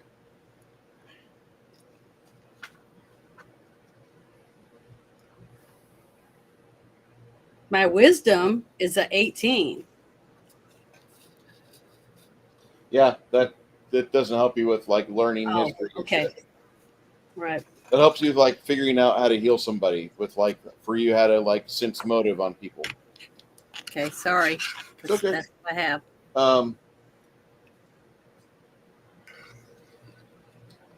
Hot damn, Evelyn Nesbit was a breasty queen back in the 1900s. Yummy. I'm just saying, I'm there for it. I'm completely here for it because Yeah. it, like, I'm just gonna say right there, like, It's amazing they had cameras. 1903 was when this was made. She was like 17, beautiful young lady. She was an actress and pinup model. Died in the 60s. Wow. Bruce, Sir, with Janet's description, can I make a knowledge arcane check with a, yeah, go ahead. let's say with a, I don't know. Well, I used my extra roll. I tried, guys. You know this lady. You've heard of her before because her family There it is. used to come up and buy wines off your family and other families in Gilboa, and it's kind of funny because this entire adventure, this entire campaign started off because of wine. All the wine families threw their kids together in a fucking mercenary party and go join the guild, kids. Okay. Except for, well, Connell is a fucking son of a blacksmith. Anyway, I rolled a 81 total. My if it wasn't for my really good bonuses, I'd be rolling like absolute shit today. this girl, her family is a big family of influence. They've got wines, and they have they have iron manufacturing facilities. They have forges. They've got a lot of pull with various individuals. They do a lot of manufacturing, even though the smart kids are involved with wizardry. But this young lady, she went to a college in Casterhage, and then she came back to Bard's Gate, and she was doing experiments in chronomancy. That's what you know. She was doing experiments in chronomancy and time management in magic. Yeah. And she supposedly disappeared. And apparently you've got the remains of her right here in this urn. What I was asking Bruce is if I could make an knowledge arcane check to see if I knew what the equipment that her duplicate was in. Yeah. That 81% will get you. This is typically the chamber that a lot of wizards that get the simulacrum spell, they use this to help increase the odds of the simulacrum living long enough to receive instructions before the original body goes in stasis. I don't understand any of what you just said. Okay. The simulacrum spell is this. You get to make a duplicate of yourself. Okay. Mm-hmm. Oh, so she is a clone, basically. Mm-hmm. Somewhere. After 15 years, with what Bruce just said, it may or may not still be alive. Mm-hmm. But given the fact she died, by the way, the sounds of it, in the process, the clone might also be just fine. Maybe maybe almost a transfer. The question is then, are we experiencing? Does this spell only affect the memories of the body, or are we talking to the soul? And that begs the question: was there a transfer of souls into the clone, or did the clone get its own soul? Transfer of memories? It all depends on how successful the simulacrum spell is. Yeah. But a lot of times, in the olden times, like, the two bodies would fight for dominion as soon as the spell got cast.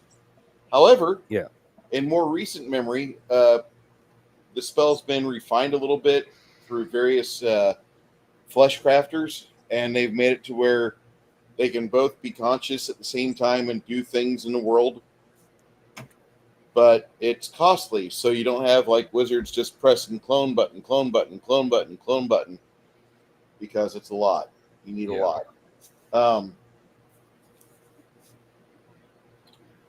You have the ashes of her. If you ever come into a lot of money, she's probably got a lot of knowledge. It might be worthwhile to resurrect her and see if she's got the ability to give some hints, tips, and ways for you to extend your own lives.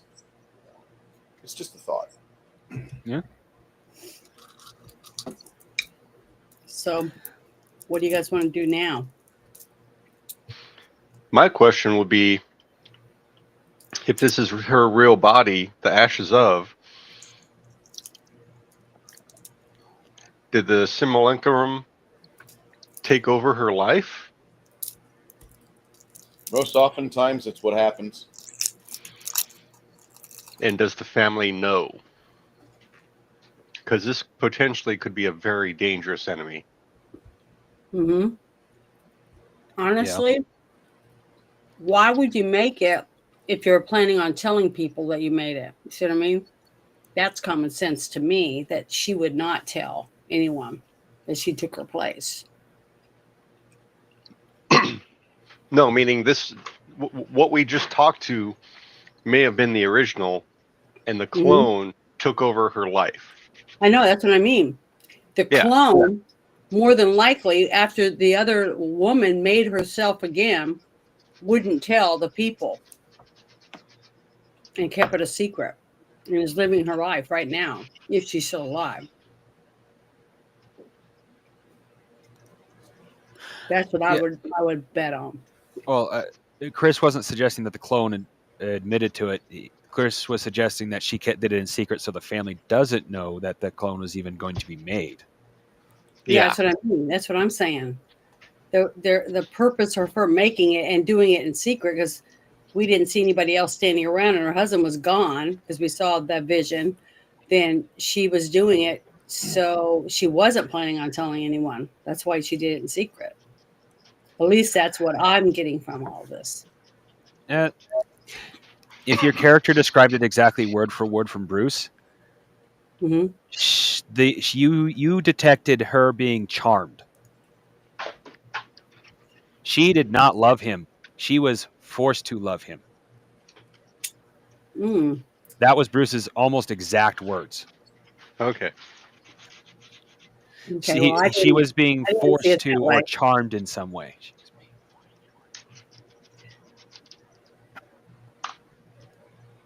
I think maybe she was, what I was getting from it, because I'm reading more into it, but I'm a girl, so I guess I would do that, is that I don't know for sure what happened to her or why she decided to do it, but when she was separated from him because he went on into another place, either because he wanted to or against his will, or he felt like he was forced to have to go, that she decided to make the clone so that she would be able to follow him wherever he went.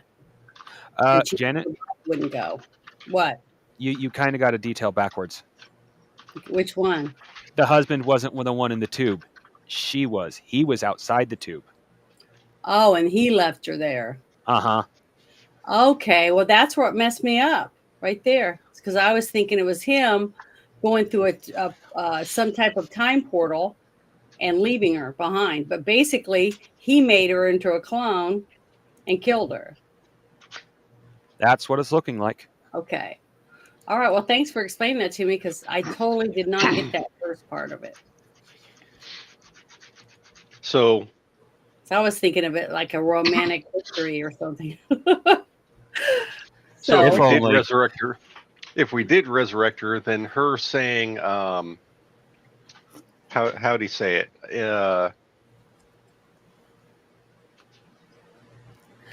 That the love felt fake, charmed even.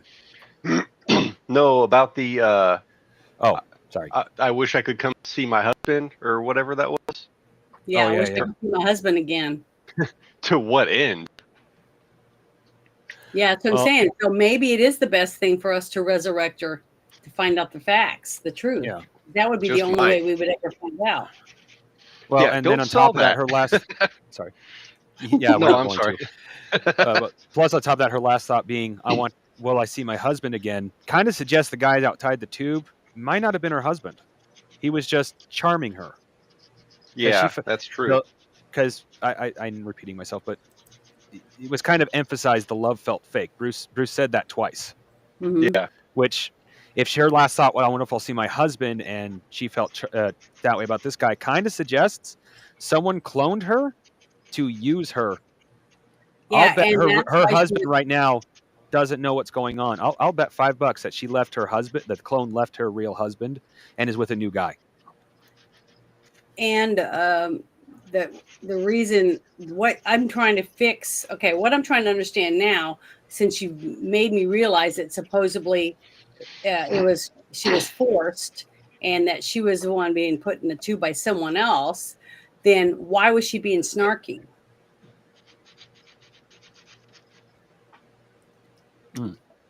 See what I mean? That is a good question. Counteracts it. That's why I believed it was she was in love with him, and she was sad that he was taken from her, which could be, and that's why she was forced in the tube. They took her husband to use him for other purposes. See, so we're getting mixed signals. That's why we need her alive. We need to bring her back. I think At some least more that's excuse me. I think some more information might be necessary too. Mhm. Like Yeah, we're kind of the jumping rest to of these people are conclusions. potentially alive, yes.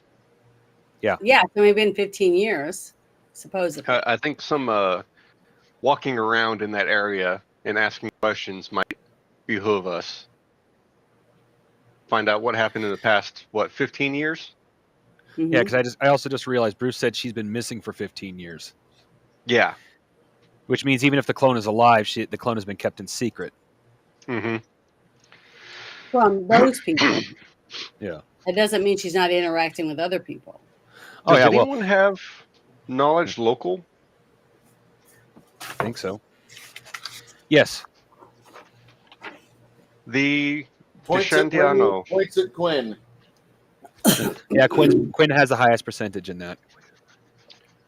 Of course, he's our bard, so which unfortunately we're hoping Flady can come back one day, but We missed it. Well, I posted a picture of my paper, which is almost all zeros, so I can't help.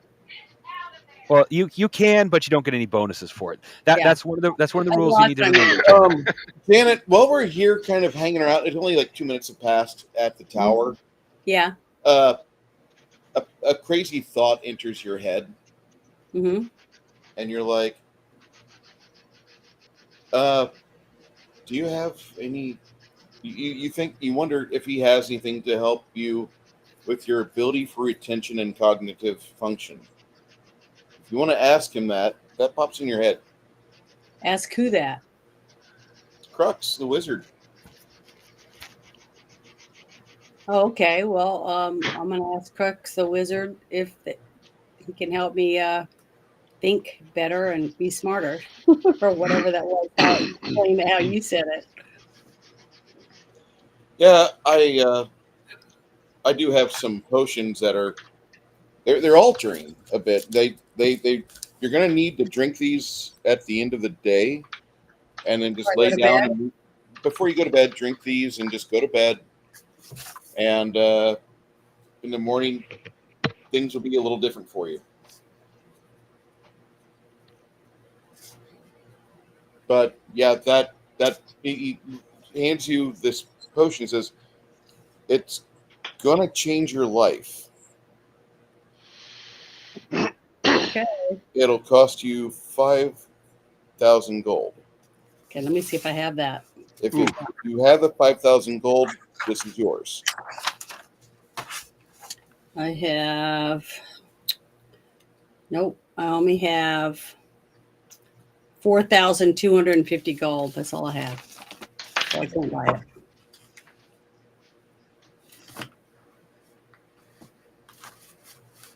Sorry, I had to make a quick tea break. What was said?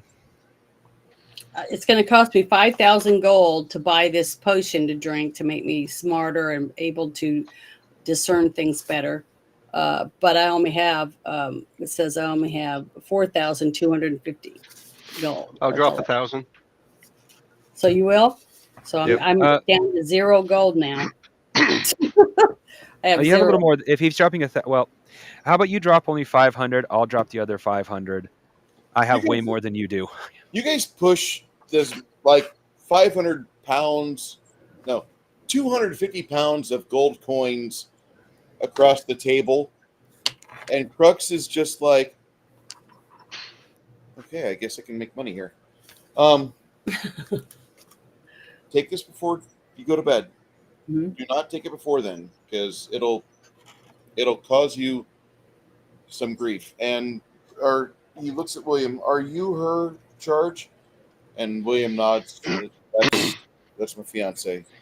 It's like, okay, you'll want to stay up a little bit and just make sure that she sleeps well through the night. And once she stops having, she's going to have a little bit of respiratory difficulty initially. You're going to hear her snore if you don't already hear her snore.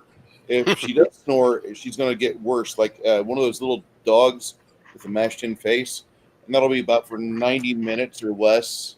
But once she clears that initial period, when you wake up in the morning, just be aware that what you're waking up to is going to be a little different than what you went to bed with. She's going to have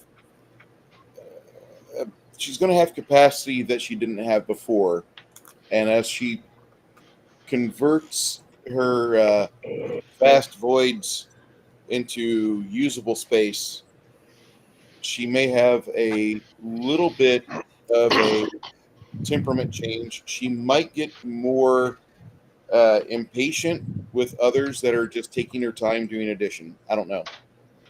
But this will help her cognitive process. Hey, I might be. I'm doing 1,000 calculations at once, and they're all wrong. I'm gonna be I was gonna bald say- headed, giant head, like that woman on Star Trek. Persia Kambata? Oh, I love her. Oh. Then William's gonna say, "I want a separation." I don't think William is that sort of guy. I think misguided as he may be, I think that his heart's in the right place. He's a boy. We'll find out tomorrow. Yeah. You see Crux the Wizard filling up one of his bags, just scooping the money in. His nose gets a little more hawkish, loses a little bit of hair on top. Okay. Yeah, he seems like he's like, is there anything else I can help you with? I can't think of anything. I don't have any money. I mean, I have a little bit of money, but no gold. So Okay. someone else got to charge you. All right. Well, apparently she's our fucking our test money. Oh, and Janet, Mhm. Ren. Oh, I'll have to get used to your name. No offense, Chris. Runar? Yeah. Runar and I paid for 1,000, so you still have like that 300 whatever you extra you had. Oh, okay. All right, let me take that. Put that back on there then. So I drop 1,000 and you drop how much? I figured we dropped 500 each. We both put 500. I'm A, greedy. B, I'm saving up for my own town. I get that. For 260. I've been muted the entire time. I can believe it. I've been doing that a lot today. Oh, I have the perfect meme for that. Just gonna drop 1,000 out of my gold. Oh, you're gonna give 1,000 too? I think he's got the most out of all of us because he's like Oh, spends yeah. the least. Yeah. So that means I'll have a little bit of money. I'll have 1,262. Thank you guys. I appreciate it. Now you can't laugh at me when I wake up tomorrow bald and have a ginormous head. But Tiny I'll be baby able with to- an enormous head. Hopefully I'll be smarter. All right. Anybody else got anything before we go to bed? Because I need to describe what happens to your cleric. Nothing I could think of. All right. Well, everybody kind of goes back to the Hogshead Inn, and you guys avoid the young roughnecks. And the captain the constable looks at you guys with a bit of respect. He's like, my legs feel really good. I need you to understand, Runhar, that you've shown me how I should be applying this on a daily basis, and that way I won't have jars left over at the end of the season. Thank you. And as he claps you on the back, you guys kind of single file back up to your room. Have you looked for any milkmaids? He says, it's been 6 hours, and no, I've not found any. Yeah. But Look harder. I plan on going out tomorrow before I start my shift in the afternoon. Is that okay? When are the next festivals in this area? Oh, we have the fall festival in 3 weeks. 3 weeks. You find wife. You're very adamant about making a wife quickly. I cannot stay here and work on your legs. I have other things to do. Fair enough. Fair enough.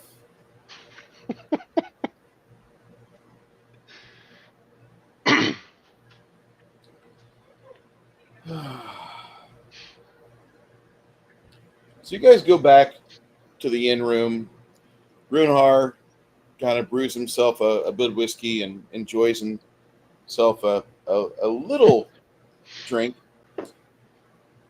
And Runhar, as you're sitting there at the Hogshead Inn, you look out the window, and everybody else is in their bed, kind of passed out. You see William is kind of he's not laying down, he's sitting up while he sees Isabeau slipping the black viscous potion into her mouth.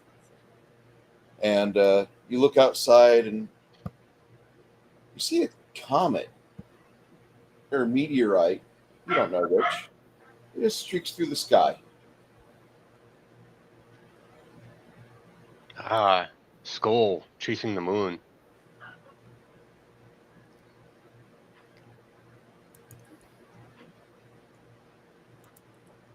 Interesting.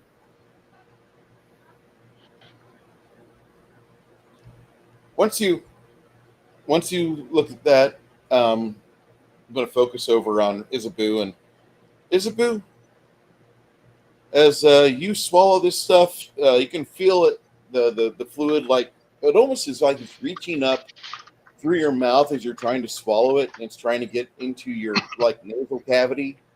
And for a moment, you panic, and you think like, "What is this shit doing? Is it trying to claw its way into my noggin?" Make a fortitude save. Okay.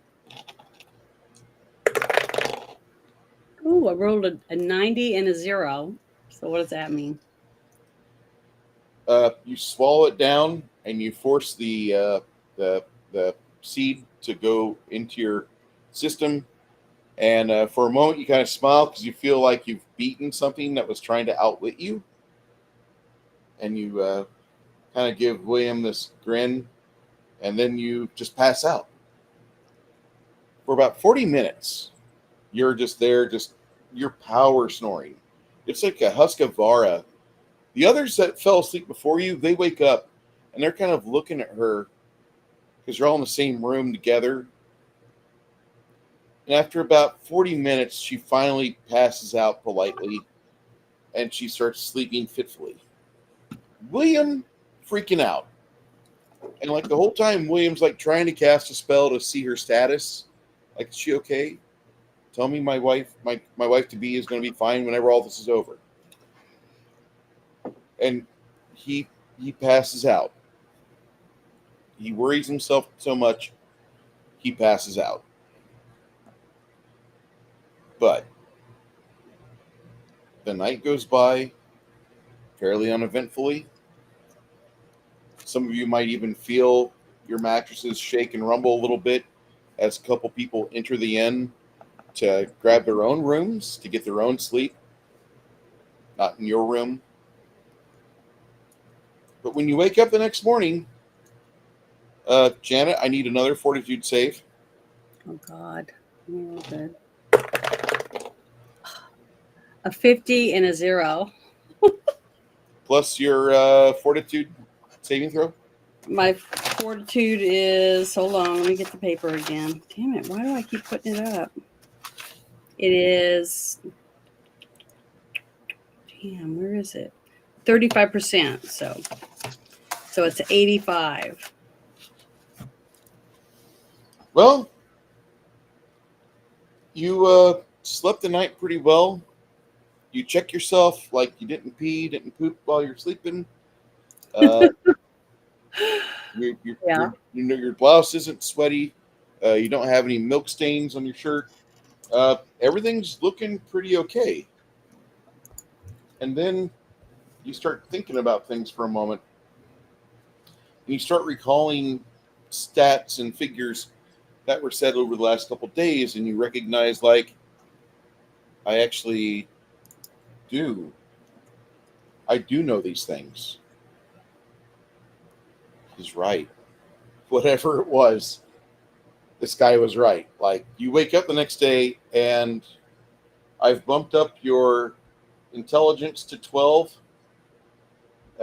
Your skills that you were previously at 0 or intelligence-based skills have all been promoted up by 5%. And then your base offensive bonus is 20. Your combat maneuver bonus goes up by 5, and your combat maneuver defense goes up by 5. Because in this game, dexterity and intelligence factor into your ability to hit. You get bonuses for good intelligence, you get bonuses for good dexterity. So your offensive ability has been reflected. Without anything special, you have a 20%.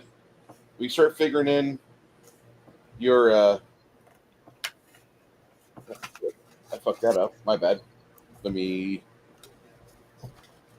go. Combat maneuver bonus is up to 25. It was at 40, but I was fucking up because I was using an old formula.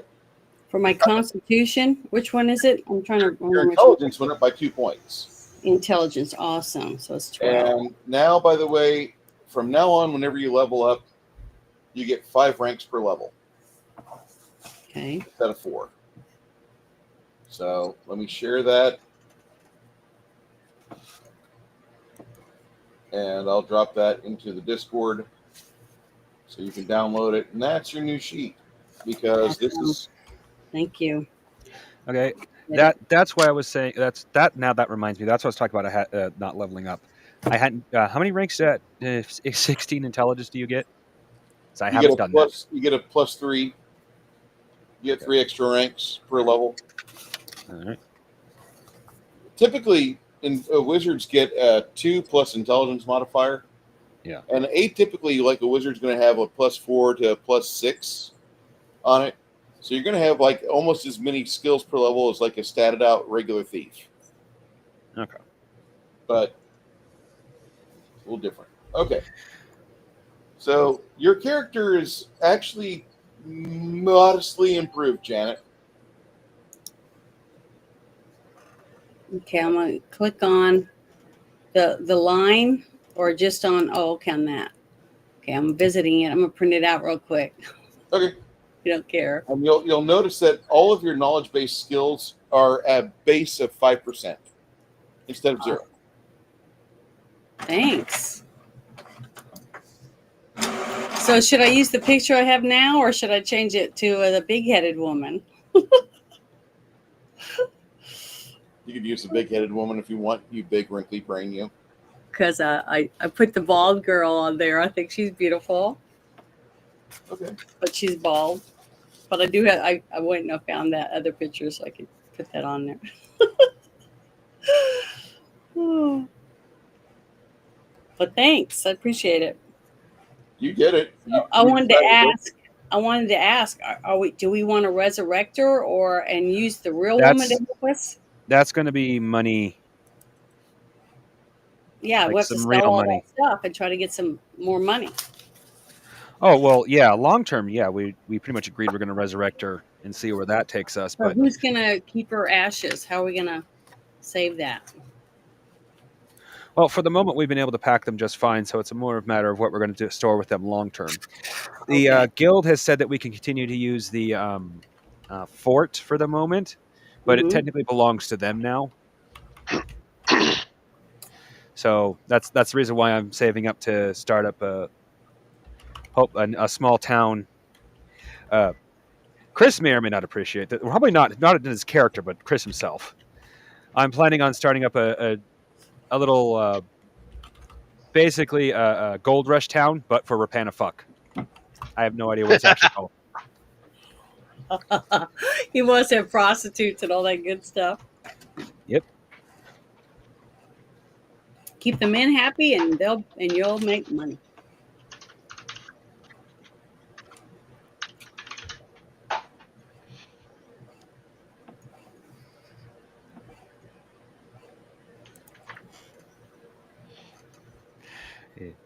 So Bruce and I have been slowly discussing, because as it sits right now, Bruce is still working on his town building system, so I haven't really been pushing for doing that yet. Plus, I want to make sure I have enough money that not only can I start up the town, if something happens, I have the money to not instantly fail. Mm-hmm.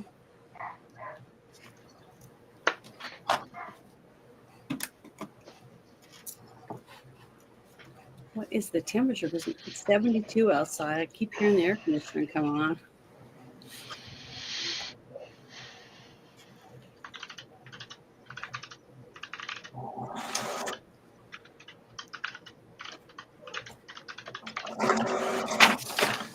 Let's see. Bruce did send me. It was Kaya Bruce. That was Bruce. He sent me a link to the system he's using. I'm still getting used to know that one, but I know.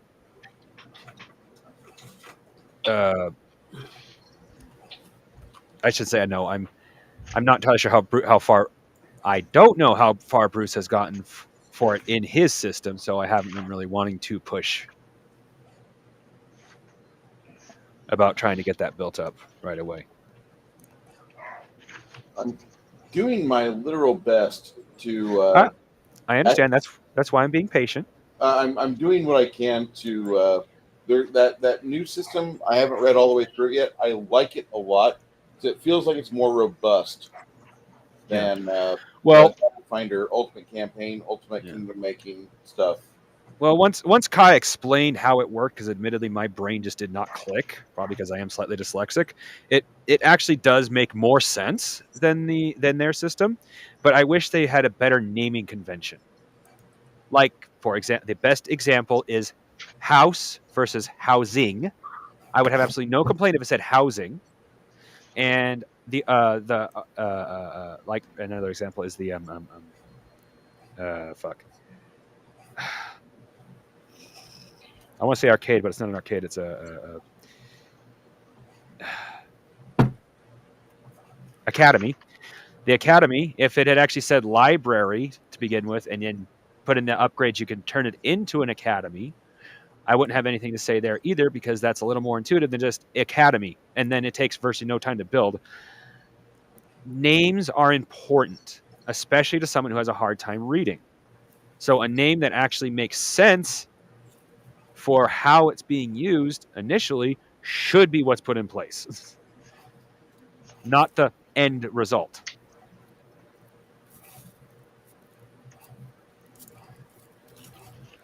But once Kai explained that, and I started reading a little bit more, it's like, yeah, I actually prefer the system. Ultimately, it makes a little more sense. Like you say, it feels a little more robust, and it kind of doesn't have the same issue. Like, it kind of gets around the whole thing where you just go, and there's a town in the middle of nowhere, as long as you have enough gold.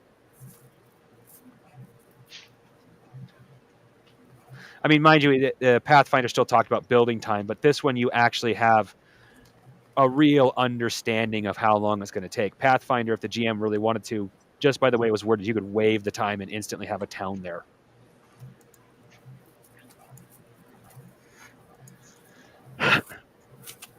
So, admittedly, thanks to Kai, I now like that system. I like organic towns quite a bit.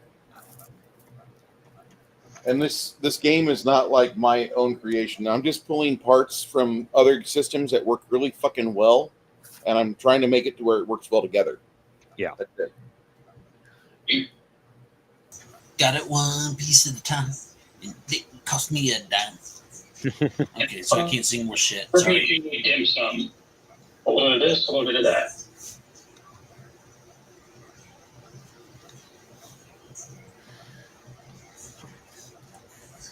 Okay. My response to that, Kai, I'm a very, very slow reader. And if they put the rules for town build, like the timing towards the end of things, my ability to keep up with it would start slowing down.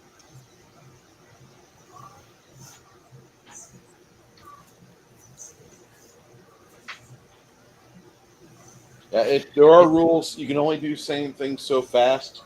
Yeah. Once you start getting a bigger town, things kind of you're getting more workers. You can build more buildings at once, but it's hard. Yeah. Well, it literally, like, excellent example. Your average Palladium book, not even the core books, just your side books that are super thin. Your average one of those books literally takes me a month or longer to read. Wow.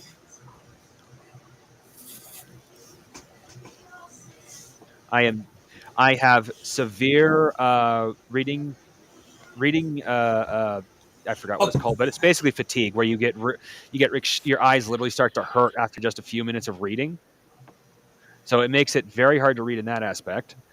And then I am not well versed in words, which means unfortunately in Palladium, I'm skipping a good chunk of the words and just presuming what they mean. Forget special names. Anything that has like a 15-letter name, I'm not pronouncing. So I am actually one of the, not the worst, but one of the worst people to be doing role-playing games, because I have to rely on other people or just simply take forever to get through the book. You saying, Nerdy? Okay, I got two things to say to that. One, I don't think I've ever read through a Palladium book all the way through. I've just looked at areas that I need to look at, and then Reference. I may have just not front to back. So I mean, you carve out the pieces that you actually need. Like to this day, I've tried to figure out a cyborg, but it just like hurts my brain. So I'm like, screw it. Yeah. So cyborgs and cyber knights are like out for me. And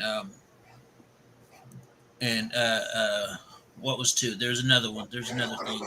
Oh yeah, you are not the worst person to be playing a role-playing game. I have been in a role-playing game where one of the players were blind. Now I'm not talking like he had Coke bottle glasses. He was blind, like saw nothing. Wow. So, if he can pull it off, so can you.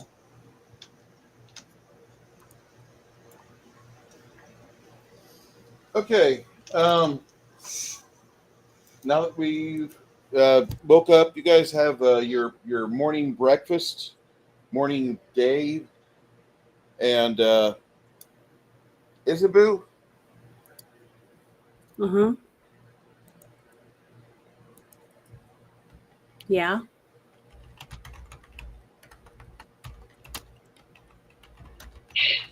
You start thinking about things, and you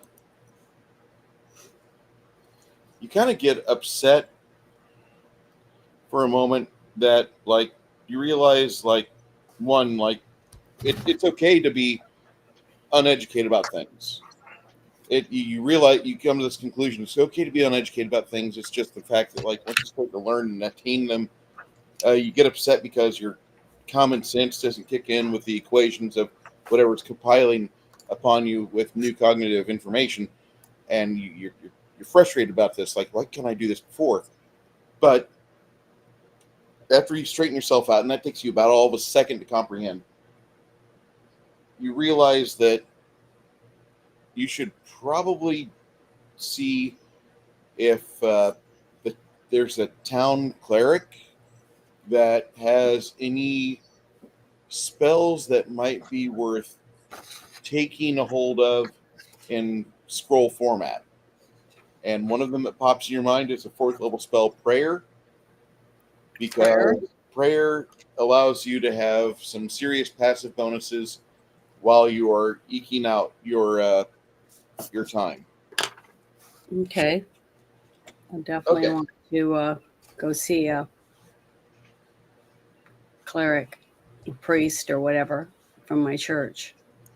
Your church is not well represented in this small group. Oh, okay. Well, then someone else that can help me. What's a small town nearby that has like 20 people? Because that's exactly what you're in right now. You have housing for 40 more miners, but they got to march 5 miles. And they would have someone that can help me with that in this small town? Not Okay, really. so I have to go somewhere else then. They might have somebody that's got like an old scroll from like 3 years ago when a venturing party came in and sold it, and it's just sat on the shelf for a while. Okay, so I'll have to just go and get me some scrolls, basically. Is that your house there? Did I just hear Amanda scream, "Stop"? Did you guys hear that, or was that? No, I heard that. something. I heard it. Okay. Was that your house, Chris? I could have swore I heard goblin. Yeah, that's my end. I love your dogs, man. It's okay, Ogre. You're not the only one that has dogs that decide to get vocal. So at the little shrine they've got, and the shrine is actually to the clerical god Fear, the brother of Mir. Yes. When you get there, the older cleric looks at you and says, I was wondering if I was going to see you again. It's so nice to see clerics of the family get together. What may I do for you this morning, miss? Well, I would like to get a scroll or a couple scrolls for prayer, if you have it.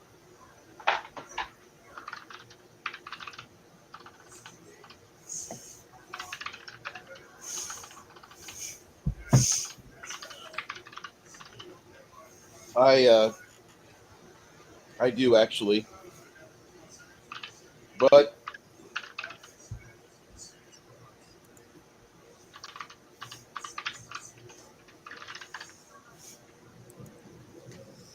And I'd also like to make a donation.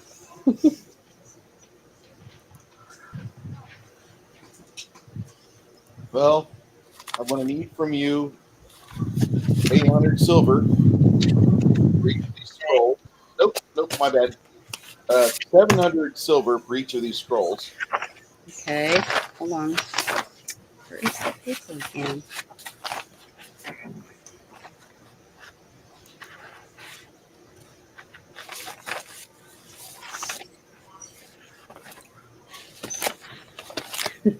I'm so bad at keeping my papers in order.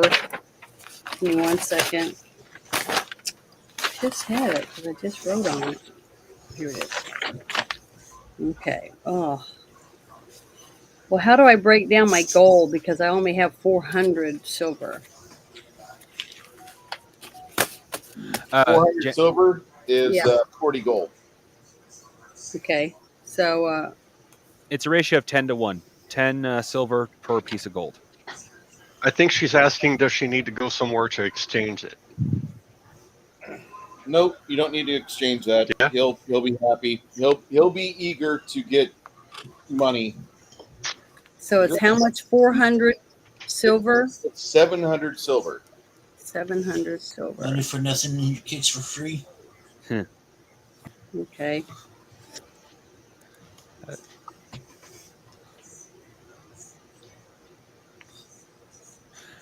Janet, Mm-hmm. do you have identify magic item? Hold on. Not on the new stuff that I have. I have to go to my older spells. That would be detect magic. I don't. Bruce made a distinction. Detect magic does not identify it. Ah, I don't see that I have that spell now. Mm-mm. yeah, I don't see it either. Mm-mm. I don't have it. Sorry. Neither do I. Oh, we have a couple of magic items that need to be identified before I'll know how much they're worth. Well, can we take them to another shop or whatever to find out? Or not? Oh, probably, but that'll cost us money. Wouldn't that be a praise? That determines how much its non-magical value is, or Oh. how much its value is. When it comes to what kind of magic is on it, will heavily alter how much it's worth. Okay, well, I wanted to ask Bruce, if I buy the one prayer, I can only use it that one time? Scroll? Okay. Yeah. All right, well, how But much it is it prevents you for? from having to cast it, which is nice. I can only get, let's see. Let's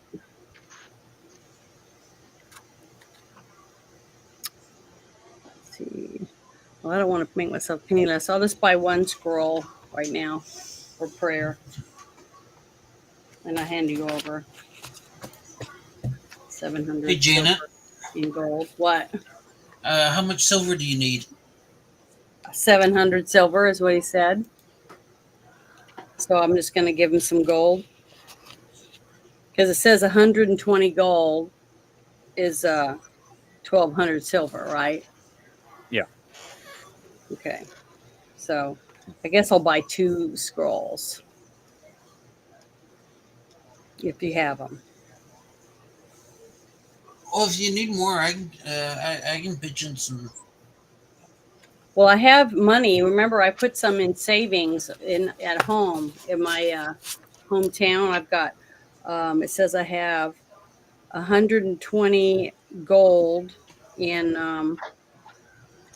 the bank, and then I have 1,432 silver in the bank or whatever, where I came from. That's what I have written down.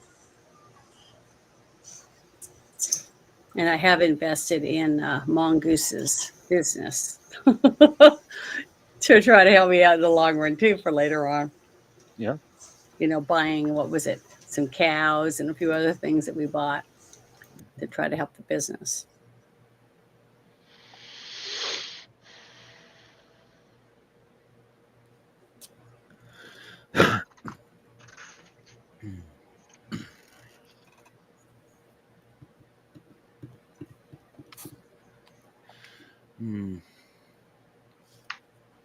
I'm gonna have to spend some money here soon.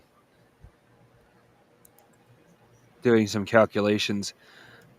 Most of our, unless Bruce has been automatically keeping them checked out for us or rotated out for us, which I doubt. Some of our potions are old enough to no longer be good. Well, so I'm just gonna get one scroll right now. I'll just get one for 700. That would be 70 gold, Janet, not 700 gold. No, I know. I meant silver is what I was trying to say, but I'm tired. Okay. Sorry. It sounds like your medication's wearing off. It is. What time is it? It's 5 o'clock. Just push through for another hour, really? Janet. Just push through for another hour. Why is it running off so soon? Oh, I guess I got up real early this morning. 7 o'clock here. That's why. Yeah. For me, I'm an hour difference. But so I'm gonna write that on my list that I have one prayer scroll for now. Well, if you want, I can afford 70 silver, so you have 2 at least. That would be great if you wanted to help me out, and I'll write that down. Yeah.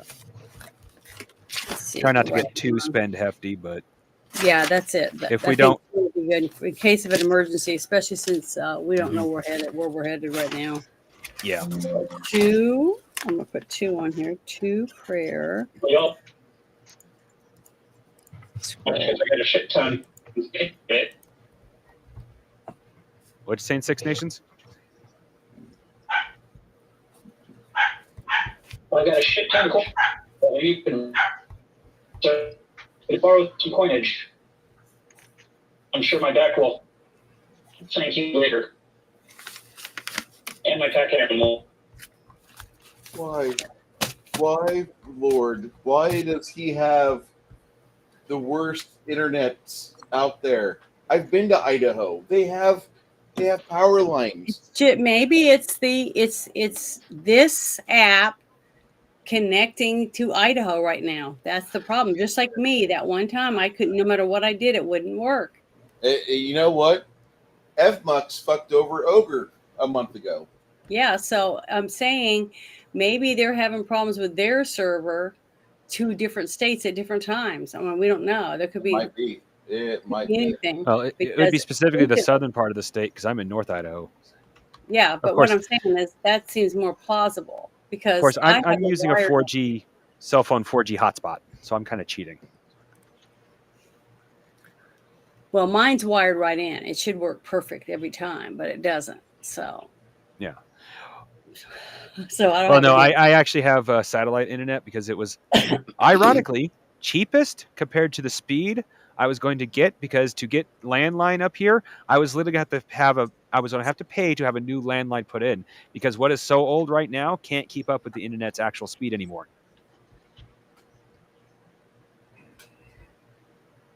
And I wouldn't have just put it in for my property. Everybody along this, all the way up to, because my road's a mile long to where I live, everyone across that mile has switched to wireless internet. So I'd have to pay to have the entire mile redone all by myself. Yeah, that's how it is in the rural area I live. You have to pay for it. Mm-hmm. That's great if you're a millionaire or a billionaire. Yeah. So I'm just better off. And besides, actually, the 100, I get just as good internet as my sister. I know this is kind of expensive, but I'm paying $120 a month. My sister's paying $250. I'm getting cheaper internet than my sister. Of course, hers is technically more reliable than mine.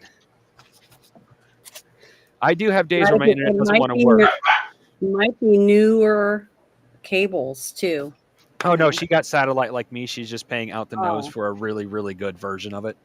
Okay. I'm paying moderate prices for an okay version. Mike, there are days where my internet just doesn't work very well at all. Admittedly, I mean, I'll be able to watch videos, but I cannot watch live streams. I cannot participate with live streams. My internet is just too shit on those days. And it doesn't matter if I'm using a Wi-Fi booster or what, my Wi-Fi will still be shit. So my sister's paying out the nose, but she does technically get better internet than me. She does not have bad internet days, despite being satellite. But I ain't paying $250 a month even for non-bad days. I'll deal with the occasional bad day.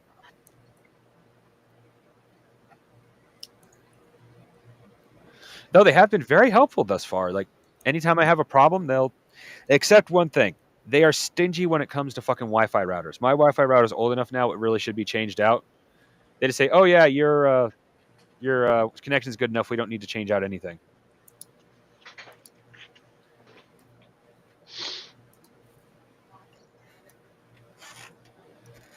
Otherwise, they're actually a really good company. They even offered to exchange out the cord that runs from the satellite to the Wi-Fi router when it was conked out for no reason that we could tell. I wasn't even charged for that. They did it for free. There you go. What do you guys think of my? Wasn't that mighty nice of them?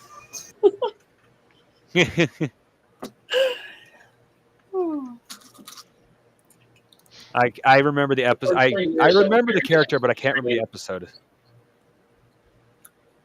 We had shitty internet, and it turned out that it was the external cable going into the ground line.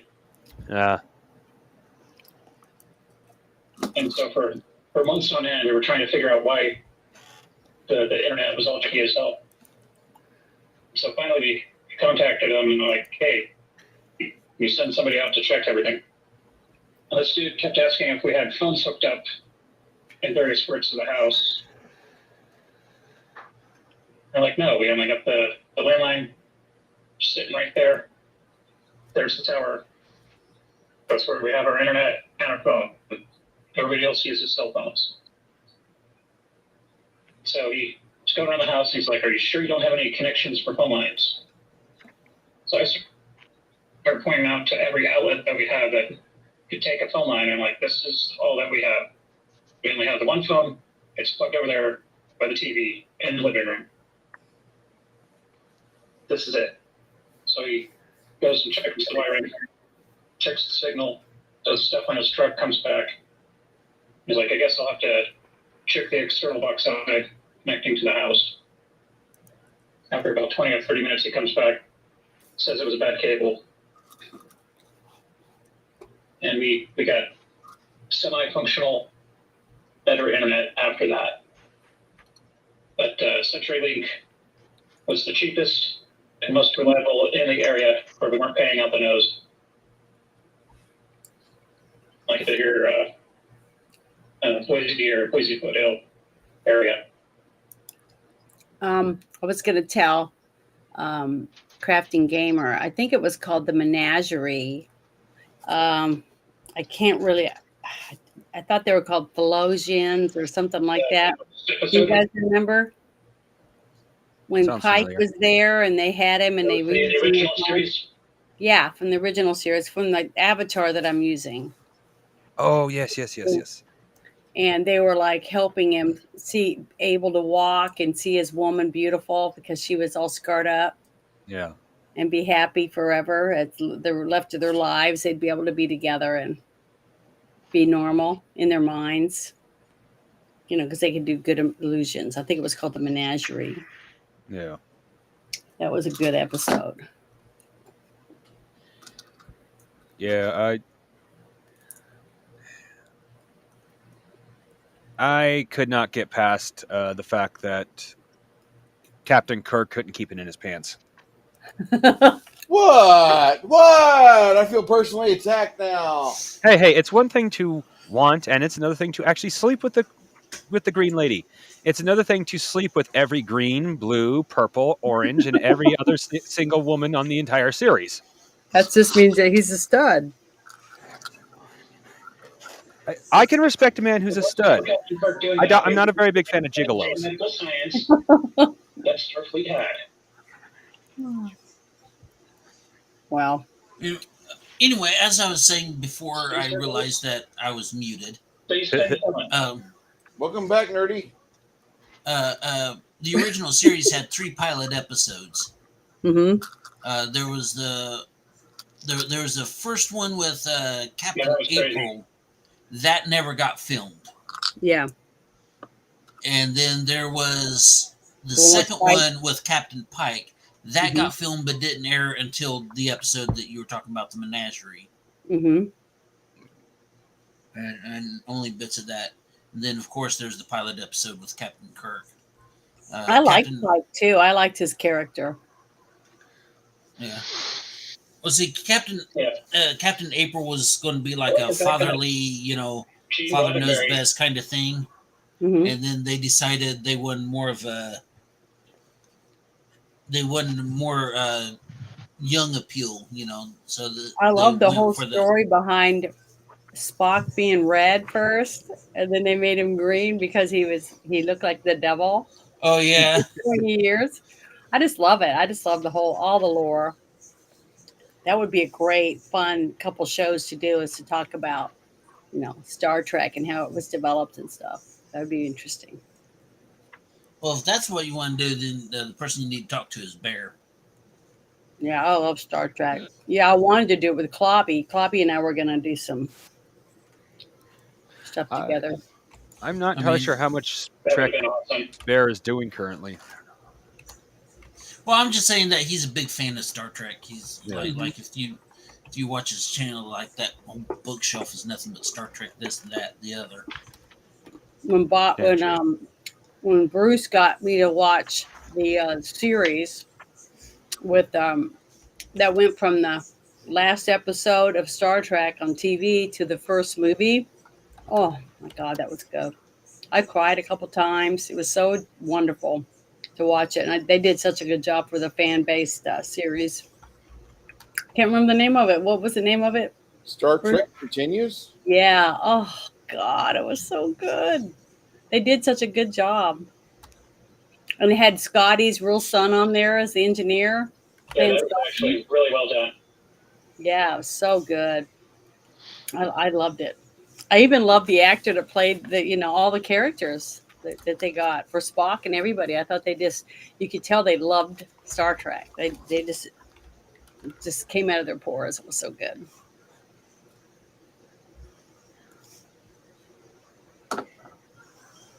Yeah, post the original series, Gene Roddenberry had a script, like a post-apocalyptic Yeah. thing, and it ended up being 3 different television series. None of them did very well, but it was interesting seeing how they recycled some of the old sets and costumes, and then some of the actors that were in it. It was kind of cool.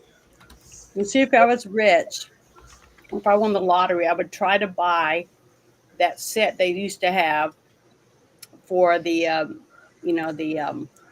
Enterprise, and set up a whole place with a small museum with whatever I could afford to get, and then let people come and let them get married and have uniforms and stuff they could rent. You know that set for the Enterprise was built in Dallas for Vic Mignola and the other Star Trek Continues people, right? They filmed everything in North Texas. I didn't know that. But As far as Yeah, it everything was in I've a big seen, warehouse. they got a warehouse and they just built it all to spec, and they did it like that. that was so cool. It wouldn't be that hard to do. I'm sorry, I'll shut up here. I just need millions of dollars. If you can give me your winning lotto ticket. Me too. I know. God. All you'd have to do is win this lottery, the one that's coming up this next Saturday. Remember the Powerball or Mega Millions? Mm-hmm. It's at 1.8 billion or some ridiculous shit. Yeah. 800 million. We're all going to be rich. We're all going to be in that compound that we're thinking about building. I'm going to have a fucking gaming chair that's going to be like Kirk's Enterprise chair. You want to keep money With coming a in. fridge in it. Millions of dollars is fine. It really is. I want to have money coming in. If we get involved with sanitation, if we get involved with composting, we pay off the TCEQ, we keep the wheels lubricated on that, and we can keep money going for generations. The thing is that we just got to be able to do that. And we run about 7 to 12 trucks a night. I can tell you that the money will not stop. I know that sounds like, Bruce, we already have millions of dollars. That money goes away after a while. Oh yeah. Well, my parents have been saying this since I was a kid, but I have to, even as an adult, even as a kid, I agreed with them. Win multi-million-dollar lottery, hire a proper financial a consultant, and start investing. Invest in ways that will give you more money than you're putting into the thing. My mom always said, put your money in the bank and live off the interest, and you will always have money. Land and gold. Yeah. Oh yeah, those will always be valuable. I was about to say that. Precious metals, land, and then And Samuel, Russell, where it's something that's necessary, like trade school, mechanics, sanitation, whatever. Okay, so what we have is a failure to communicate. not really. We're going into the depths. And you guys are going to roll. Janet, Yes. Miss Smarty Pants, Mm-hmm. give me a d100 roll. Don't add anything to it. Give it to me on your physical die. Oh, okay. I rolled a 29.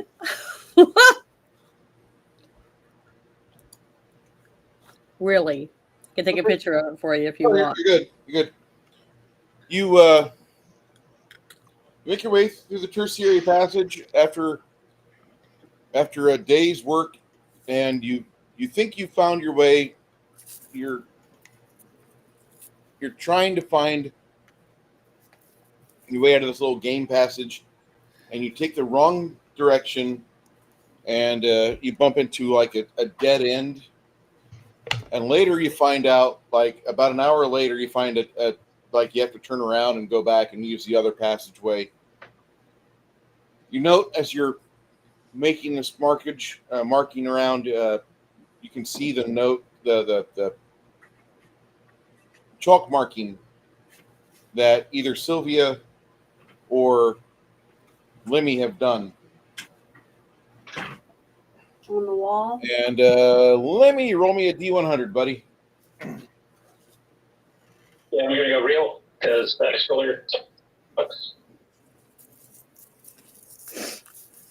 That's way too random. What color? I'll go with purple.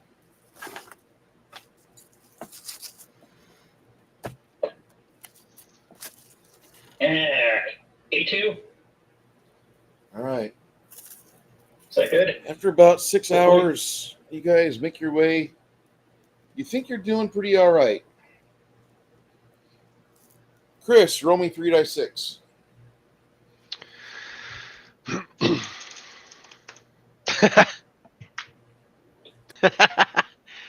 Total them up or Yep. 4. Ouch. 4? Oh. 4. 4. What am I rolling for? You're heading down this corridor, and you got Lemmy and an ogre out front. Ooh. Did my wolf notice? Your wolf starts to growl. About the same time, you hear a whistling through the air, and all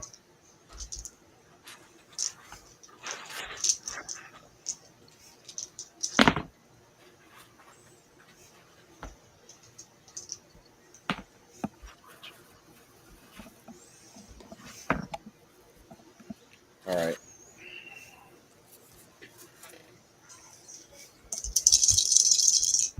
This is the start of the combat.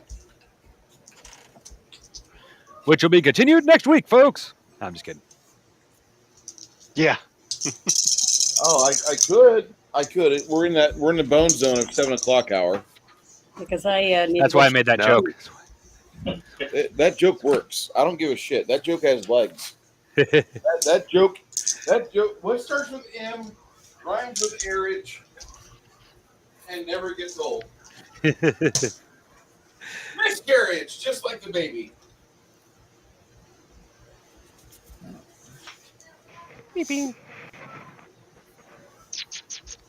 Chris, your goat. It's a nice and Sorry, dude. what's that? Your goat is with you. I'm Yeah, okay with it's in back.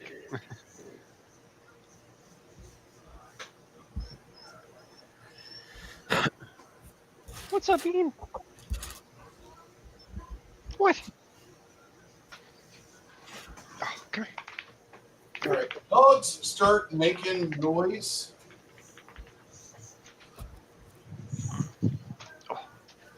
I know Chris is going to get happy. Oh, he's drawing on the grid again. Yay. Here you go, Bruce. There you go, what? Camera. What camera? Oh, He is puppy! Puppy! Hold on, let me get over the there. big basset hound. Huge basset hound. She's got Basset in her, but she's mostly Beagle. Yeah, stop licking. Well, she Yeah. looks a lot like a basset hound, but she does look like a beagle too.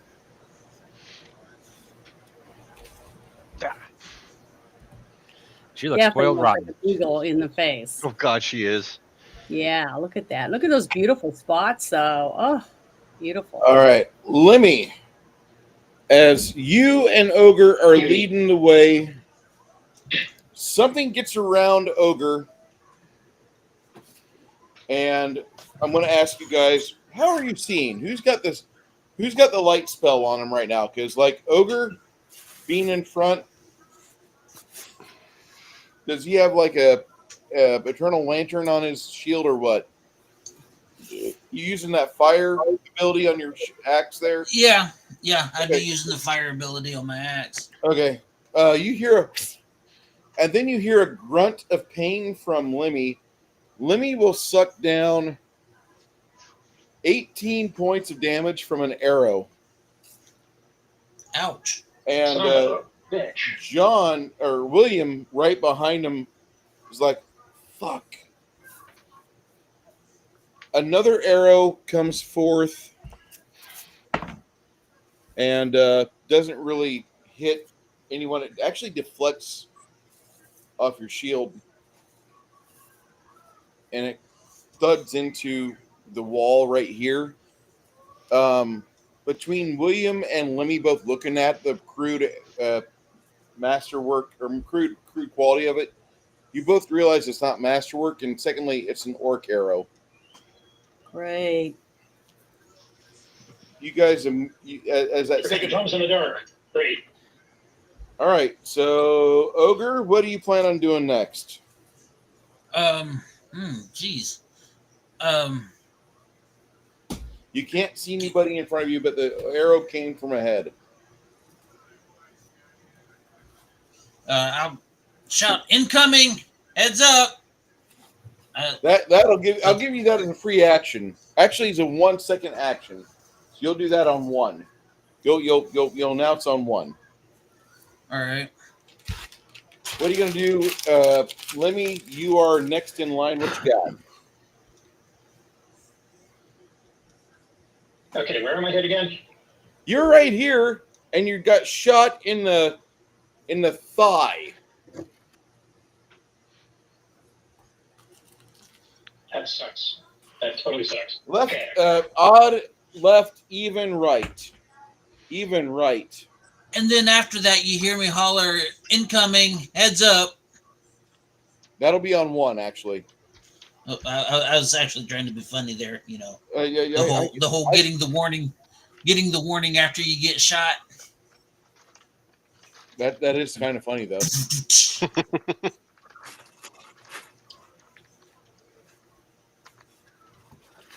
And there's like nowhere to take cover from the onslaught. We're like basically in the hallway.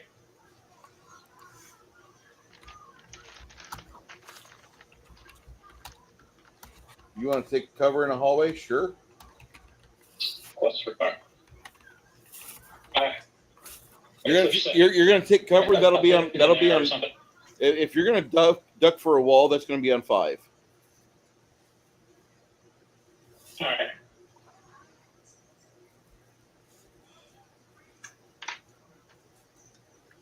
And brought night vision. no, dude, you've got a fire right in front of you off of this fucking axe he's carrying. So even if you had night vision, that would be ruined. Ruined, I say.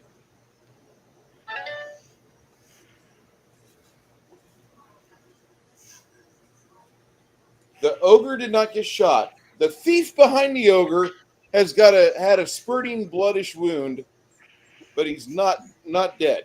I'm not dead yet. Actually, yeah, we'll discuss that on initiative 5. No, just William decides. took a third of my hit points. William decides that he's going to follow you, Lemmy, and he's going to see if he can do something to help. That because William is a nice guy.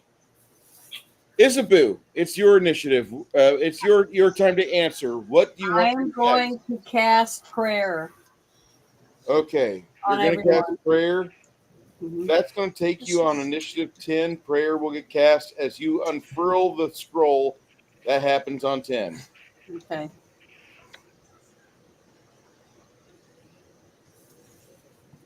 I will have somebody roll on 10 to attack for Roberto. You don't want me to roll. Probably Chris or Janet, because those two have the best die. I'm telling you. Oh, terrible. Chris, I'm pretty much guaranteed to roll nothing but low rolls this week. So wait. Why didn't I use you then? Chris, what do you want to do next? What you just heard a Okay. So, trying to identify the threat first. There's nothing we see, right? correct. What you have in front of you is what you got. Blackness. Then I'm going to start casting a 5th level spell. Which one? Huh? Which one? Summoning.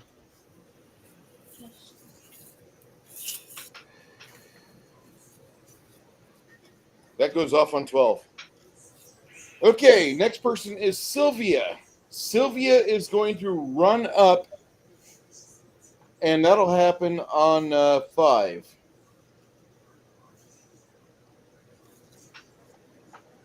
The dog, Bandit, was going to probably go to the wounded thief on 5. Actually, on 4.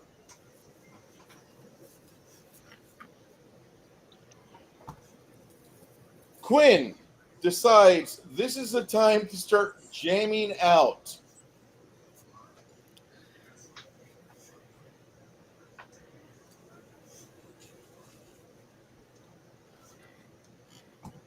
Goat, wolf, no idea what the fuck is going on. Mongoose, what you doing, buddy?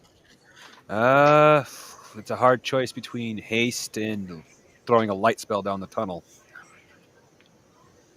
Tick tock, tick tock, tick tock, tick tock. Yes. Let's get the Let's slower go, spell. let's- Let's get the slower spell done out first. Let's go with haste. All right. What's that initiative? 11? I think so. Let me double check. Okay, the 4th level haste is 10 seconds. No, wait. I'm not using that haste. I'm using this haste. Sorry. With my bonus, that's 10 seconds. All right. Am I the only one seeing the irony in that? What? I'm going to cast the slower spell, haste. The other one siphons a year off your body. Use a power plant. No, I do get the. I didn't think about it at first, but you're right, Ogre. All right. That is pretty funny. 4.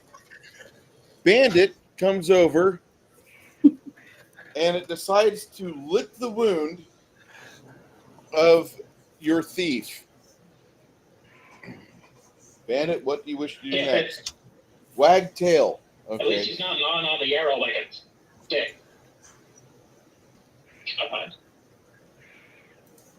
All right. On 5, Lemmy, you duck to the wall. I'm going to give you a plus 20% to your armor class. You are considered to be defensive fighting. You get a plus 20 to your defense. You get a negative 20. You get a plus 20 to your defense. You get a negative 40 to your offense. Until you change your stance, you are completely locked in to covering your ass and not taking more hit point damage. Now that I've said that, what do you want to do next, Sounds good to Lenny? me. What do you want to do next? You want to pop open one of those potions? All right. Yeah, You got a potion of healing on you? I want to try and heal up my leg. All right. This D8, Yes, I do. this D8 plus 7 is going to be a speed factor for your potion effectiveness. I rolled a 4. So that is 11. That's a 16, my friend. All right, so on 16, Hey, I'll let shit down. yeah, well, you got to fish it out of your belt and bag and, like, where the fuck is it? Ah! Okay, as Lemmy does that. I hear ya. Set it up, I got a fucking dog licking my leg. Sylvia comes up here. The dog is still on you, making sure that you're not bleeding out. The dog is concerned. When you look at him in the firelight of the axe, you can tell that he's wagging his tail and he's being very, very empathetic to you. Bandit is the best dog ever.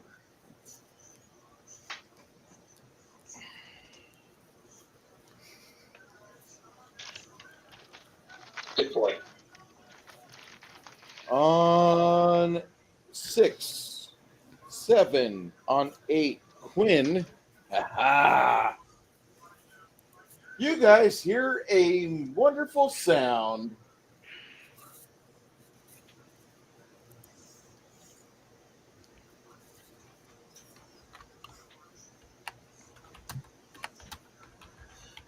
I have a question. Do deities have like a favored animal? Certain ones, yeah. Certain ones will be focused on that animal. What is the favored animal of Isabu's god or goddess or whatever? Light warhorse. Damn. Did you expect something different, sir? I was hoping for a dog. If you read in private chat, that's why. Yeah.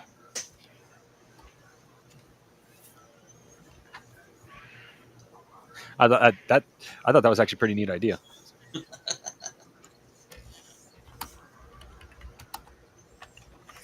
That would be cool. Summoning a horde of rats with Greek fire packed to their tails would be an awesome idea. You literally just, as the rats just start spewing, you literally start hearing Istanbul, Krondiala, as it is the epidemic of fire and rats just spreads in every direction. So, as Quinn starts to belt out this tune, let me grab some music here.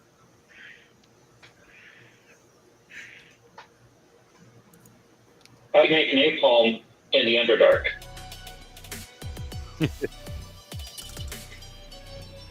We need an arc-like strike. How does it happen? This takes me back to the old turn-based video games.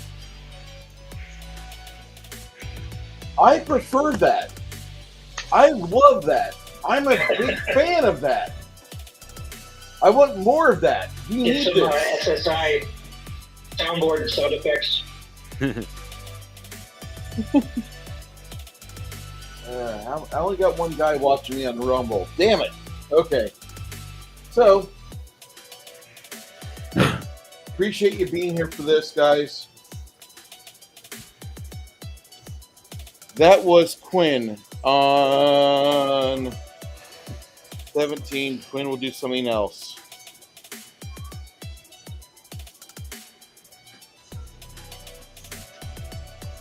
He has no idea what the fuck he's focusing on. He's playing his jam. He's doing that. The goat and the wolf are like kind of confused. The goat makes his way up to here.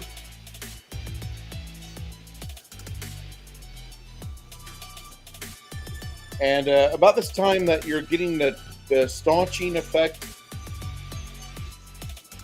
Lemmy, you're no longer bleeding out because the arrow caused you a critical hit and was going to suffer you 8 points of blood every 10 seconds. The dog stopped it. Jeez.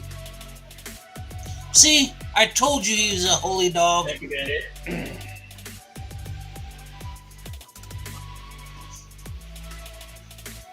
About on 10, you hear your friend Isabu finish her prayer spell off the scroll. And at that same time, let me go back to the captions and bump this up a bit because these are rookie numbers. Twin inspires courage.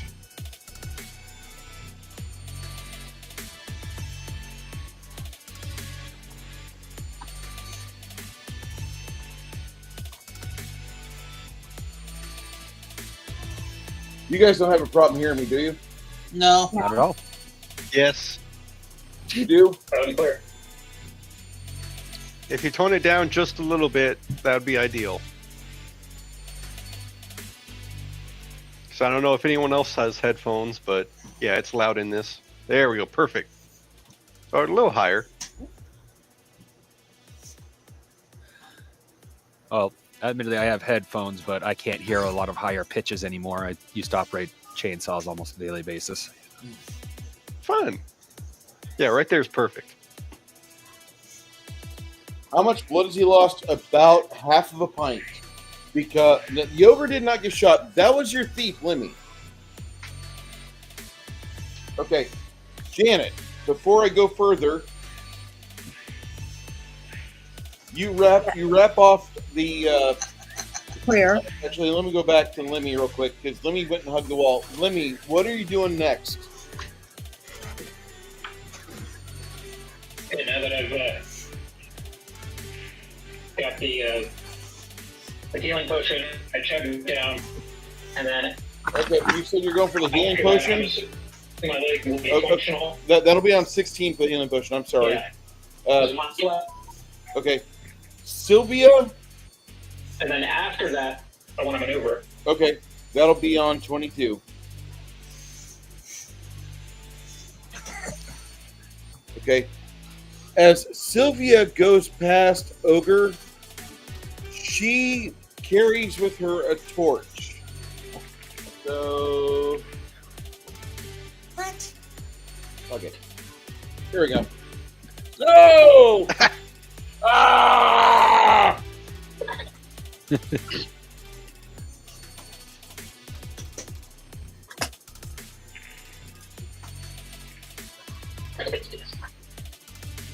Al. Okay. So she's got with her.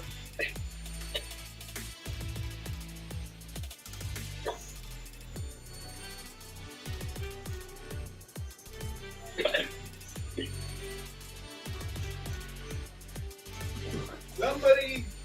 So that's all.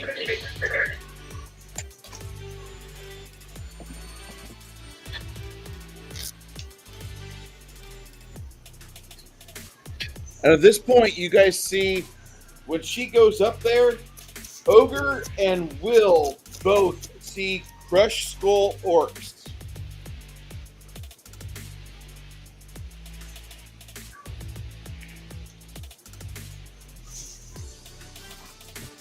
Ogre has been down there.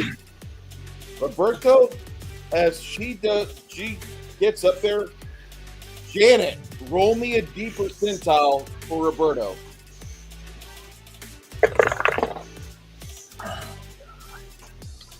$22.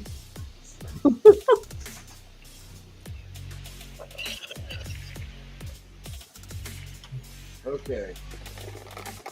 So you rolled a 22 for Roberto. Yep. I roll like shit every time I need to use the other thing. When it's my turn, I'm going to go to that. All right. So he hits. Janet, roll me 3 dice 6, add 8. 3 dice 6. 1, 2, 3.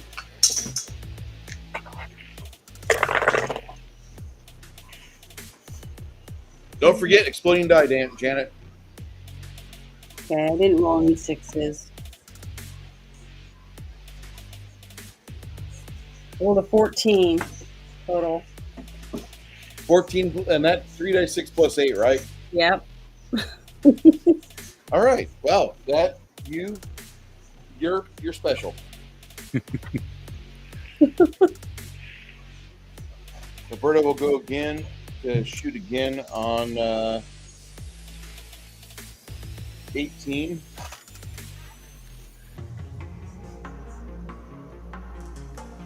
Excuse me. No excuse. And at that point, Mongoose moves up over to here, and you cast haste on these individuals here. This group of your friends. All right. Well, if I well, I got to admit myself anyway. That makes 8 of us. Well, actually, if I count the wolf, 9 of us. Should I? I don't know if I should exclude Janet from this, since I don't know how much magic she's going to be casting. But if what I'm aiming to do is give the wolf a haste as well.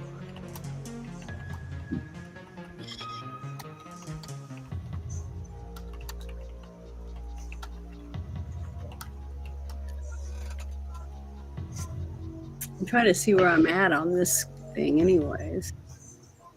I think I see myself. I'm right next to the dog. Yep, you're right here within a spread. If you attack with your melee weapon, you get your attack reduced by 1. I gotta pee.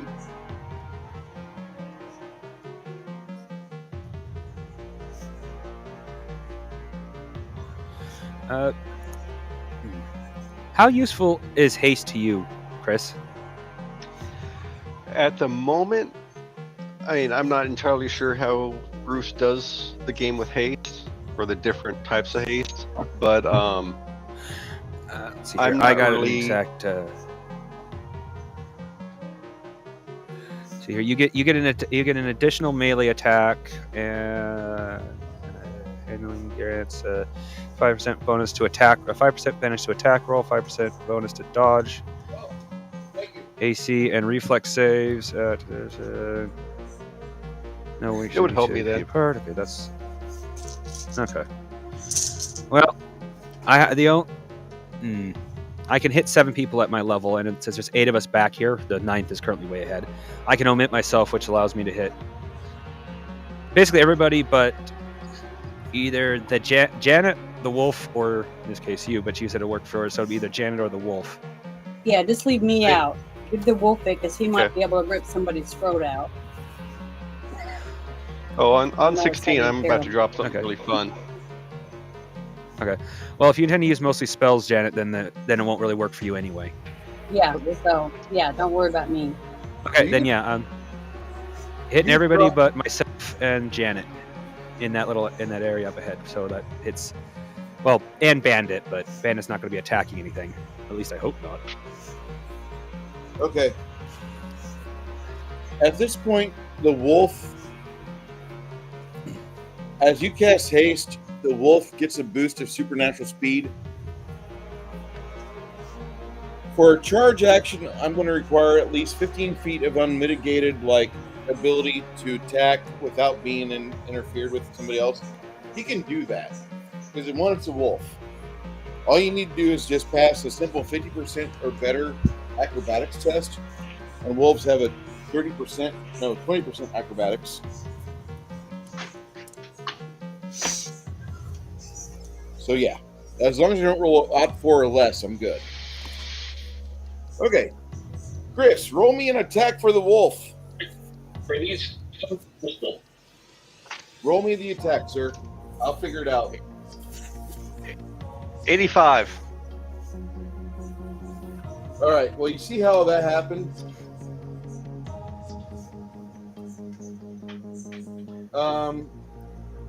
Chris, roll me a d6 and add 1.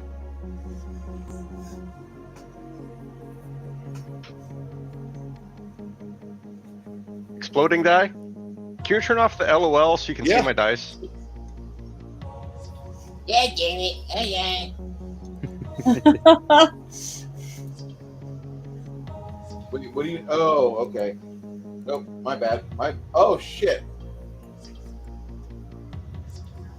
I'm sorry, There you Jack Blue. Thank you. Okay. All right. Now we have your die available. Let's see what we got here. All right. I see a 6. Beautiful. Roll again. Explode! -1. You got an 85, and that's a 6 plus 2 plus 1. Beautiful. 9 points of damage. 9 points. I love it. Thank you, baby girl. Does the wolf get bonuses from the prayer and music? Yeah, +4.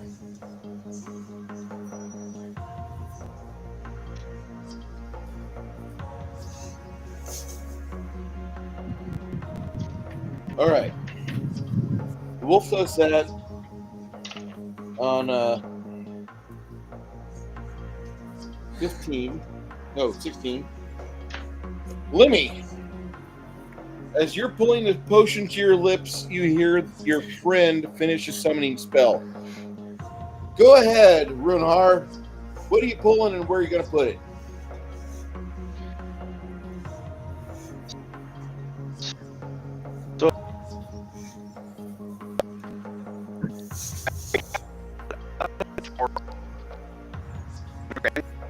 Oh, one shadow. Say again, Chris. I can barely hear you. I'm getting. I rolled a 1-3 to figure out how many shadows I summoned, and apparently only one. Ooh, no 1d3 plus 1, just 1d3?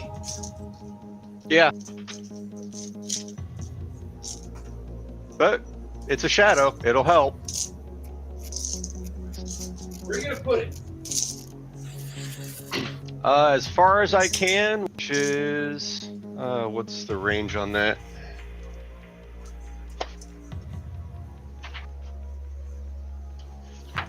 $100 plus 10 foot. I don't think it's that. $100 plus 10 think foot level. I thought it was close. Are you sure? Yeah, close. 25 plus 5 feet for 2 levels. So you got 70 feet to fuck with, right? Thereabouts. Let me show you what 70 feet will do for you, Mr. Big Dick. That's 70 feet right there. And over there is bad guys. Right here. Yeah. You see that? Wolf and him. Yep, together. Yep. So basically, summon in the middle of.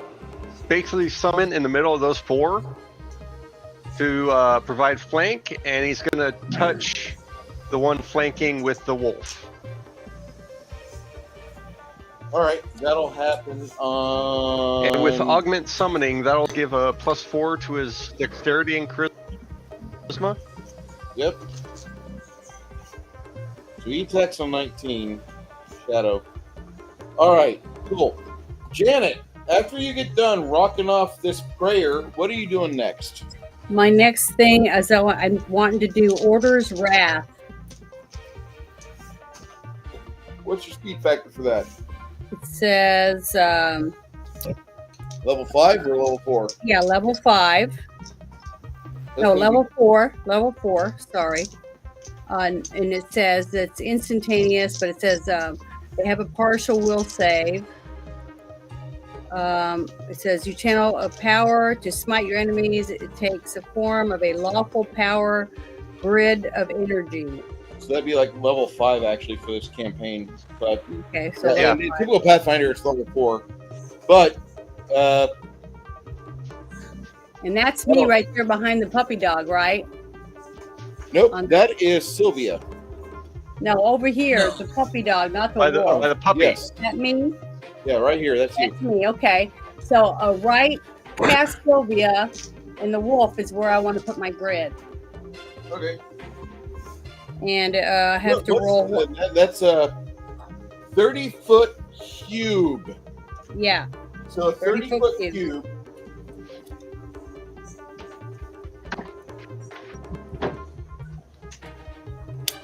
All right. Yeah, you can do that. That's not a That'll problem. be on my turn, and we'll see what happens. Okay. I roll decent. After you casted haste, what do you want to do next there, Mongoose? Did you skip me? Nope, not yet. Oh, okay. That's what I'm trying to decide. I think that's a ranged touch attack, isn't it? Acid arrow. Okay. I don't.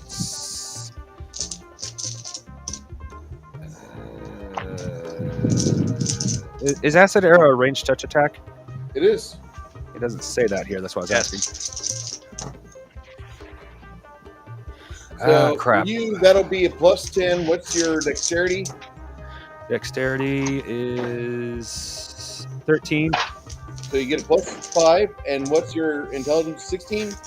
Yes. So actually, you'll get a +20, +10, +30, +20 for all the spells and fucking prayer going off. So you get a 50% plus your D20 roll. All right. 50%. Roll over a 21. Actually, roll over a 20. Well, I'm very, very lucky that I have such a bonus because Oh. my crapping rolling is continued. Ace roll 27. No. Not right now. Oh, okay. That'll be on... what level is that? Level 3? Yes. That'll be on 20. Okay. Well, you said that with such enthusiasm, so I thought you meant now. It's okay. On 14, what happens is Ogre gets dancing up there, and he kind of cuts between himself and Sylvia and gets a hold of that first injured orc. Ogre, give me a... No, you're not charging, because you have to kind of slide through things, but give me an attack.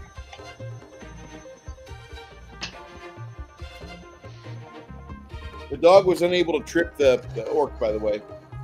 It's all right. The wolf, you mean? The wolf was unable to trip the orc. But go ahead. Ogre, you get up there and bring your axe around on a attack action. Go ahead.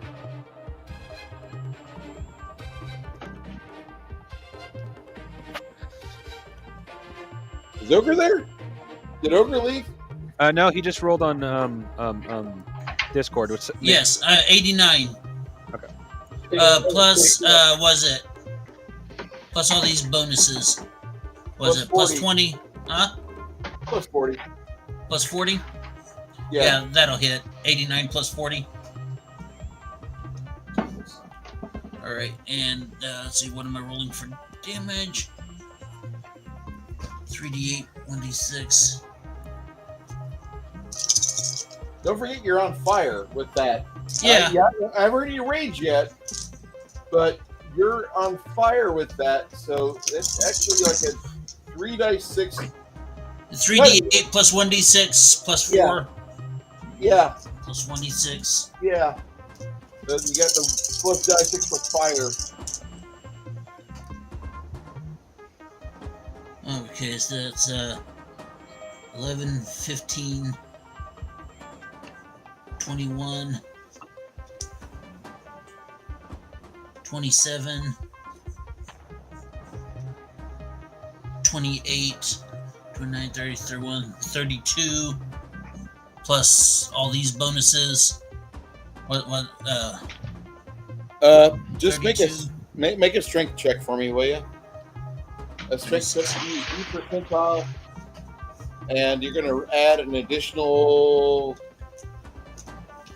35 to it.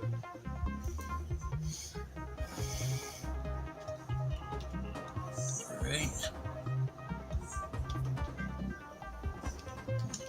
Plus 5. 131. You rip your axe out. What are you going to do next?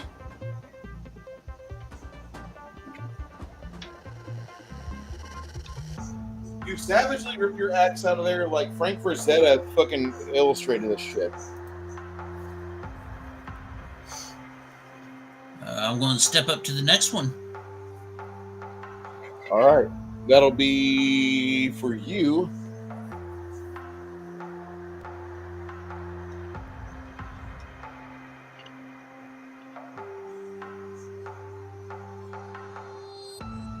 That'll be on 23. If you want to do a continued momentum, you only get a plus 20, not a plus 45. Because it'll be like a secondary attack. but it'll reduce your speed factor by 1. Or you can go to 24, and you get your full bonus of 45 plus whatever the magical bonuses are at the time. It's your choice. I'll do the first one.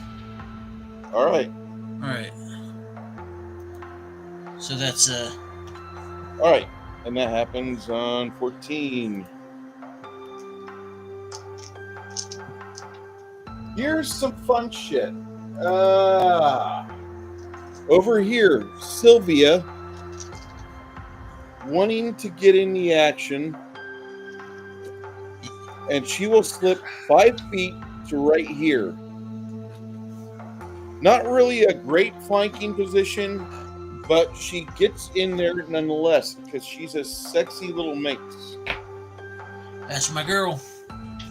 Ogre, roll me to hit for Sylvia.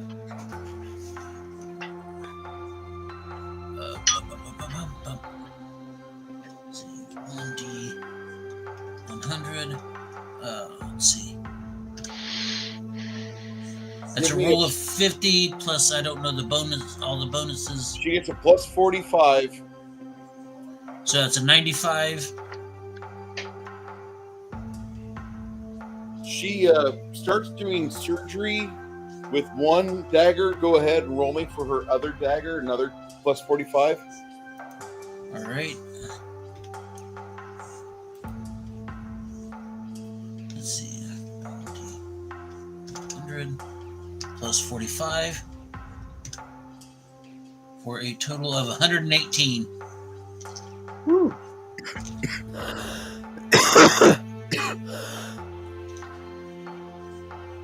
Okay, what damage? What's your damage? For her, 2 dice 6 and 2 dice 8 add 1. Okay, I'll just roll those on physical. Okay, 8, 9, 10, 11, 15, 21, 22. 22 points of damage. And roll me another 2 dice 6 and 2 dice 8 plus 1.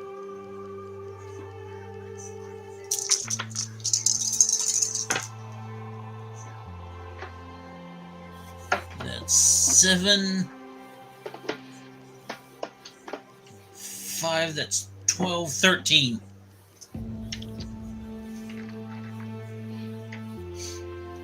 13 points.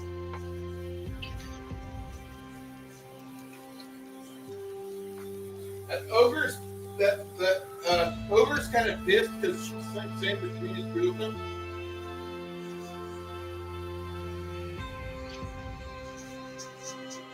I'm not gonna lie, dude. It's kind of pissy that she did that to you. Because you Oh, okay, trying that to works. like batter up Steve. And that kind of kills it. Like her doing that, you think like this is kind of preposterous. You were gonna step up there and whack away. But now she's done this. Ah!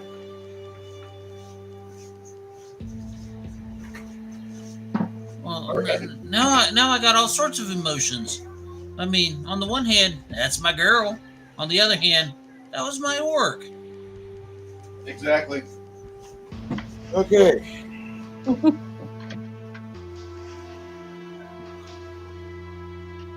Lemmy, what was that potion you were quaffing? Whatever it was, roll it.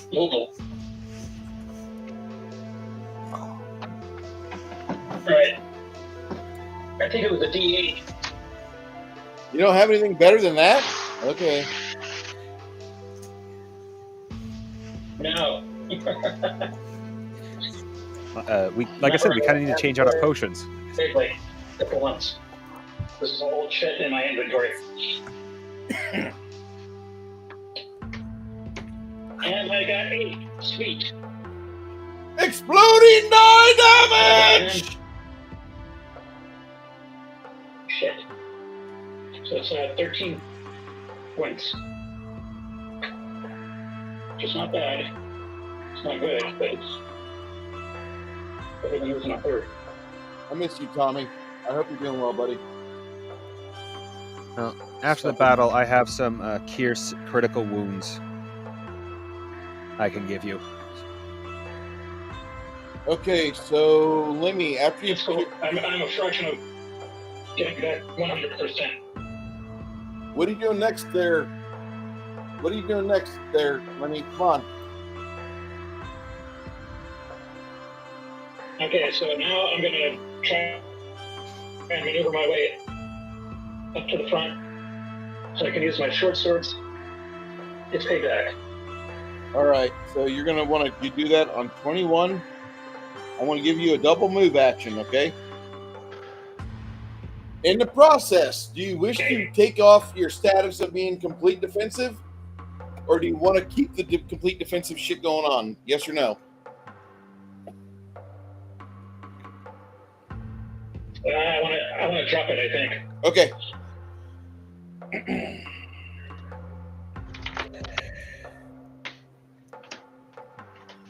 Chris, Hey, we gotta don't run into a hail of arrows.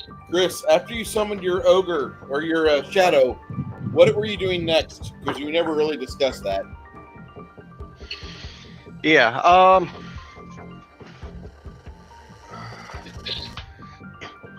If I can see him, I'm gonna go ahead and grab my crossbow and aim at the one in the back. Okay. So that would be on like what, 12 for you? I have no idea. Last number I heard was 16. No. What? Let me go back to your character real quick. The light crossbow says a speed of 9. Okay.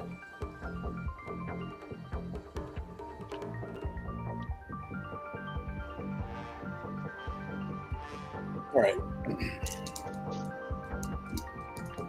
And I don't think the shadow ever touched anything. The shadow goes off here in just a second.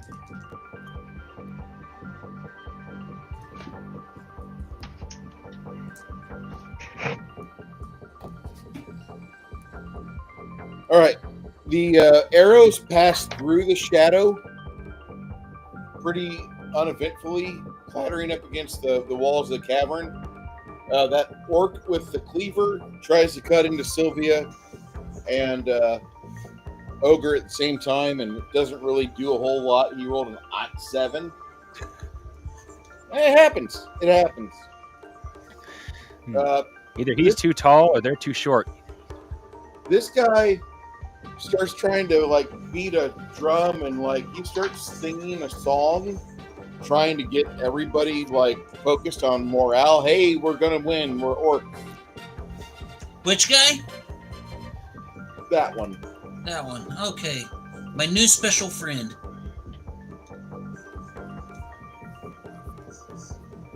The guy that just fell down in front of you, he just died. So you smell shit in the air. Lemmy's popping his potion.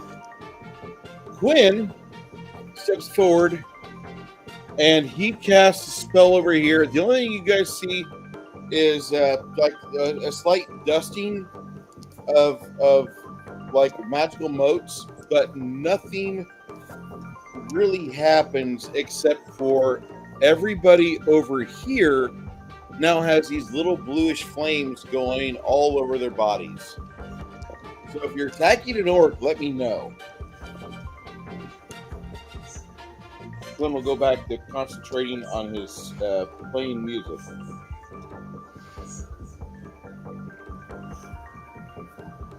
All right, and now Roberto does his second shot. Chris, roll me a D percentile, add 45 to the result.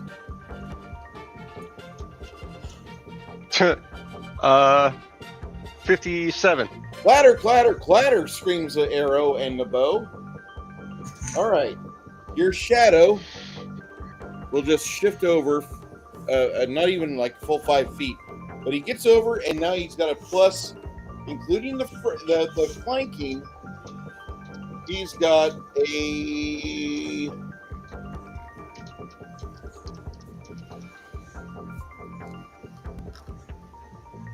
Go ahead and roll your D percentile, Chris. I'm waiting for the crawler. He's got a plus 30, plus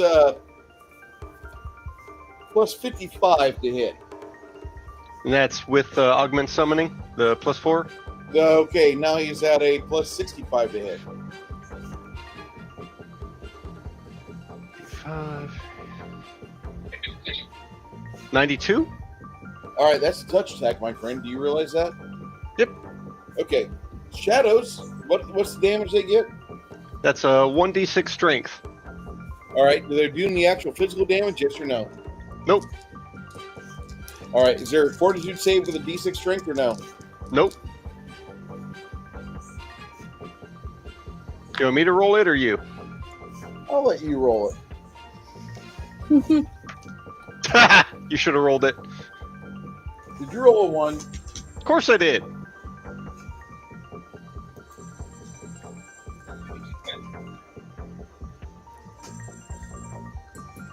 Not using that die anymore. We'll have to admit you have rolled worse than me today. Yeah. No, listen, Janet, you're always going to have the smaller printing than Chris whenever it comes to like who has the worst rolling die. Chris always wins that. Always. Good to be known for something. Exactly. I mean, you know.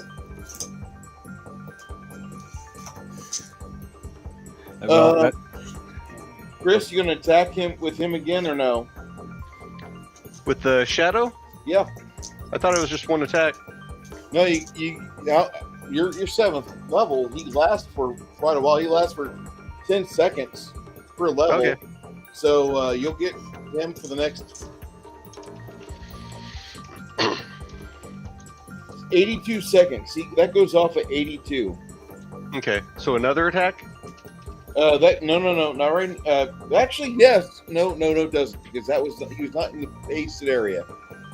So he will go on 26 next time. Okay. So is that for his first attack that I just rolled? Yeah, that was it. He gets one slam every 7 seconds. Okay. Was that when he was summoned in immediately as well, or no? No. He comes in and then he has to wait 7 seconds to attack. Okay. But he doesn't get the instantaneous attack. So yeah, who's up now? After the shadow, we got an acid arrow coming off of Mongoose. Okay. Mongoose, roll your touch attack. And you said don't roll below a 21, right? yeah, don't roll below a 21. Guess what I rolled? 21? Exactly 21. I have not been able to break 35 all day. Well, the thing is, I told you not to roll below 21. You rolled a 21 exactly, so you still hit. You need damage. I think your dice are mocking me. Look at me, Chris. I succeed at the lowest. All right. Oh, acid arrow. That's 46 for me.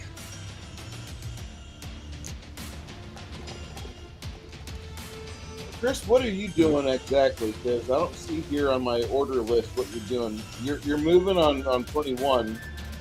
But... Setting up I had a crossbow bolt ready to go. Oh, that's right. Runard crossbow. 15 points of damage.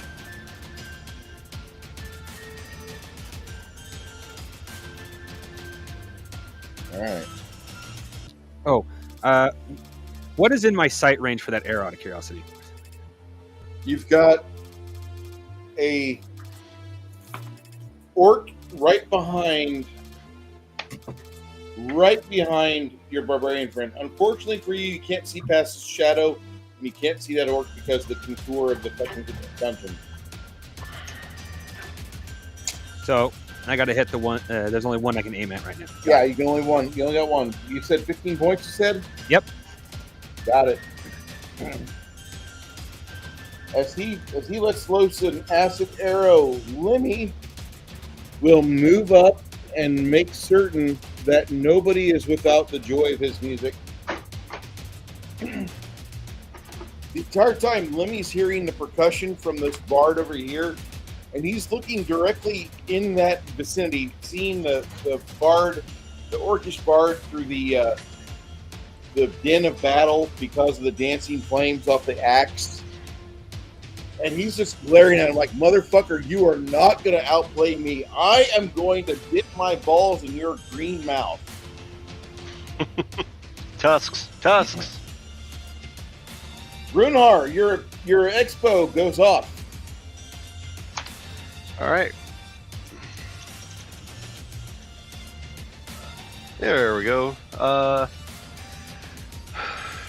With my 2-hit bonus for my crossbow, that's going to be 82. All And right. then plus all the other bonuses. You hit, sir. Okay. Very rarely do orcs have over an AC of 95. That's 6 damage.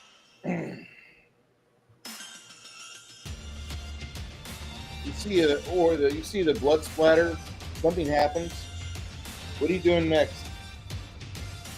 I'm going to set down the crossbow. Okay. About the same time, after you do the setting down the crossbow, what are you going to do? That's like a free action, dude. Is there anyone still damaged in front of me? Lemmy, you're rogue. Okay, I'm going to get ready to cast a cure. Yeah, you took some probably pretty bad damage, right? Mm-hmm. And I roll like shit. So, 4th level, cure serious.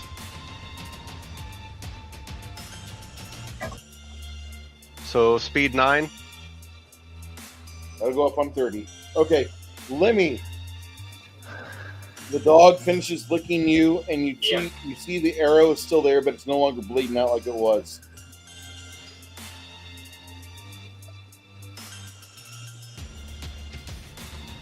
All right, so I snap off the arrow path, You're gonna snap the arrow off. Okay. and then You break the arrow. What are you doing next? I'm gonna move up front into the ruckus, but All right, that'll I'm gonna happen hug the on ball. 26. Okay, so there's spells and arrows and shit flying in that direction.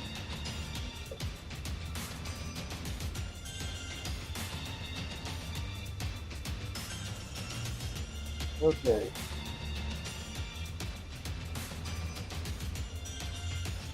The orcs. These guys try as they might to beat this shadow.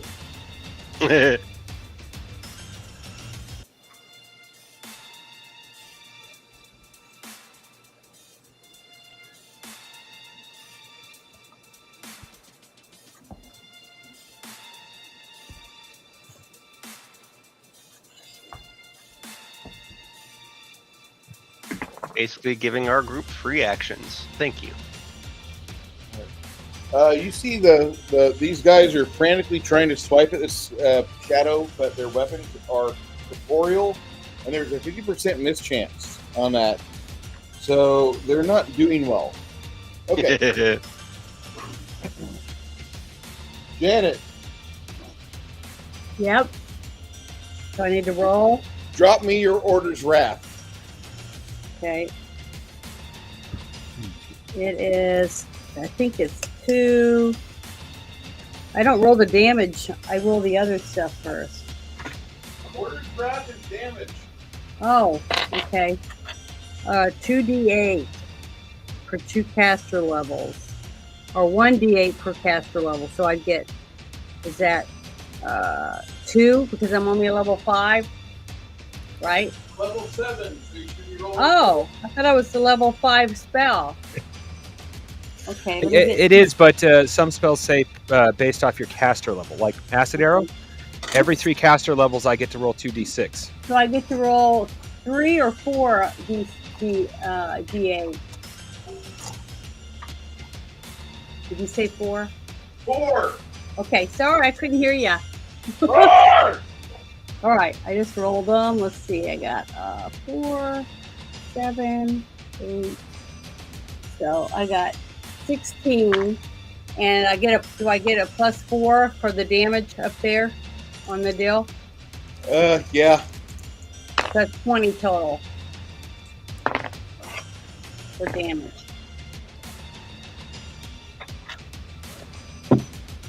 This guy that's fighting off against these two, he dies. The bard continues to play.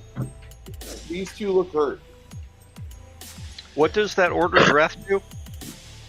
It's a cube, a 30-foot cube, and it says that it bursts. It's a burst. It's a 30-foot cube, and it says that it causes 1d6 damage points of. 1d8 points of damage for 2 caster levels to them, and then it says, or if they are whatever that other deal is. To chaotic outsiders, it's 1d6 points of damage per caster level. Chris, roll me a 45 assisted will save. Will save plus 45. Ooh, 7. You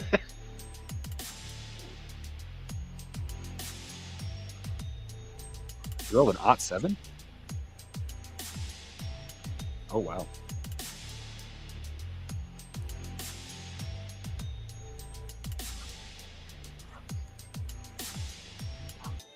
.007, Bruce.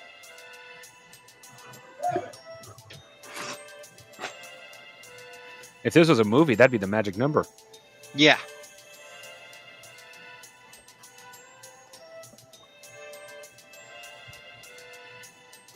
Well, according to Sesame Street, 3 is the magic number.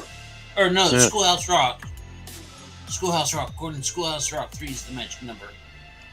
Okay, so your shadow takes some. You can tell your shadow is like not feeling well after that, and he's Yeah. like, Auntie! whoever cast that, I need to bite them for a little bit. 'Cause that was terrible. I just got hurt. Do you know what they just did to me? It's okay, Auntie. All right, Janet, after you cast Order's Wrath, what are you doing? I am going to do. Where am I again? Over there behind the dog. Let's see. What was the other one?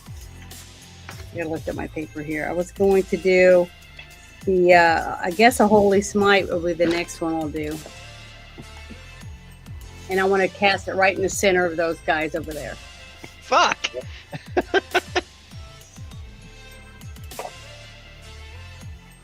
That goes up from 32. Okay. 32. All right. All right. Quinn, as he moves into position, he starts playing his music again. And he starts thinking about what he's going to do next. About the same time, Ogre!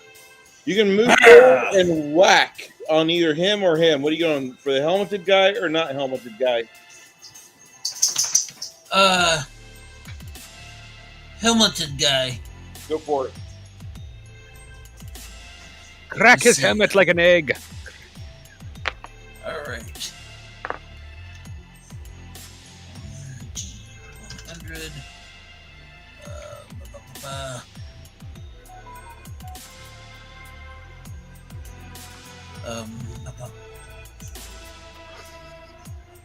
45.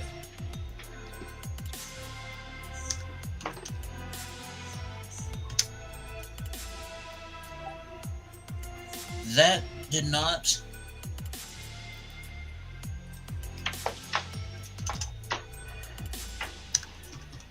Let's try that. Let's see, 65 plus Plus another 25 for all the bonuses.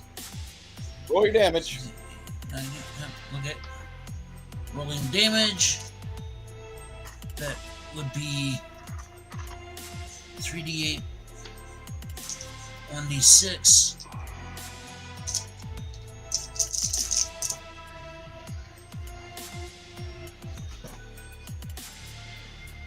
That's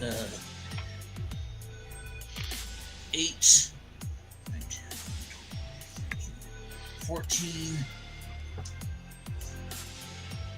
20, 26, 27, 31, plus what bonuses the Get a plus 35. 35 damage.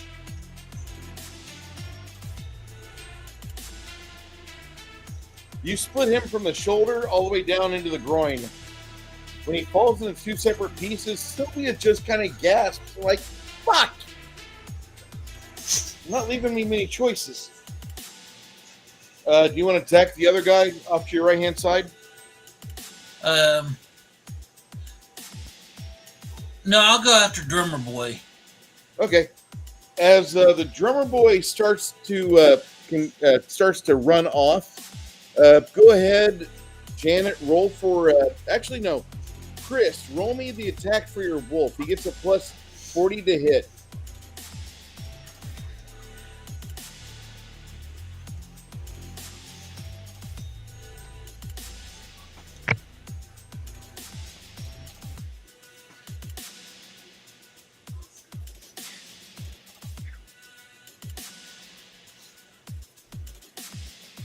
Chris's hand coming in, taking the dice was a perfect, it looked almost like a movie scene or a commercial.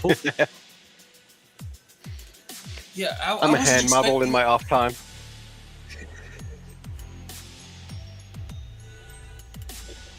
You're expecting what, Ogre?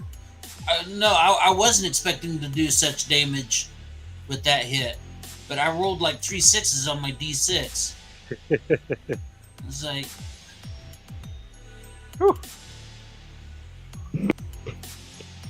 Hey, someone needs to roll high. Yeah. well, I'm kind of scared when that happens. Do you have the yo-yo luck like I do, where when you roll high one week, you roll shit the next? Something like that, yeah. I believe there's cosmic balance. No, my low rolls mean your high rolls. There you go. I was gonna say me too. Bruce has borne witness to this. I will, on most games, roll almost exactly average, anywhere from 40 to 60 on average. But then you have the weeks where I'll roll nothing but good rolls, and the following week I will roll nothing but shit. Like, excellent example today. If it wasn't for the insane bonuses, I didn't break 35 once.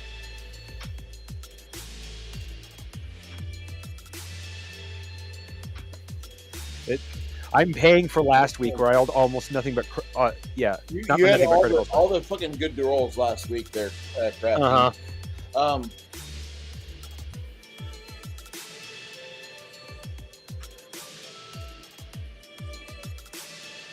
So, you guys, just going to tell you what happens. Between Ogre, the Wolf, and the Shadow, actually not even Ogre, because Ogre sidesteps, and before anything can really happen, he brings this orc over here down. Sylvia grabs a hold of this guy by impaling him hilt first. He's still trying to kill off the Shadow, which actually for once does real damage to the Shadow. Not enough to vanquish it. And then the Wolf drags the guy down, and that's when Sylvia, with her offhand, stabs him in the throat. That was a pretty nasty fight, and it started off really not in your favor.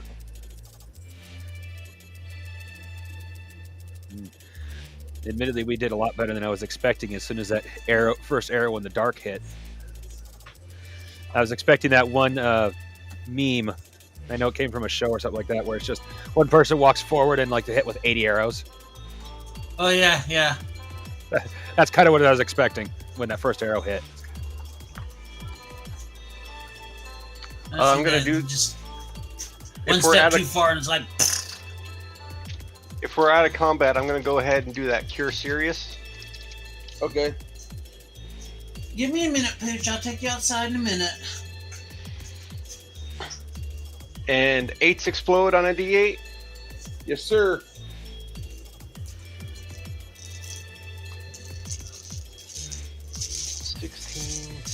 $16. 23 points of healing. Awesome. And that's- Is awesome. That's just to who was that? Ogre or no? Who? Mongoose? Actually, Lemmy. Yeah. Lemmy, that's right. Lemmy's in really bad shape. All right.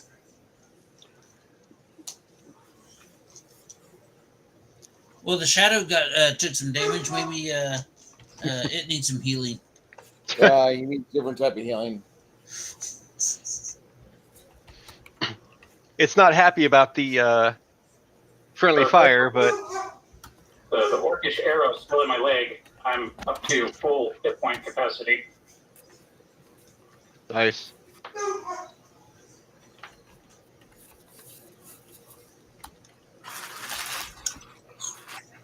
Too bad that one spell I was thinking of hasn't been affected, hasn't been made I'll be yet. right back.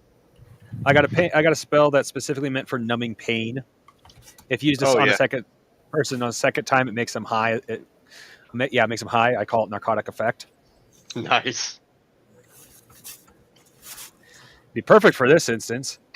It's just once again one of those times I don't want to push Bruce because I know he's very busy, so he hasn't got a chance to get around to that one yet.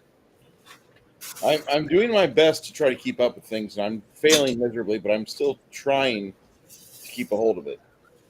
All right, Bruce. put the I'm loot- going to quaff one of my mana potions. Okay. Lemmy, you feeling better?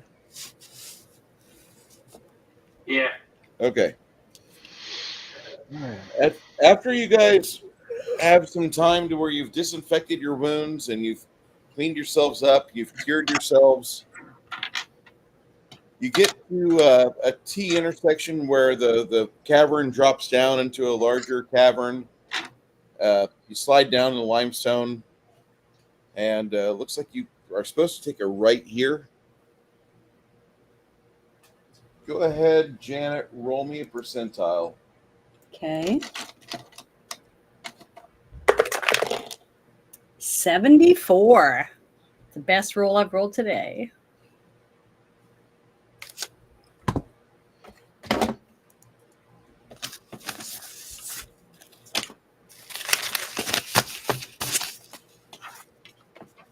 All right. As you guys kind of go a little bit forward, about maybe 300 feet, you see some webbing on the sides of the cavern wall. Oh, God. Here we go. Chris, roll me a d6.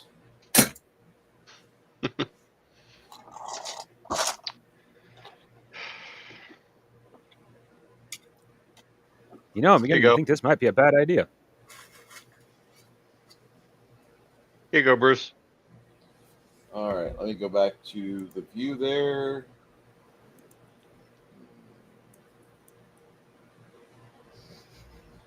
You guys kind of emerge. The cavern drops down a little bit and gets wider. Oh, You see what appears to be about 50 foot away. There's like one giant wolf spider.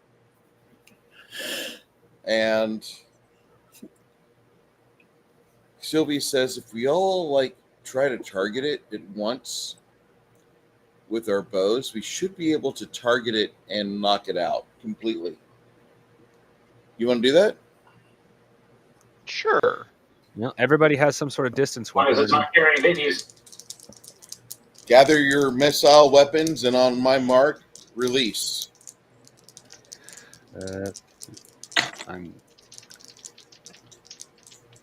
Is it far enough away to safely use fireball? Yeah, you could. Okay. 40. Quinn plays his music for an Oh, shit. Oh, here.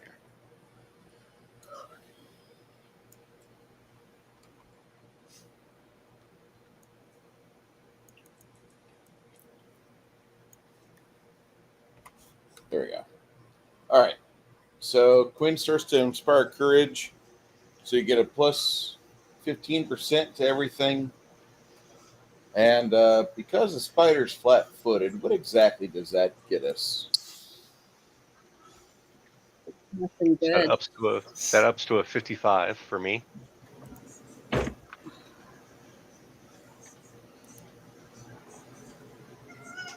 55 won't really cut it. But if you guys made your rolls that are above a 70, including the plus 15, then we got some hits. Anybody roll above a 70 plus the, including, don't forget the plus 15 to hit. Okay. Jeez.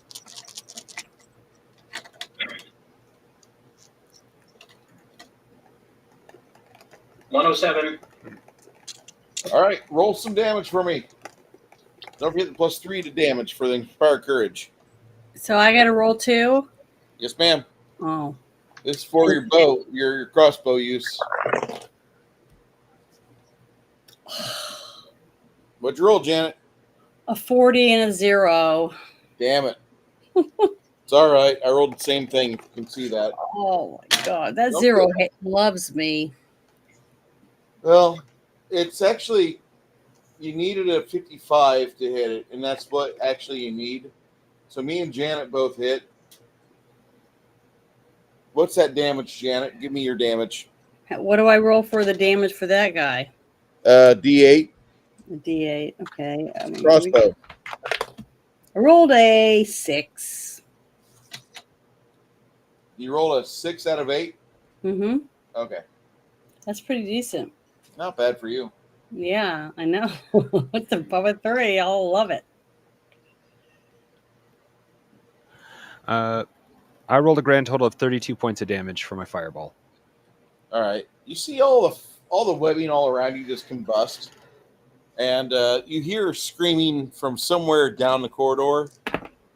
But the fireball consumes the webbing and sets the other spider that you don't really see alight. And when it's all said and done, you've got 2 exoskeletons of giant spiders. Not a whole lot else.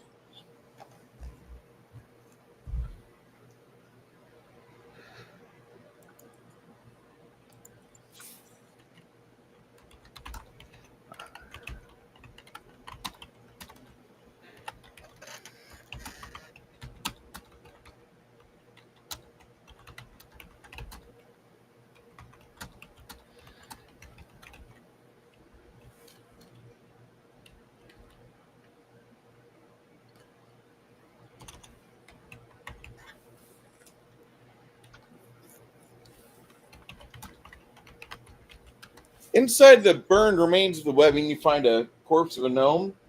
He does have a gold ring that kind of encapsulates 3 of his fingers. It does have a magical signature on it.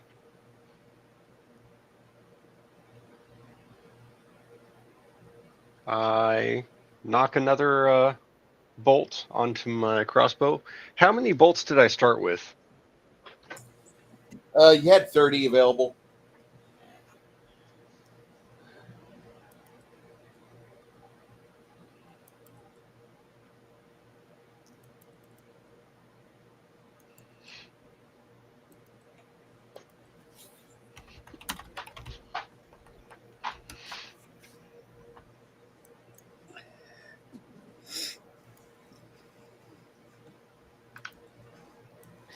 I've really got to hunt down that spell, Identify Magic. You don't have Identify already? You should have I it. have Detect. Well, we discussed Identify, but I haven't found it yet. Okay. I've been looking in shops, but it hasn't been any shop I've looked at yet.